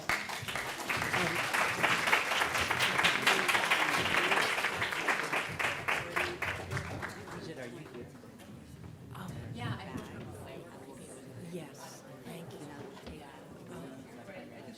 See the lady.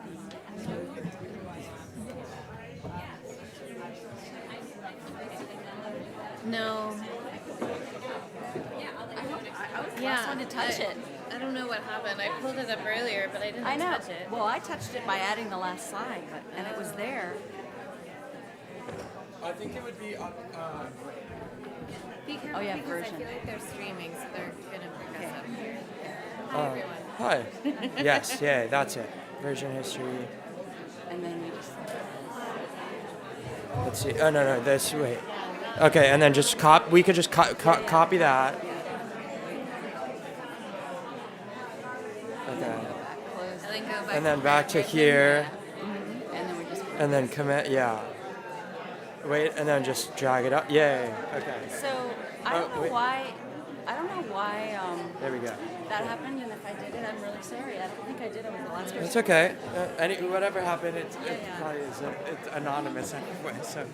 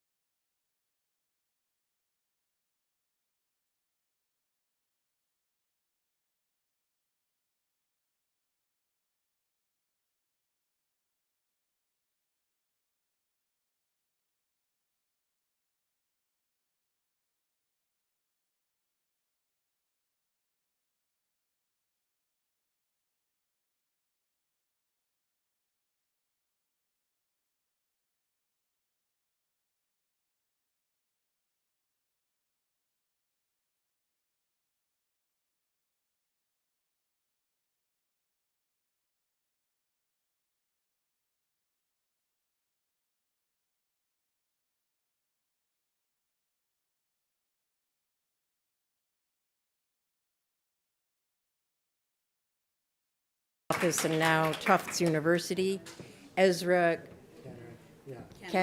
Ezra K. And Rhonda Kaiser, who's the chair of the Brooklyn Swab, and Matt Civello, the chair of the Manhattan Swab, to talk about hot off the presses, new, newsworthy research. All right. Thank you so much, Samantha. I'm Lacey Tauber. I'm the legislative director for Brooklyn Borough President Reynoso. He already gave you a little preview of what we're going to talk about today, so I'm just going to be very brief. I see that there are a lot of SWAB members in this room, but if you are not one, you should know that the boroughs have solid waste advisory boards who are tasked with advising the borough presidents on solid waste management policy. And so we work really closely with our Brooklyn SWAB, which Rhonda is the chair. And we also work pretty closely with the Manhattan SWAB because the SWABs are very collaborative. They work together. And so Rhonda and Matt brought this idea to our office. We've been talking about it a lot in the SWAB meetings, and we really wanted to get in depth on expanding compost in New York City and making the case for passing Intro 696. We'll talk a lot about what that means, but that it just is to say we brought on Ezra as our summer intern. Ezra produced the report that we'll give you the link for at the end of this presentation. And we're just really, really excited to share this with you today. So I'm actually just going to turn it over to Matt to give a little context, and then Ezra's going to talk you through the meat of the report. Rhonda's going to close us out, and then we'll take some questions. Thank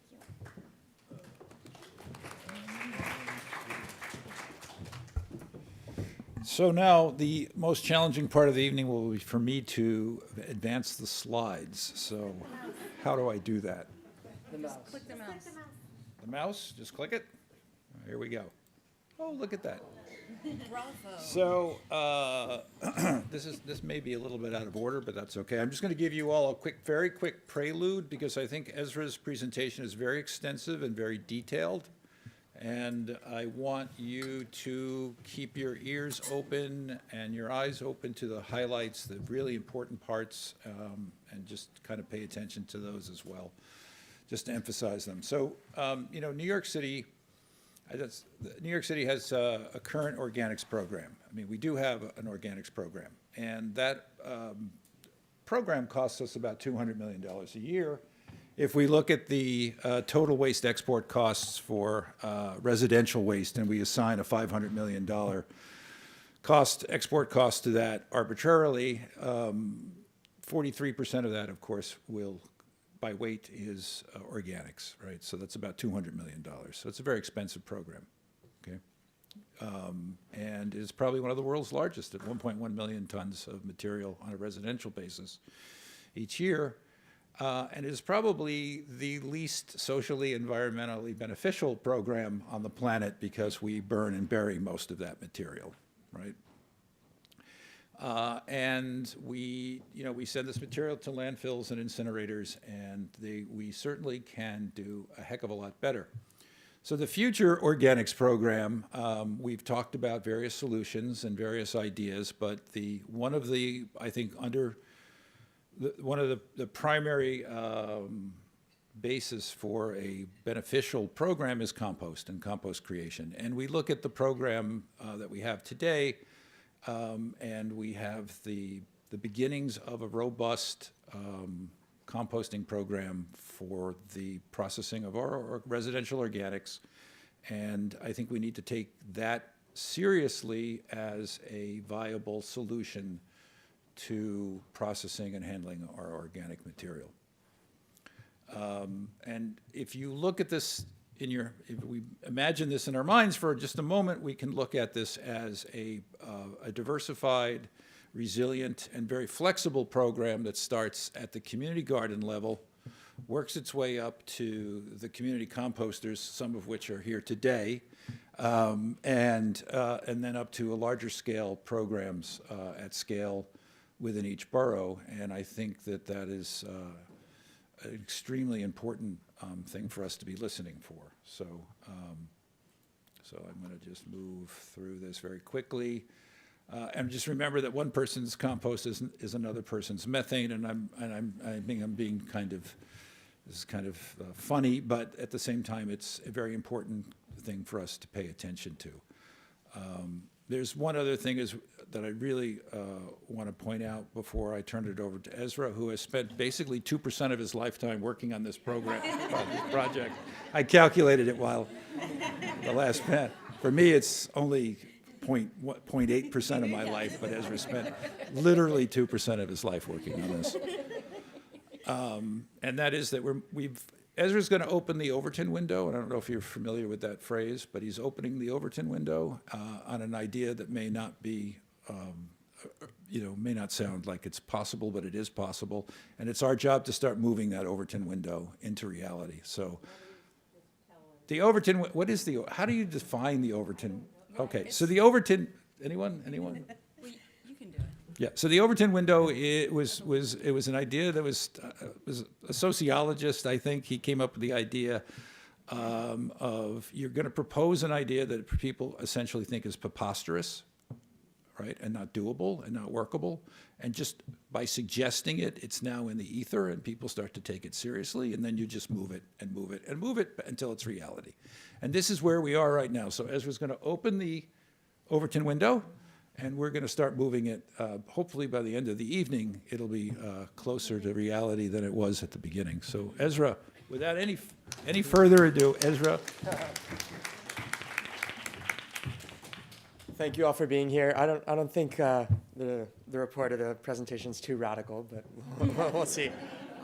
So I wanted to sort of begin with grounding the work of this report in the greater waste infrastructure and organics infrastructure of New York City. So following the Zero Waste Act, DSNY began their rollout of the curbside program across the city, which was fully accomplished on October 6th.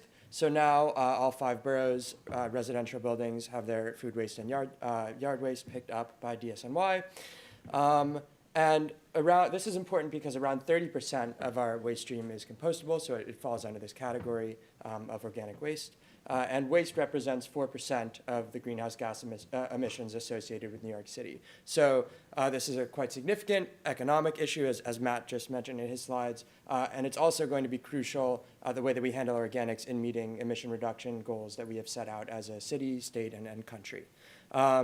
And within the first 3 months of the pilot program, which occurred in Queens around 2 years ago, this number of 6,500 tons of organics being picked up was cited as a great success. And we just want to say, so this is a pretty high number. It's exciting. But when we're looking at the data that's rolling out from this program, this neighborhood in Queens generally generated more yard waste than average. So that might be a little bit misleading. And it's going to be hard to measure capture rates, meaning the percentage of organics that are being picked up as a greater percentage of the waste stream in general. So we just want to be mindful of the way that we're looking at this data as it's coming out. The one thing that we do know, though, already from the little amount of data that we have, and something we've heard about a fair amount today, is that outreach is going to be very significant in accomplishing our goals related to the organics program. And DSNY and other city agencies are going to have to put a lot of energy and resources into engaging in outreach with residents to properly engage and participate in the organics program. So there are 2 ways to process this material once it's collected by DSNY. One is compost, which we've been talking a lot about. The other is anaerobic co-digestion. And we want to make a distinction between anaerobic digestion and anaerobic co-digestion. Anaerobic digestion has traditionally been used to treat wastewater and sewage.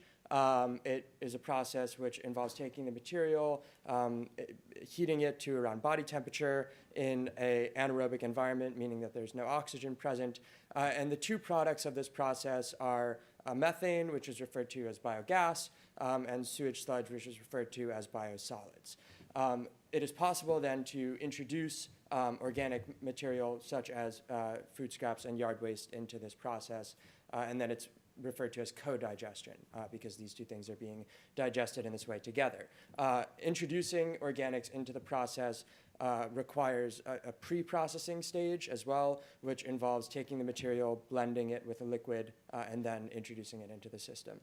DSNY has stated on record a couple times that with the material that they capture from the organics program, they plan or hope to send around 80% of it, of the food scraps, and 20% of the yard waste to Newtown Creek, specifically for anaerobic co-digestion. That's the only site that's able to accept this material as of now, but we have no reason to believe that they wouldn't also look to introduce it to other anaerobic digesting plants in the future. And while anaerobic digestion is a great way to process wastewater and sewage, there's a lot of issues associated with it when introducing organics. The first of this is biosolids. So focusing on one of those two products, because anaerobic co-digestion mixes organics with wastewater and sewage, it also gets mixed with the toxins in those materials. So we have industrial runoff coming from all across the city that's going into this feedstock that is then digested. And specifically, we're worried here about pathogens and PFAS. So pathogens have been able to be handled relatively well, but PFAS is a quite new problem. It's freaking a lot of people out. We saw the big article in the Times a couple weeks ago about this, that we're finding that these biosolids that are resulting from our anaerobic co-digestion process are quite concentrated with this material. And PFAS is a category of forever chemical that causes quite pernicious health effects such as cancer and hormone disruption. And they're also very difficult to remove from our environment once they enter it, and very difficult to remove from our bodies once they enter our bodies. Food waste alone, so some people have suggested that because a lot of the sources of this PFAS in the biosolids come from the runoff, they've suggested that digesting food waste alone or separately from runoff and sewage would solve the problem, but unfortunately, we also have a fair amount of PFAS in our food waste. So digesting food waste alone, it might help our PFAS concentrations, but it certainly doesn't solve them. And the reason, or part of the reason why this PFAS concentration is such a big deal is because these biosolids, once they're produced, they need to go somewhere. So anaerobic co-digestion plants need to find demand for the biosolids. And when we look at cities across North America that are investing in this technology, many of them have said on record that they're finding it quite difficult to find demand. So generally, historically, biosolids have been used as either fertilizer to grow crops, or they're composted and then used as soil. But if we think about this, using something that's riddled with toxic chemicals as fertilizer is probably not a good idea. And so there are certainly other uses for them. The Department of Environmental Conservation has stated that they have a goal for using this in beneficial ways.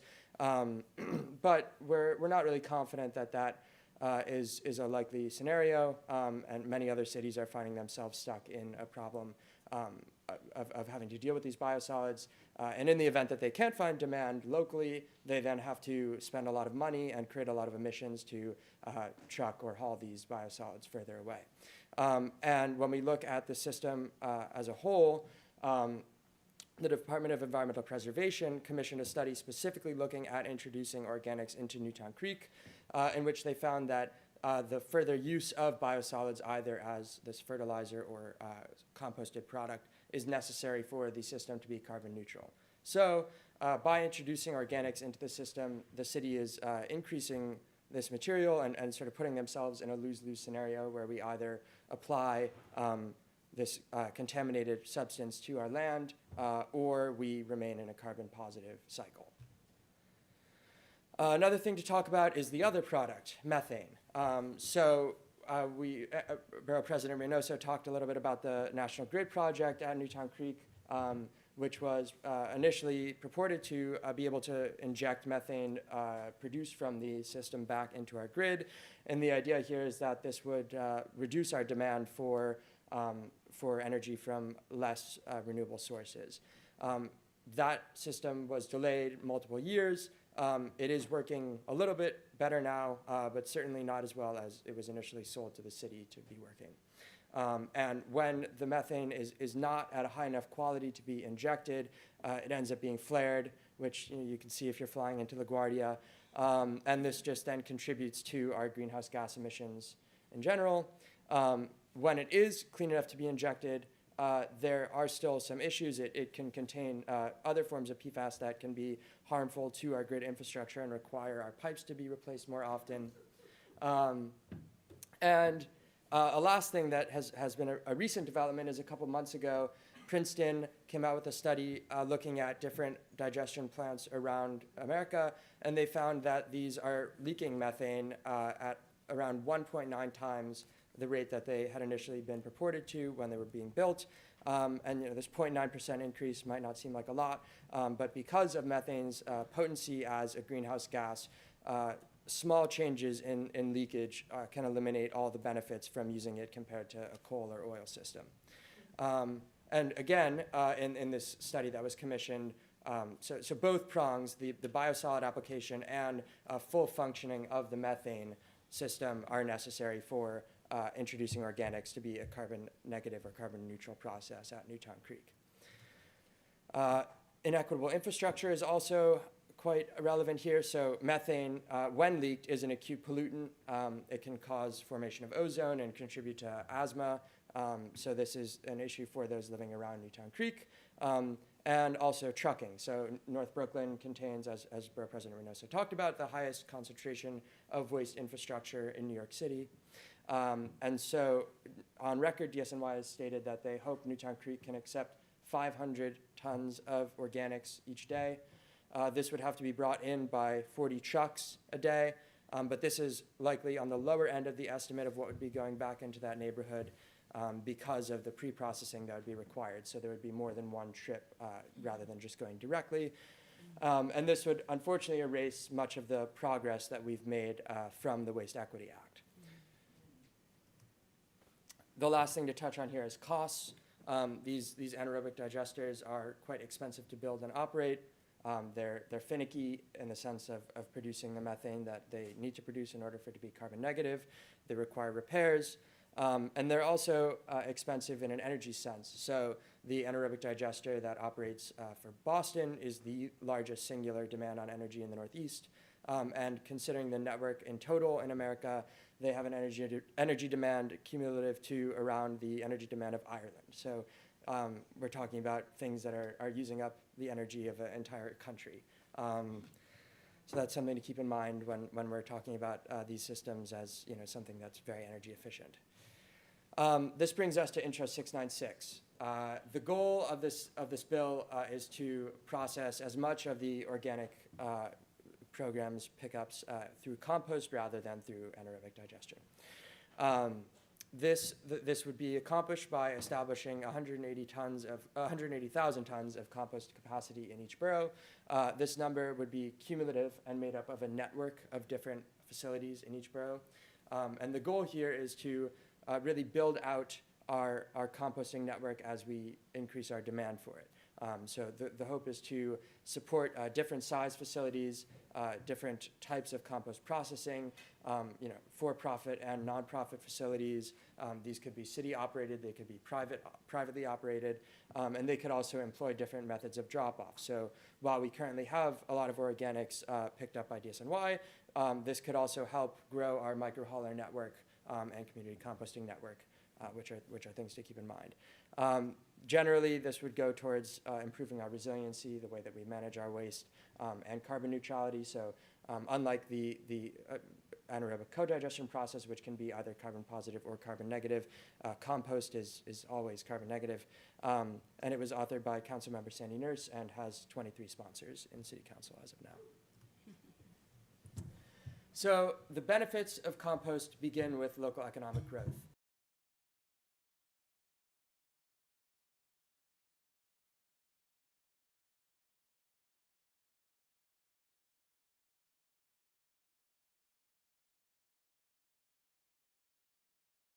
program is rolled out increasingly, and some of this waste is diverted out of the refuse stream and source separated into the organic stream, our tonnage of refuse, our tonnage of general trash will decrease.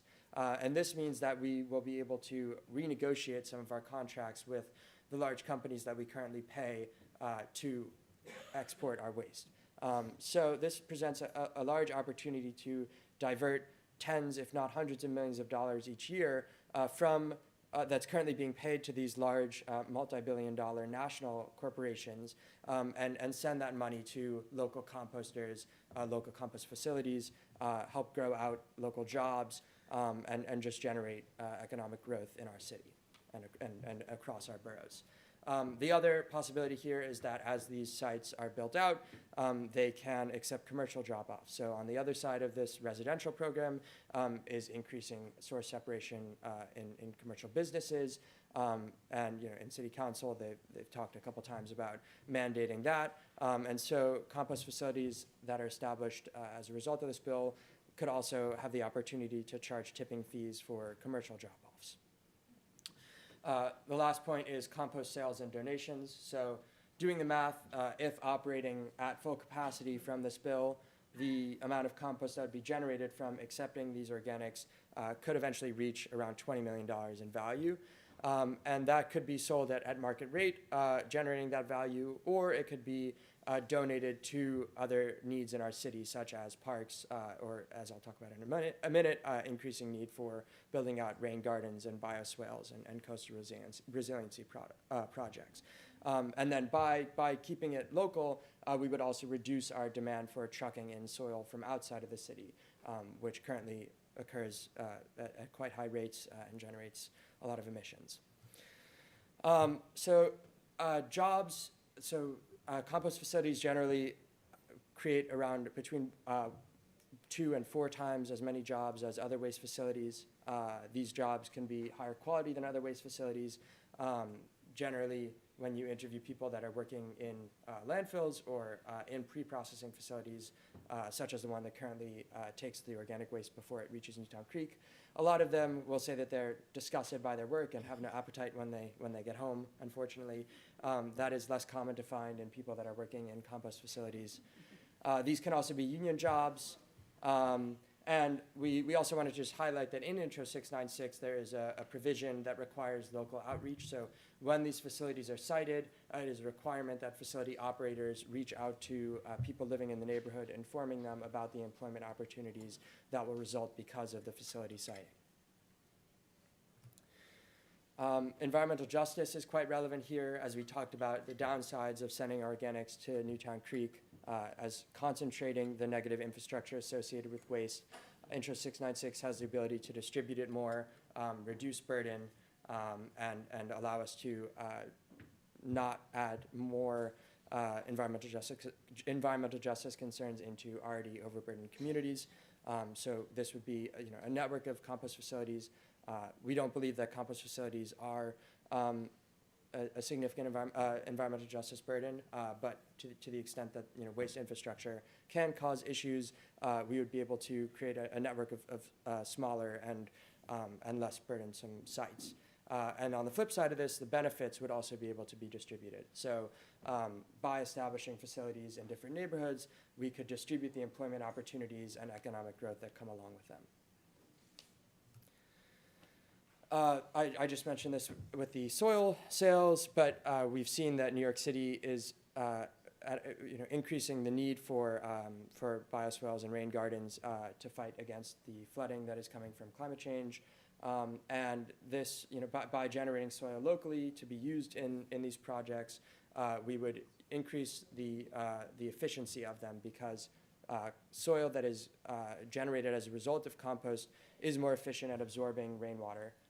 And so that would mean that we would need to use less of it, and also we wouldn't need to truck it in from outside of the city. There's also intangible benefits associated with working with compost. So that is community building. These facilities can act as a community building and placemaking resource. People can engage with them. They can use the soil to engage in urban farming or community gardens. And we've seen that there are mental health benefits associated with interacting with our natural resources, which is quite difficult in a city as urban as New York. But there's an opportunity here to really build community, improve mental health, and give back to communities through urban farms or community gardens. There are some challenges to talk about. So one is trucking, probably the biggest issue with our waste infrastructure in general. And that's because it's in some ways inevitable. This material needs to be transported. But as I started to mention with the distribution of the burden, Intro 696 and a network of sites would be able to better distribute this burden compared to sending all these trucks to North Brooklyn. But another thing to note here is that we can make better use of microhaulers. And as you'll see later and in the report, a lot of these sites that we have identified as feasible facilities are on the water. So they could make use of barging and support the city's Blue Highways initiative. Odor is another concern. So organic waste contains petrussables, which smell when they break down. And as a result, compost can often be, there can be odor concerns associated with compost. There are a couple ways of going about this. Generally, when handled properly, compost does not need to be significantly odorous. We can also look at certain data sets like windroses, which predict the flow of wind to help us build facilities in a way that will be generating less odor. We can also use in-vessel systems, which compost in vessels so the odor doesn't escape. But there's also case studies of this successfully working in New York. So Compost Power operates 11 sites across the city in dense NYCHA campuses. And throughout their multiple years of operating, throughout all their 11 sites, they have received 0 odor complaints. So we have examples of how this works in New York City. Another thing is rats, which is a big problem in our city right now. Generally, the organics program presents a big opportunity to reduce our rat population because we're moving this putrescible food source for them out from our black bags that we leave out on the street and into these hard bins. But compost can also be produced in a way that does not attract rats significantly. So in-vessel systems are a great way to do this. But again, we've seen in facilities around New York that when they put up things like metal mesh around their compost piles, a lot of the signs of rats, such as rat burrows and tunnels, will move further away from the compost piles over time as they introduce more protections. So then there's also community support concerns. This takes 2 forms. One is we want to make sure that communities are generally positive about these facilities coming to their neighborhoods. We don't want to, historically we recognize that waste infrastructure has been cited in somewhat inequitable ways, and we don't want to perpetuate that with this intro. Another thing is also just community support for the program in general. We're going to require low contamination rates for any sort of processing of organics. And so by engaging with communities, making sure that they support the organics program, we can help reduce contamination levels. And then just siting in general. So we've seen that multiple studies done around 10 or 15 years ago found it quite difficult to site compost facilities in New York. We'll get into that, but we did not find that to be the case. But there are some concerns or challenges here, specifically with the costs associated with them and whether they'd be public or private. But our response to that is we're going to be spending this money no matter what. We're currently spending millions, hundreds of millions of dollars on our organics program. And so we just want to be thoughtful about the way that we're spending this money and generate economic growth, generate job opportunities, generate positive infrastructure in our city with these costs rather than sending the money to big corporations outside of our city. So our citing, which was a large part of this report, wanted to re-examine the premise that there were no feasible large-scale sites to be built around New York City. We recognize that there have been zoning changes as of recently. There have been changes in economics. There have been changes in our physical environment. And so as a result of this, we developed a workflow. This began with research of the history of the organics program in New York, organics programs around North America, and even elsewhere in the world.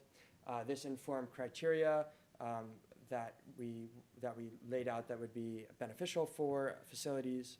We sent that criteria out to the community, to the SWABs, to other people involved in this area. Following their feedback, we developed it into a methodology. This methodology was mainly based on the DEC permitting laws and the city zoning laws, because these are legal requirements for facilities, but they also included certain favorable characteristics that we wanted to be mindful of. And following that methodology, we did a mapping analysis at the Brooklyn Borough President's office, and this produced this map that you now see on the right, which identifies sites that fulfill our criteria and ranks them on a suitability analysis of low, medium, and high. And then once we had this map, we looked at individual sites, conducted more specific analysis on a case-to-case basis, and identified a little bit more about what certain sites would look like in terms of the infrastructure associated with them. And so these are a couple example sites that Lacey was going to talk about. Yeah, I might stand up. Yeah, so go you ahead. can remember. So as Ezra mentioned, our office, our land use team, was very supportive of this analysis, and so we pulled out some example sites and just want to be very clear that these are just examples that we have pulled out of this analysis. We have not spoken to the owners of these sites about this. This is not a plan. It is just an example. And because the bill allows for sanitation to use either city owned and managed facilities or contracted facilities, we looked at a mix of privately and publicly owned sites. So you see that here. And again, just for illustrative purposes, there are, I think, about 3 example ones that we pulled out per borough in the full report. But just to give an example from the example, this Brooklyn one is in Red Hook. This lot, the big vacant one that you see, and the parking lot could be used together. We know there are a lot of folks that have their eye on this particular site in Red Hook for various different proposals. But something that's interesting that is in the DEC's siting requirements that are actually pretty strict about what you can and can't be close to is that if an organics, if a composting facility is sited first, then you can get around some of those adjacency requirements. So that's something to keep in mind when we're doing large scale site planning, like may end up happening for this site. And another thing that's interesting about it, and actually all 3 of these sites, is that they have the potential for marine transfer. As Ezra was mentioning, we really wanted to focus in on the possibility of using barge as another way to reduce truck traffic. The second one is another similar example of a site that has the community has its eyes on. This is in the Bronx. It is a parking lot that is adjacent to the old Vernon C. Bain Center, which was the barge jail that has recently been decommissioned. And so the City Economic Development Corporation actually committed to the city to doing a community-based planning process for the future of this site. So another example of where a compost facility could be part of a larger plan. The third one, so Manhattan was where we really struggled to find enough sites for this analysis, which is sort of obvious. Manhattan is more built out than the other boroughs, although we did look at, for example, Randall's Island in our analysis. But this one is interesting because this pier in Hudson River Park, as part of the plan for Hudson River Park, is supposed to have commercial use on it that will help fund park operations. So it's another example of kind of an interesting potential future site for this kind of work. And so, yeah, I encourage you all to look at the report for more. And just to say again, these are just examples. Thank you. Yeah, so thank you, Lacey, for leading us through that sample analysis and just some further considerations that we took into account with each site and also things that we were not able to take into account. So environmental justice, we included certain characteristics related to this in our mapping survey, such as concentration of existing waste facilities in each neighborhood.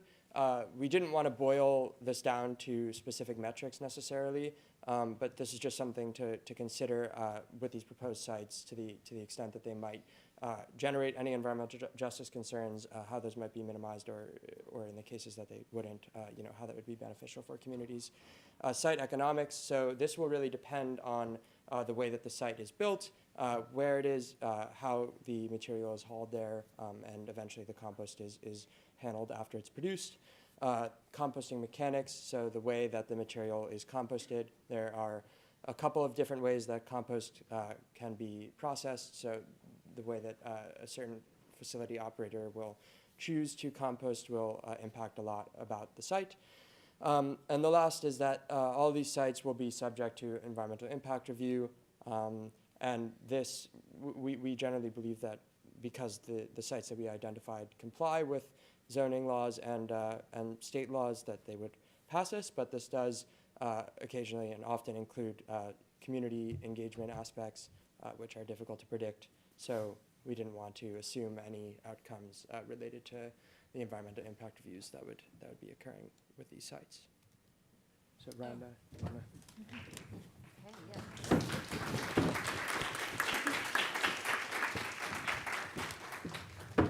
So thank you, Ezra. That was amazing. I'm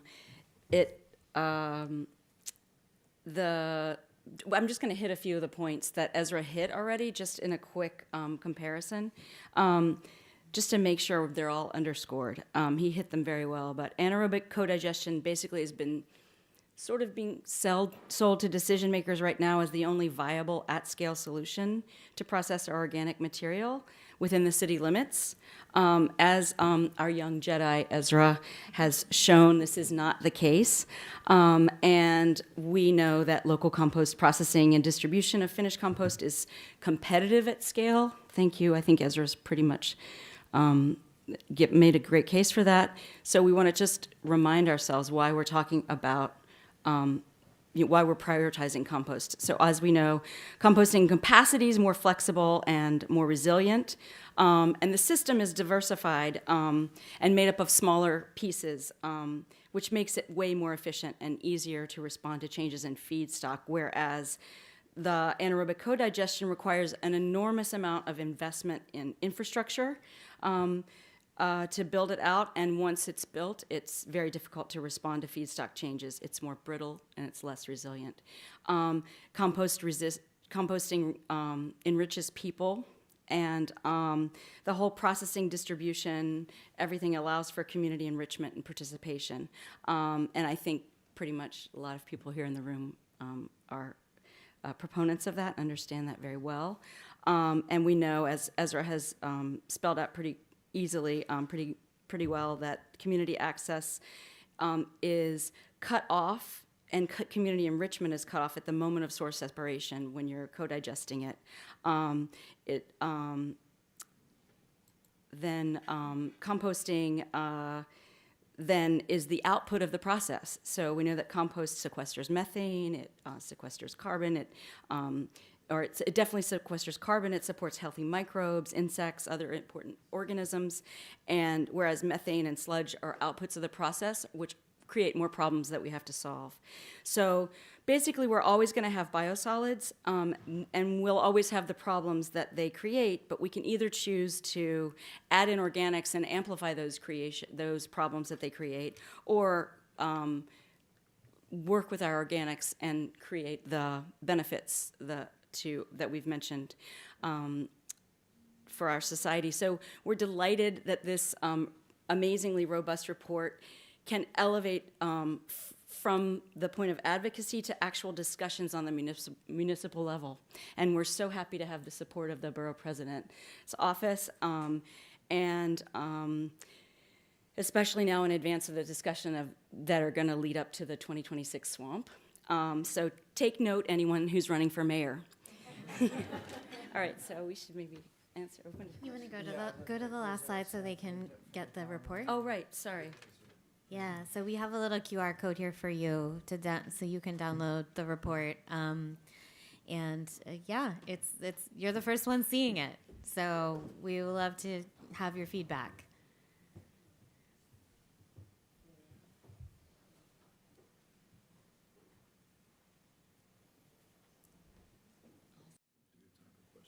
Yeah, I think we have time for questions. I think. Do we, Samantha? Yes. Great. All right. Cool. Hi there, Nora Goldstein, Biocycle. I just want to address the PFAS and the biosolids and those New York Times articles. We've had 2 articles that have run that really explain our exposure to PFAS and the concentrations in consumer products and cosmetics versus the concentrations in biosolids and human exposure to PFAS. A population-wide is from biosolids is very small. So one of the most effective tools, 2 effective tools, is to go upstream to those manufacturers. The other, I think it's the state of Michigan, what they do is they're monitoring at the treatment plants for spikes in PFAS, and then they go upstream to their own entities feeding into the wastewater treatment plant and try to address that. So I think it's an incomplete discussion on PFAS and the exposure that Biocycle, if you go to our archives, we've had a lot of articles on this, scientific and otherwise. The second thing is, I think, a mischaracterization of beneficial use of biosolids in that there are strong markets in many places for biosolids and biosolids compost, and a lot of history behind that. So I think it's important that, again, a proper perspective on that particular topic be represented in this report.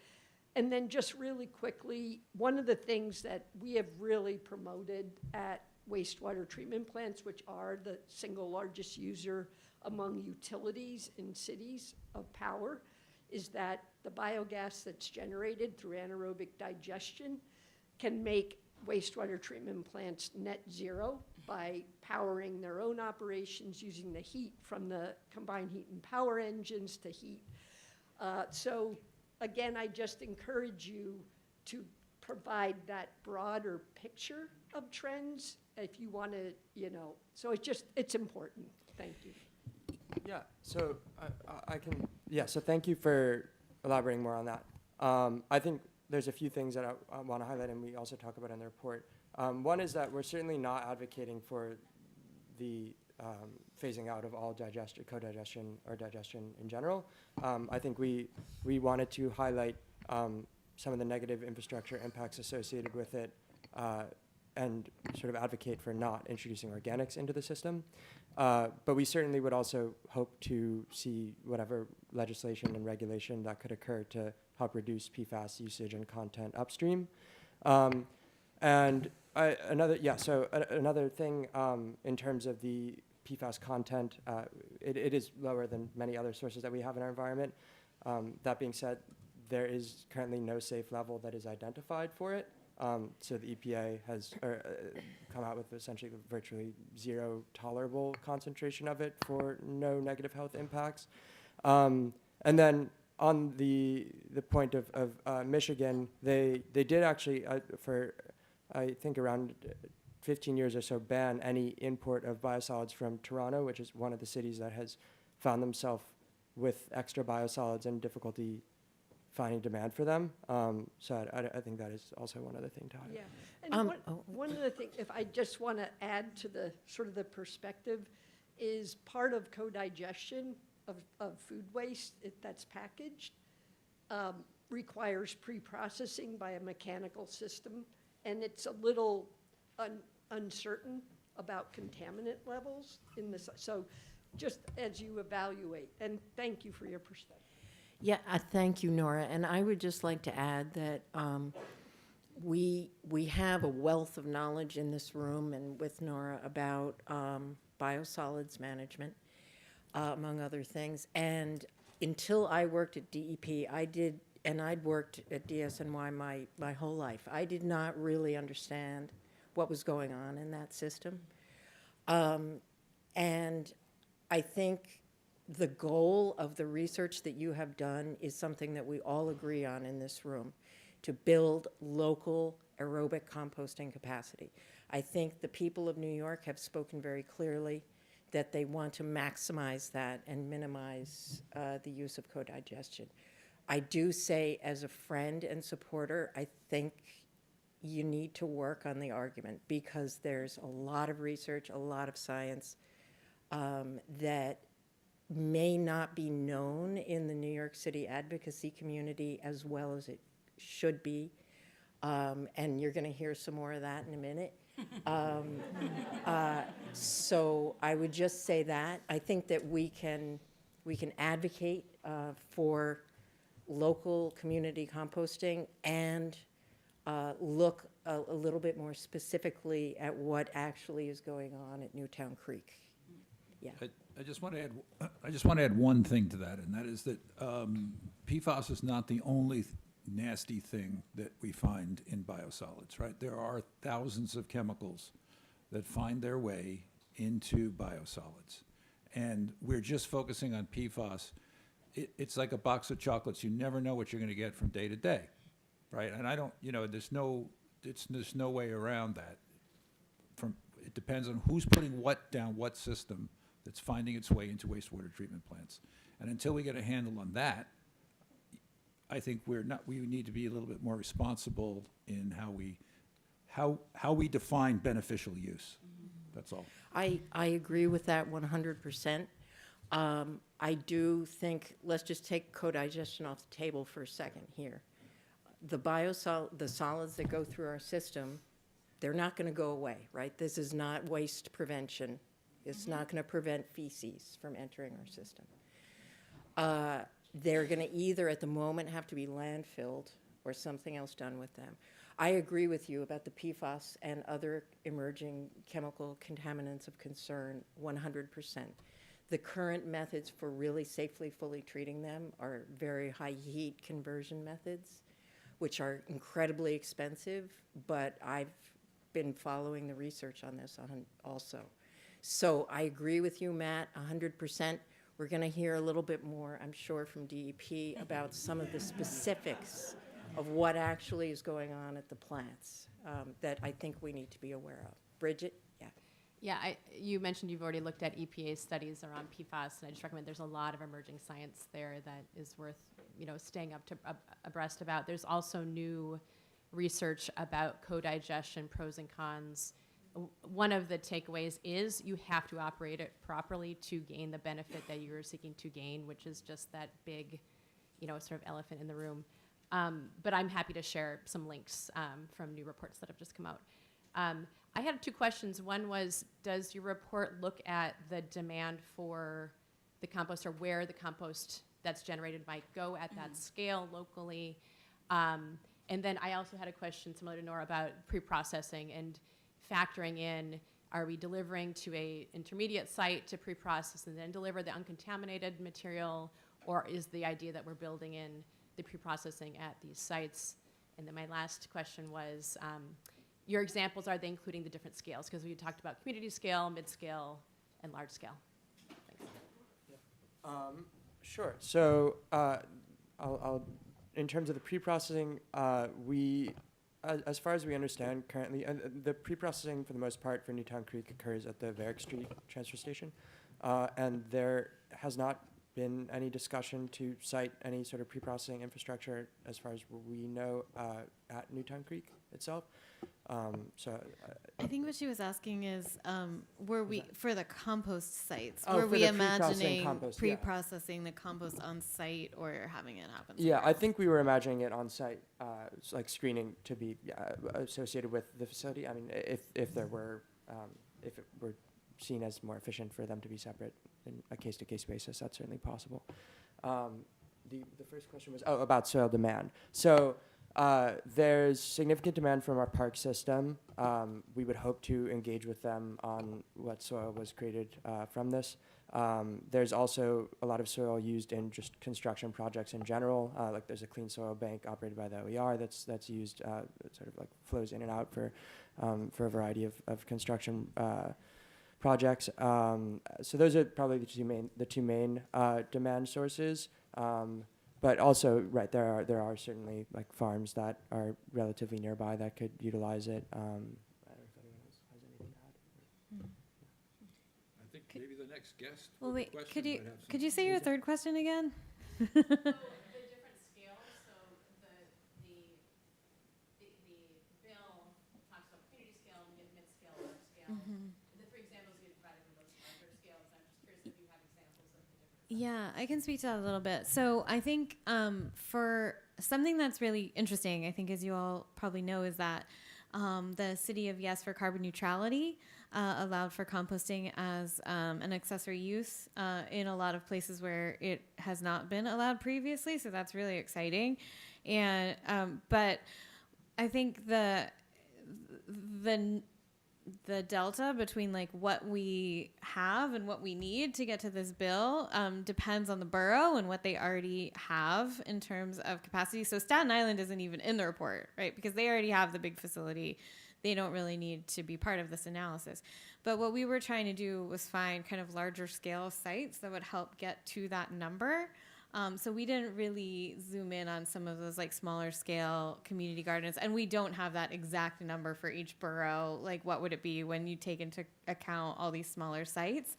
That analysis, I think, would need to be done.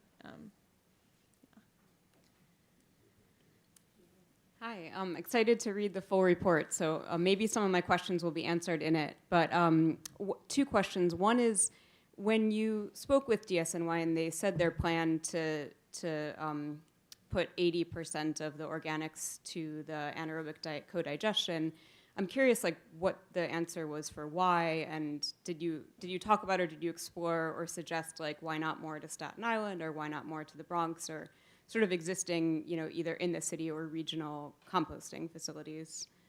Second question is a little unrelated, but in your introduction, sort of setting the stage, the 4% number of greenhouse gas emissions coming from waste, it always upsets me a little bit, because I feel like people see that and they're sort of like, oh, like this isn't that big of a deal. But I think we're all here because we know it is. So I'm curious if you go into more detail in looking a little bit bigger picture of like all the other things, you know, the transportation of waste that emits greenhouse gas emissions, and sort of the more complex analysis of that. Sure. So the information that we have about DSNY's plans in large part has been from their testimony to City Council. They've cited those numbers a couple times in their testimonies about their ratio of sending food and yard waste to each of the two processing facilities. Matt and Rhonda have had more interaction with DSNY on this than I have. So they might be able to speak more to their reasoning. I'm not exactly sure. I know a factor of it is certainly that Newtown Creek exists within a lot of their larger infrastructure with waste management. So that is certainly a play. I don't know if you have anything to add. I think it's also in Plan NYC, the Ply NYC thing that we've all looked at. I think that that was the plan in that document. So officially, that's the plan for the material. Yeah, but in terms of why, I think in some ways it's like path of least resistance, right? There is capacity there to do this, and they can send it there without having to deal with like trying to find these other sites and enter into new contracts and all of that. This is why I talk about data, because we don't have to guess at these things, right? The data is easily reportable about how much is going on a calendar year, quarterly basis, fiscal year basis to Newtown Creek versus Fresh Hills by district. Like, the data's there. We don't need to guess. And I understand you guys had to pull it from City Council testimony. Yeah, I mean, we're talking Yeah. about their intention for the future as well, yeah. not exactly what's happening now, because, you know, as we have been talking about all day, the capture rates from curbside are pretty low right now. Like, the inputs are not what we all hope they'll be at some point. That's true, but the allocations, Yeah. the allocations of who's going to dump at Varick Street and who's going to go to Fresh Kills there's a geographic aspect to that that could be publicly talked about. Even the allocations now could be rejiggered. Claire, quickly, and then I want to hear from DEP, because I know that it's very important for them to talk.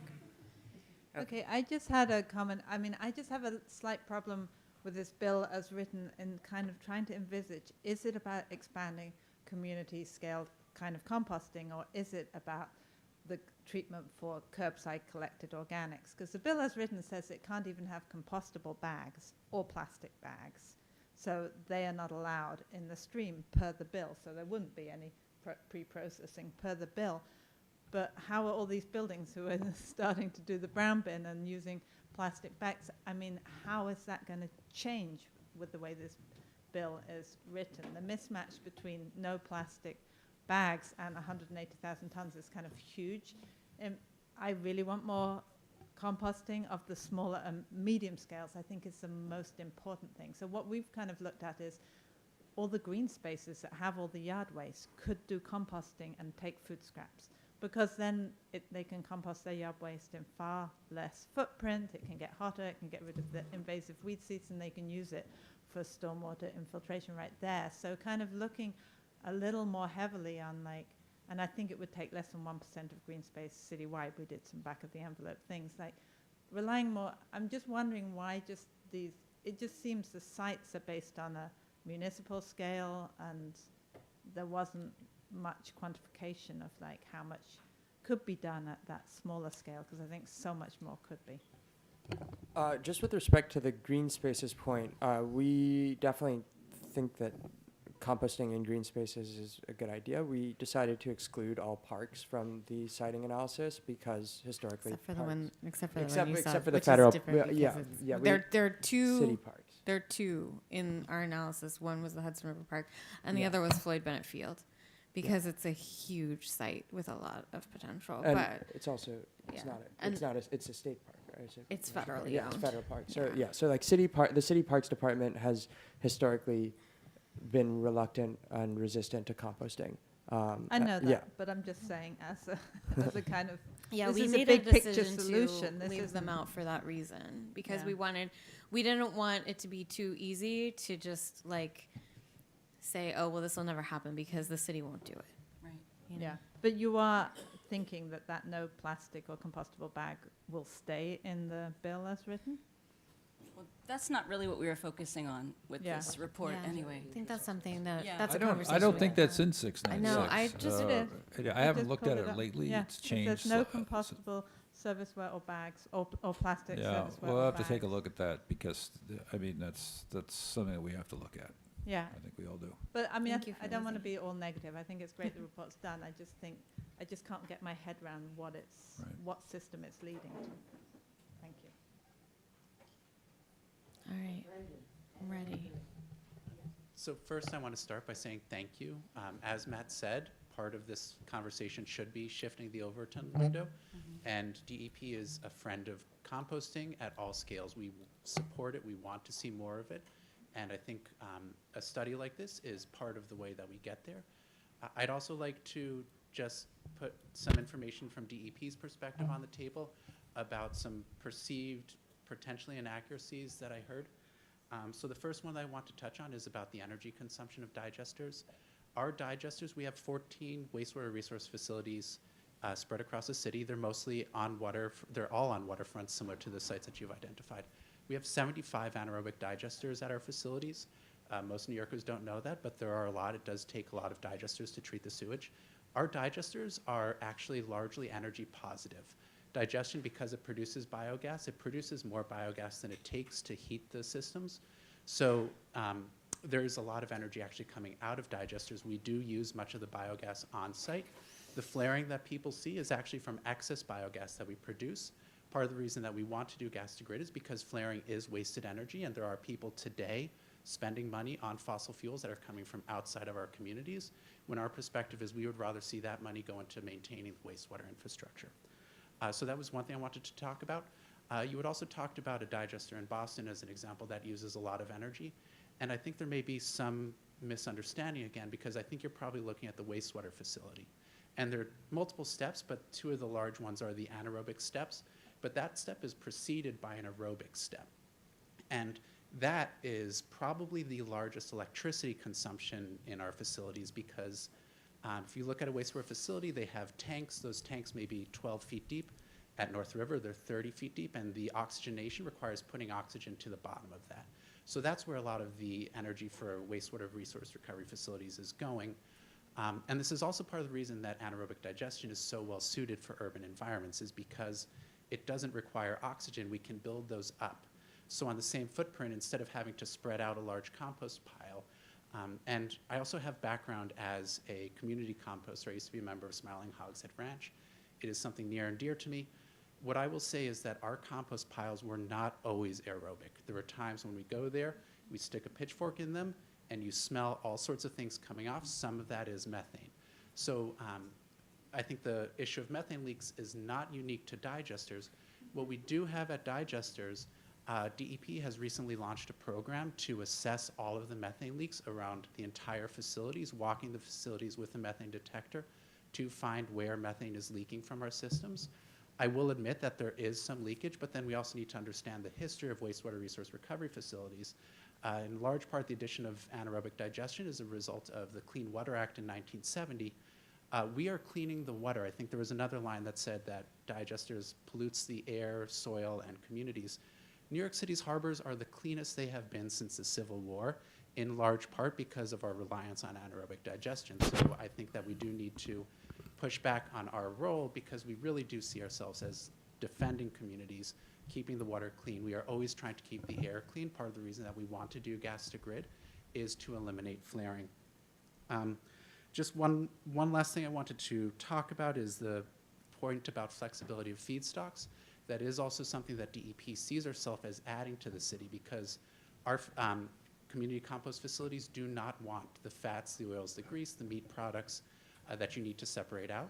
Our digesters thrive with those sorts of fats, oils, and greases. You put them in and those readily convert to energy, which again is something that we can export for other users. So again, I want to close by saying that we support this study. We want to see more community composting because I think community composting, large-scale composting can complement anaerobic digestion, but DEP would really value being part of that conversation and in helping to give some information about where we see digesters as being part of the solution because we do see these as complementary technologies.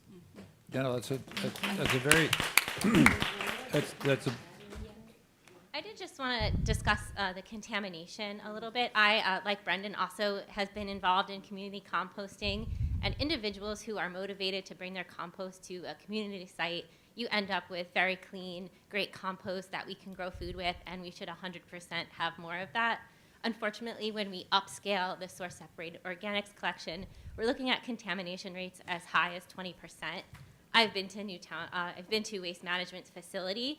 That material needs to be managed by large machinery that costs millions of dollars. So if we have the large-scale collection, we can't really compost that at small-scale composting facilities.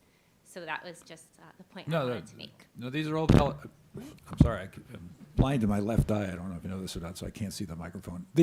So the point is that these are all very valid, points. I think the idea is to find a reasonable balance between community scale composting and what we're doing anaerobically with our food scraps, right?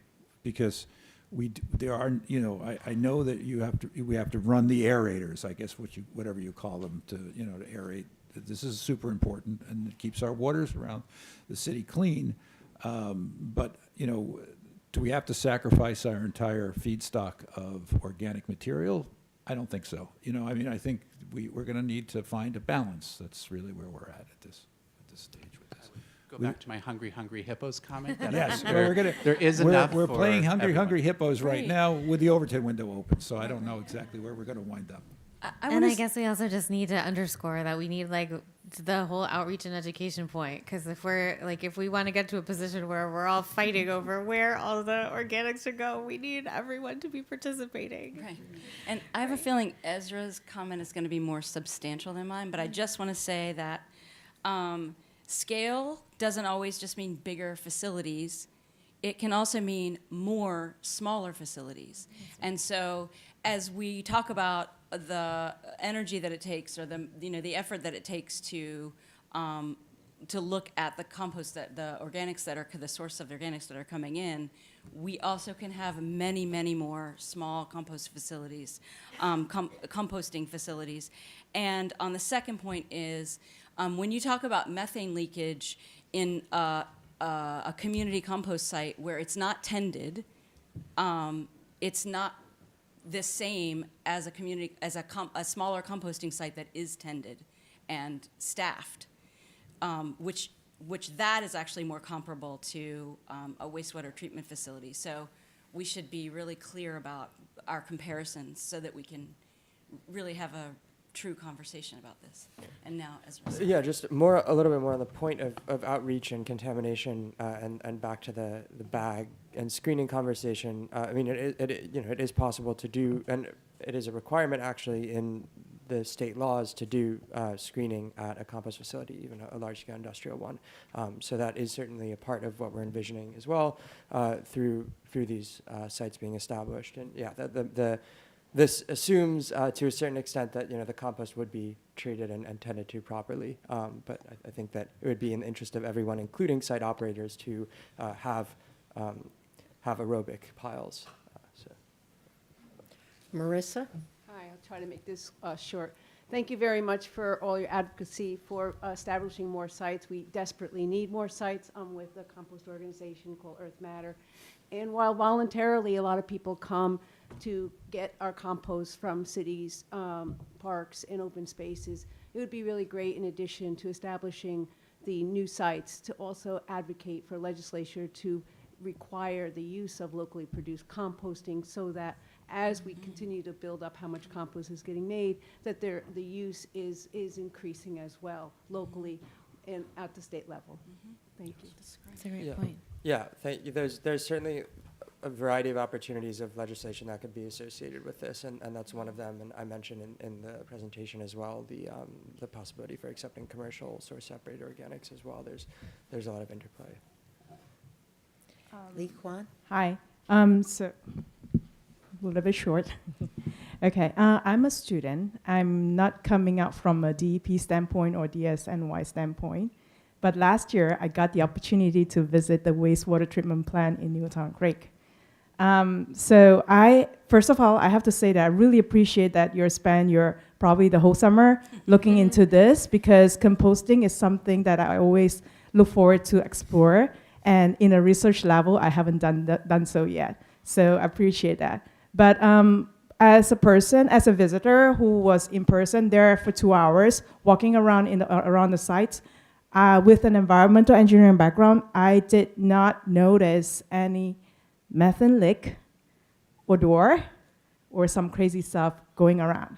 So, and again, I'm not from DEP, I'm not from DSNY. I actually kind of support the design that they have been working on to treat wastewater treatment, to treat wastewater across city.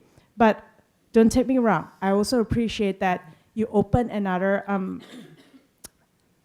you open your eye to look into this composting in a research level. And my standpoint is from here, I would say that there is a gap between researchers and real world situation, and also policymakers or decision makers or private industry professionals.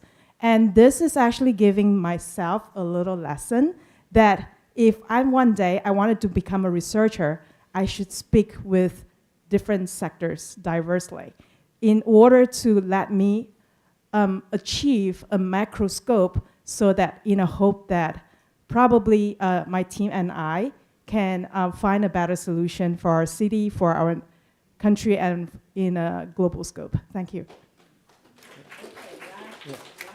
Oh yeah. I was just going to say, yeah, I mean, thank you. So we did try to incorporate various viewpoints. We're also just very clear to repeat many times, like in no way advocating for the closing of Newtown Creek. We think it's, you know, it's very important for treating our wastewater and sewage. And just on the point of methane leaks, that they're like not detectable by like naked eye or like, you know, to take various forms of technology to check them. So, but I mean, clearly, like it is a very impressive system. It's very large and like great infrastructure, a feat of humanity. The last time we met with National Grid, they told us that the system was working the way it's supposed to about 80% of the time, which is a huge improvement from what it was. What? Okay, it was like a couple months ago that we had that conversation. It just took them so many years to get it even to that point that, as you heard the BP say, we lost a lot of faith in that system to operate. And additionally, you heard him talk about the commitments they made to the community that were not followed up on. So anyway, please. Hi, so I had a question about, I'm sorry. So my name's Adrian. I had a question about the facility operators that you speak about in the report. Who do you envision that being? Is that, I understand you said private and public, but are there incentives to bring along private? Do you see people or do you see nonprofits moving into this space? How do you envision people moving into facility operators that can work on this scale? You're going to talk about the brownfields Yeah, a little well, bit? so I think that's probably the biggest incentive. Yeah, that well, we so, I mean, could- just generally in terms of the process, I mean, I think we could see sort of a typical RFP process that DSNY engages in for most of their needs, trying to source this work. Yeah, and in terms of incentives, I mean, that there's the economic growth that we hope would be sort of tied into this with the tipping fees and soil sales.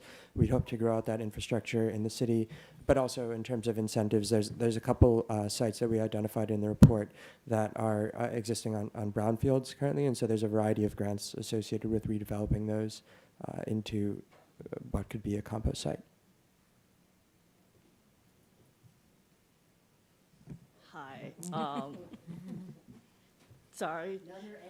Yeah, well, actually, I'm not really an engineer, but I work with a lot of engineers. I used to work with a lot of engineers. Well, first, thank you for doing this study. I think finding new sites to put this stuff is very important, the composting sites. I do ask that the city just not be closed off to the idea of things that aren't just composting.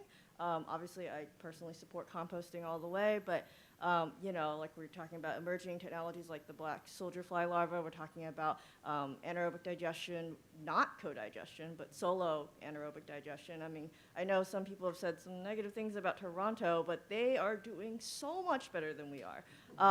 You know, if anyone's seen the stats, they collect 50% of their organics. That's 15% of their entire waste stream. And part of it is, and they have high contamination rates. Part of it is because they have that pre-processing technology. They send it to two anaerobic digesters, and they let people put stuff in there like bags and diapers and pet waste and feminine hygiene products and things that people assume you can put in organics here, but you cannot.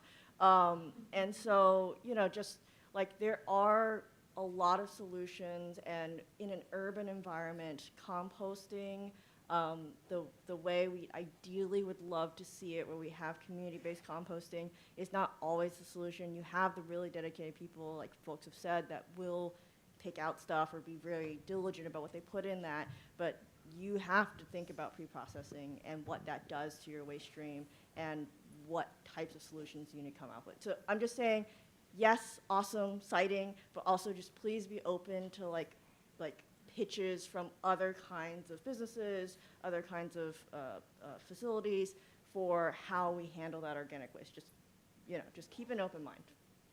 Thank you. I'd like to shout out for the black soldier fly solution because we've actually seen that in action. So yeah, that's one of the potential solutions. Yeah, I mean, I think this report and the general organics program, we're hoping to be open-minded. And I think that also a beauty of Interest 696 is that it is, it's a network that's, you know, hoping to be built out over time. And so that allows for increased flexibility. But yeah, certainly, I mean, digesting food waste separately from sewage and wastewater is results in less contamination and is preferable to co-digestion. We haven't heard a lot of attention or enthusiasm from DSNY about doing anaerobic digestion with only food scraps. Be curious to see what they would think about that, but definitely to the extent possible, we're hoping to maximize composting. And I would just add, from a government perspective, like, we're definitely open to all solutions presented. I think this report focuses on, something that is a concrete plan from the city and a piece of legislation that has been proposed by the city council. So those are two things that are quite tangible. And so, we sort of task ourselves with comparing them, but that does not mean that we're not open to other solutions, for sure. And I think this piece of legislation is fantastic. I think we need to open the window and we need to push it, because there are parcels of land of different sizes where we can site small and mid-scale composting operations. I will say this is a PFOA molecule here. The question of PFAS, just only PFAS, and there are many other issues, is an elephant in the room that I deliberately did not bring up because of the scope and scale of the issue is so big. It is definitely, relevant to biosolids and wastewater treatment. It's relevant to traditional composting. It has to do with the fact that we have exceeded planetary burdens for PFAS flux globally. We have no way to remove PFAS from the environment except for very, very costly high-temperature treatments. Prevention is obviously imperative. That's very relevant to wastewater treatment, looking at industrial sources, which the DEP is already doing. And it is going to become more salient in even conventional community composting. We are only beginning to look at the seriousness of this issue, and it is deadly, deadly serious. So I want to close with that. It would merit, in my opinion, like at least two panels to get into what we know now about the implications for PFAS and all forms of organic waste management. So I want to thank all of you. I think you have the collective support in this room to maybe refine some of the arguments, if you want to, about the wastewater treatment part of the argument. But I don't know that you even need that as much as maybe, I'd like to sit down and talk to you guys, because I think what you're hearing in this room, and I'm seeing Dr. Cheng is nodding his head. You can make the same arguments in a bit more refined way, and I think you have the support of everyone in this room. Can I make one just point about that? It's just like, one point that no one brought up in their questions and that DEP didn't address in their comments is the point about environmental justice. And so for me, working for the borough president, you heard him talk about the impact of this waste infrastructure on his community. That's a really important part of the perspective of where we're coming from here. We worked really hard for many, many years to get that waste equity legislation passed. And I just wanted to underscore that, this plan as it exists is absolutely undermining that effort in terms of where concentrating this infrastructure in North Brooklyn. I understand that DEP has a plan to expand it to other parts of the city, and that's great. But even putting aside the argument of what happens inside the wastewater treatment plant itself, concentrating where we send this stuff to two places, to me, is a problem all by itself that I just wanted to raise back up, because I think it's perhaps the most important part of this. And so that's just something to think about. I would agree with that, and I think the most fruitful way is to look at trucking and truck impacts, both on air quality and just on general neighborhood impacts. Yes, why is Varick Street has been the waste transfer station location, or one of the major ones, for decades and decades and decades. And you're absolutely right that using it as the drop point for the core process, and even for perhaps the entire endeavor of co-digestion, is critiquable on that basis only. Again, I agree with you. I agree with Borough President Reynoso on that, and I heard a lot of claps, so I think the rest. So let us give a big round of loving, supportive applause for this. Okay, so we are a little bit behind schedule. Lucina, are you in the? Okay, I would like to call up Lucina and student volunteers to the conference. If people have to run, that's fine. I don't want to keep you. But what we're going to do is have some of the students who've been working hard behind the scenes, and Lucina is now has now graduated, but was one of my star students, to give just some final thoughts and takeaways on what you've heard over these 2 days, and as students, what your final thoughts are. So please come up, anyone who is willing to do that. Great.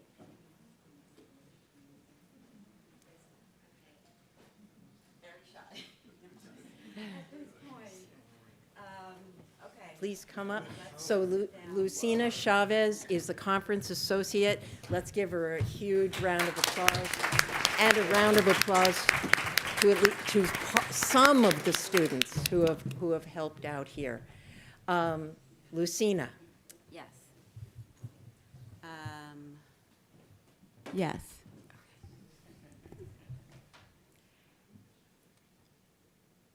Oh, am I answering a question? Oh, what was the?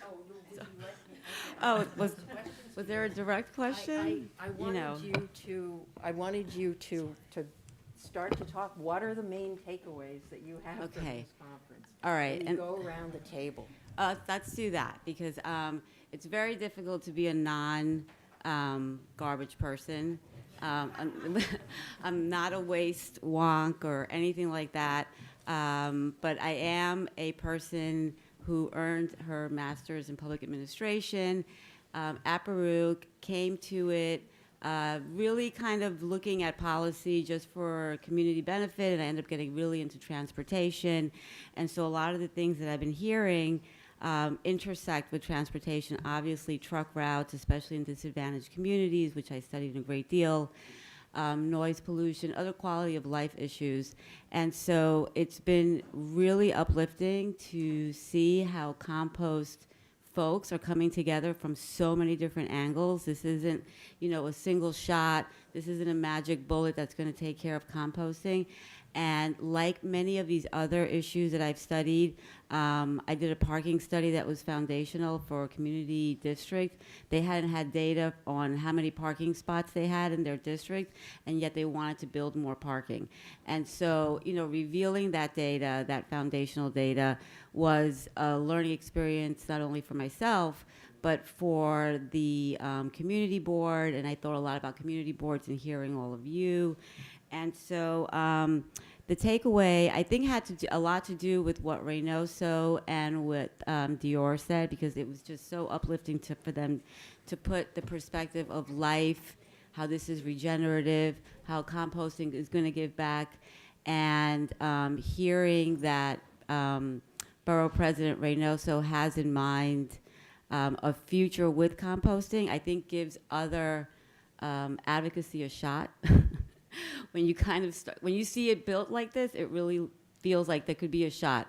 There could be a day where maybe parking meters get back into the streets of New York, so we don't give away all of the streets to parking. But yeah, those were generally my takeaways. There are many more, but I'm going to share the room here with the volunteers that have been with us for 2 days helping out.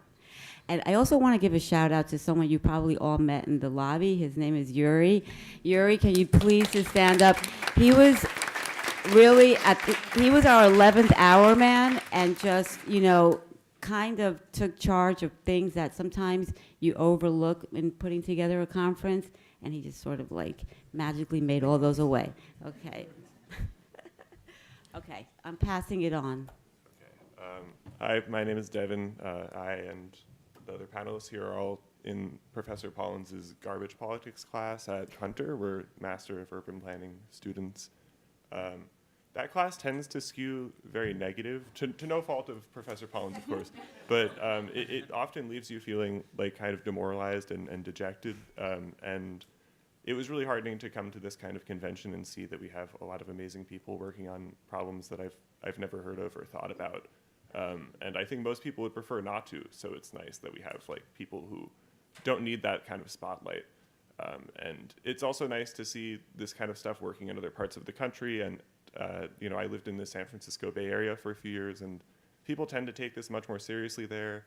And it's obviously not a cure-all, because they have a lot of the same sanitation-related issues that we have. You know, their streets are infamously not super clean. And it's just like it gives me hope that we're making very incremental progress. And unfortunately, I don't really see any other way. Yeah, hi, I'm Derek. So I'm also in Lily Pollins's garbage politics class. I think the big thing that I'm taking away is primarily, like, I don't personally see my professional future in waste specifically. I'm just in the class, right? But it is nice that there are really talented and really passionate people that are all working in the field, so that I don't have to feel guilty about focusing my attentions on other things, right? So yeah, that's. Hi everyone, I'm Alex. I just want to highlight like how nice this agenda was overall. I've been to a lot of conferences like this. I'm sure everyone in the room has, and I felt like this flowed really well. All the presentations were awesome. I didn't expect yesterday to fall in love with like some of the science portion of it, especially like I didn't expect to feel like, wow, this little black bug is super cool. And yeah, similar to what Derek said, you know, this isn't like my field of choice, but I still felt like really engaged and wanting to hear more and more as the conference went on. You have time, yeah. Hi, I'm Sheridan. Can you guys hear me?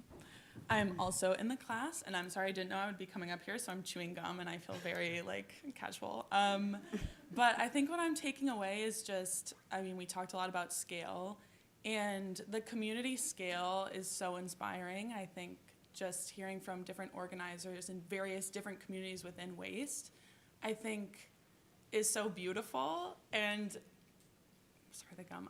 Even the sense of community that I feel within this room. I volunteered with Earth Matter and BK Raw in the past and wasn't expecting to see any of these people, and to just feel like, oh, there is a community within such a big city. It can be a smaller space to really find like a sense of shared values, even if there is infighting and disagreements within this very like niche field. So I just want to say thank you. I found this really inspiring, interesting, and I think I'm walking away feeling a little more hopeful and a little more seen within the world. So yeah. And I'm just going to give a shout out to Robert Caro because it's all in the Power Broker. It just keeps coming up over and over and over again. I just made this quick note about just decision makers and what data doesn't get put out there and who controls the levers of power, and and hearing about the data and the data having to be out. It's become a lot more democratized to have that data. But I just thought, here we are 70 years later doing what we can with the highways that he built back so long ago. So I just started thinking about how if we built it differently today, what in 70 years it would look like in New York. And so I have to just say that man, I think he put it in there for us to kind of hold on to for the longevity of New York.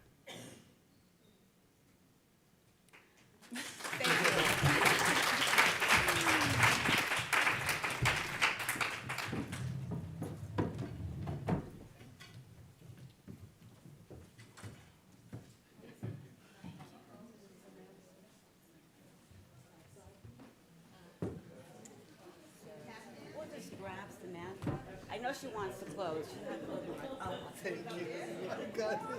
Made me blush. no, absolutely. Okay.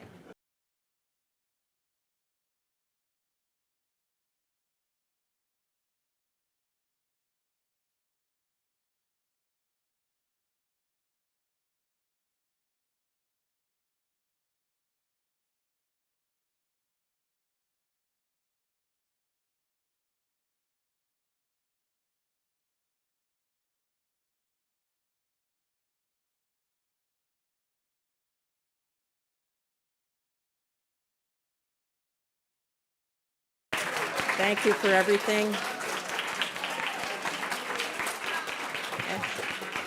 It was great to see everybody.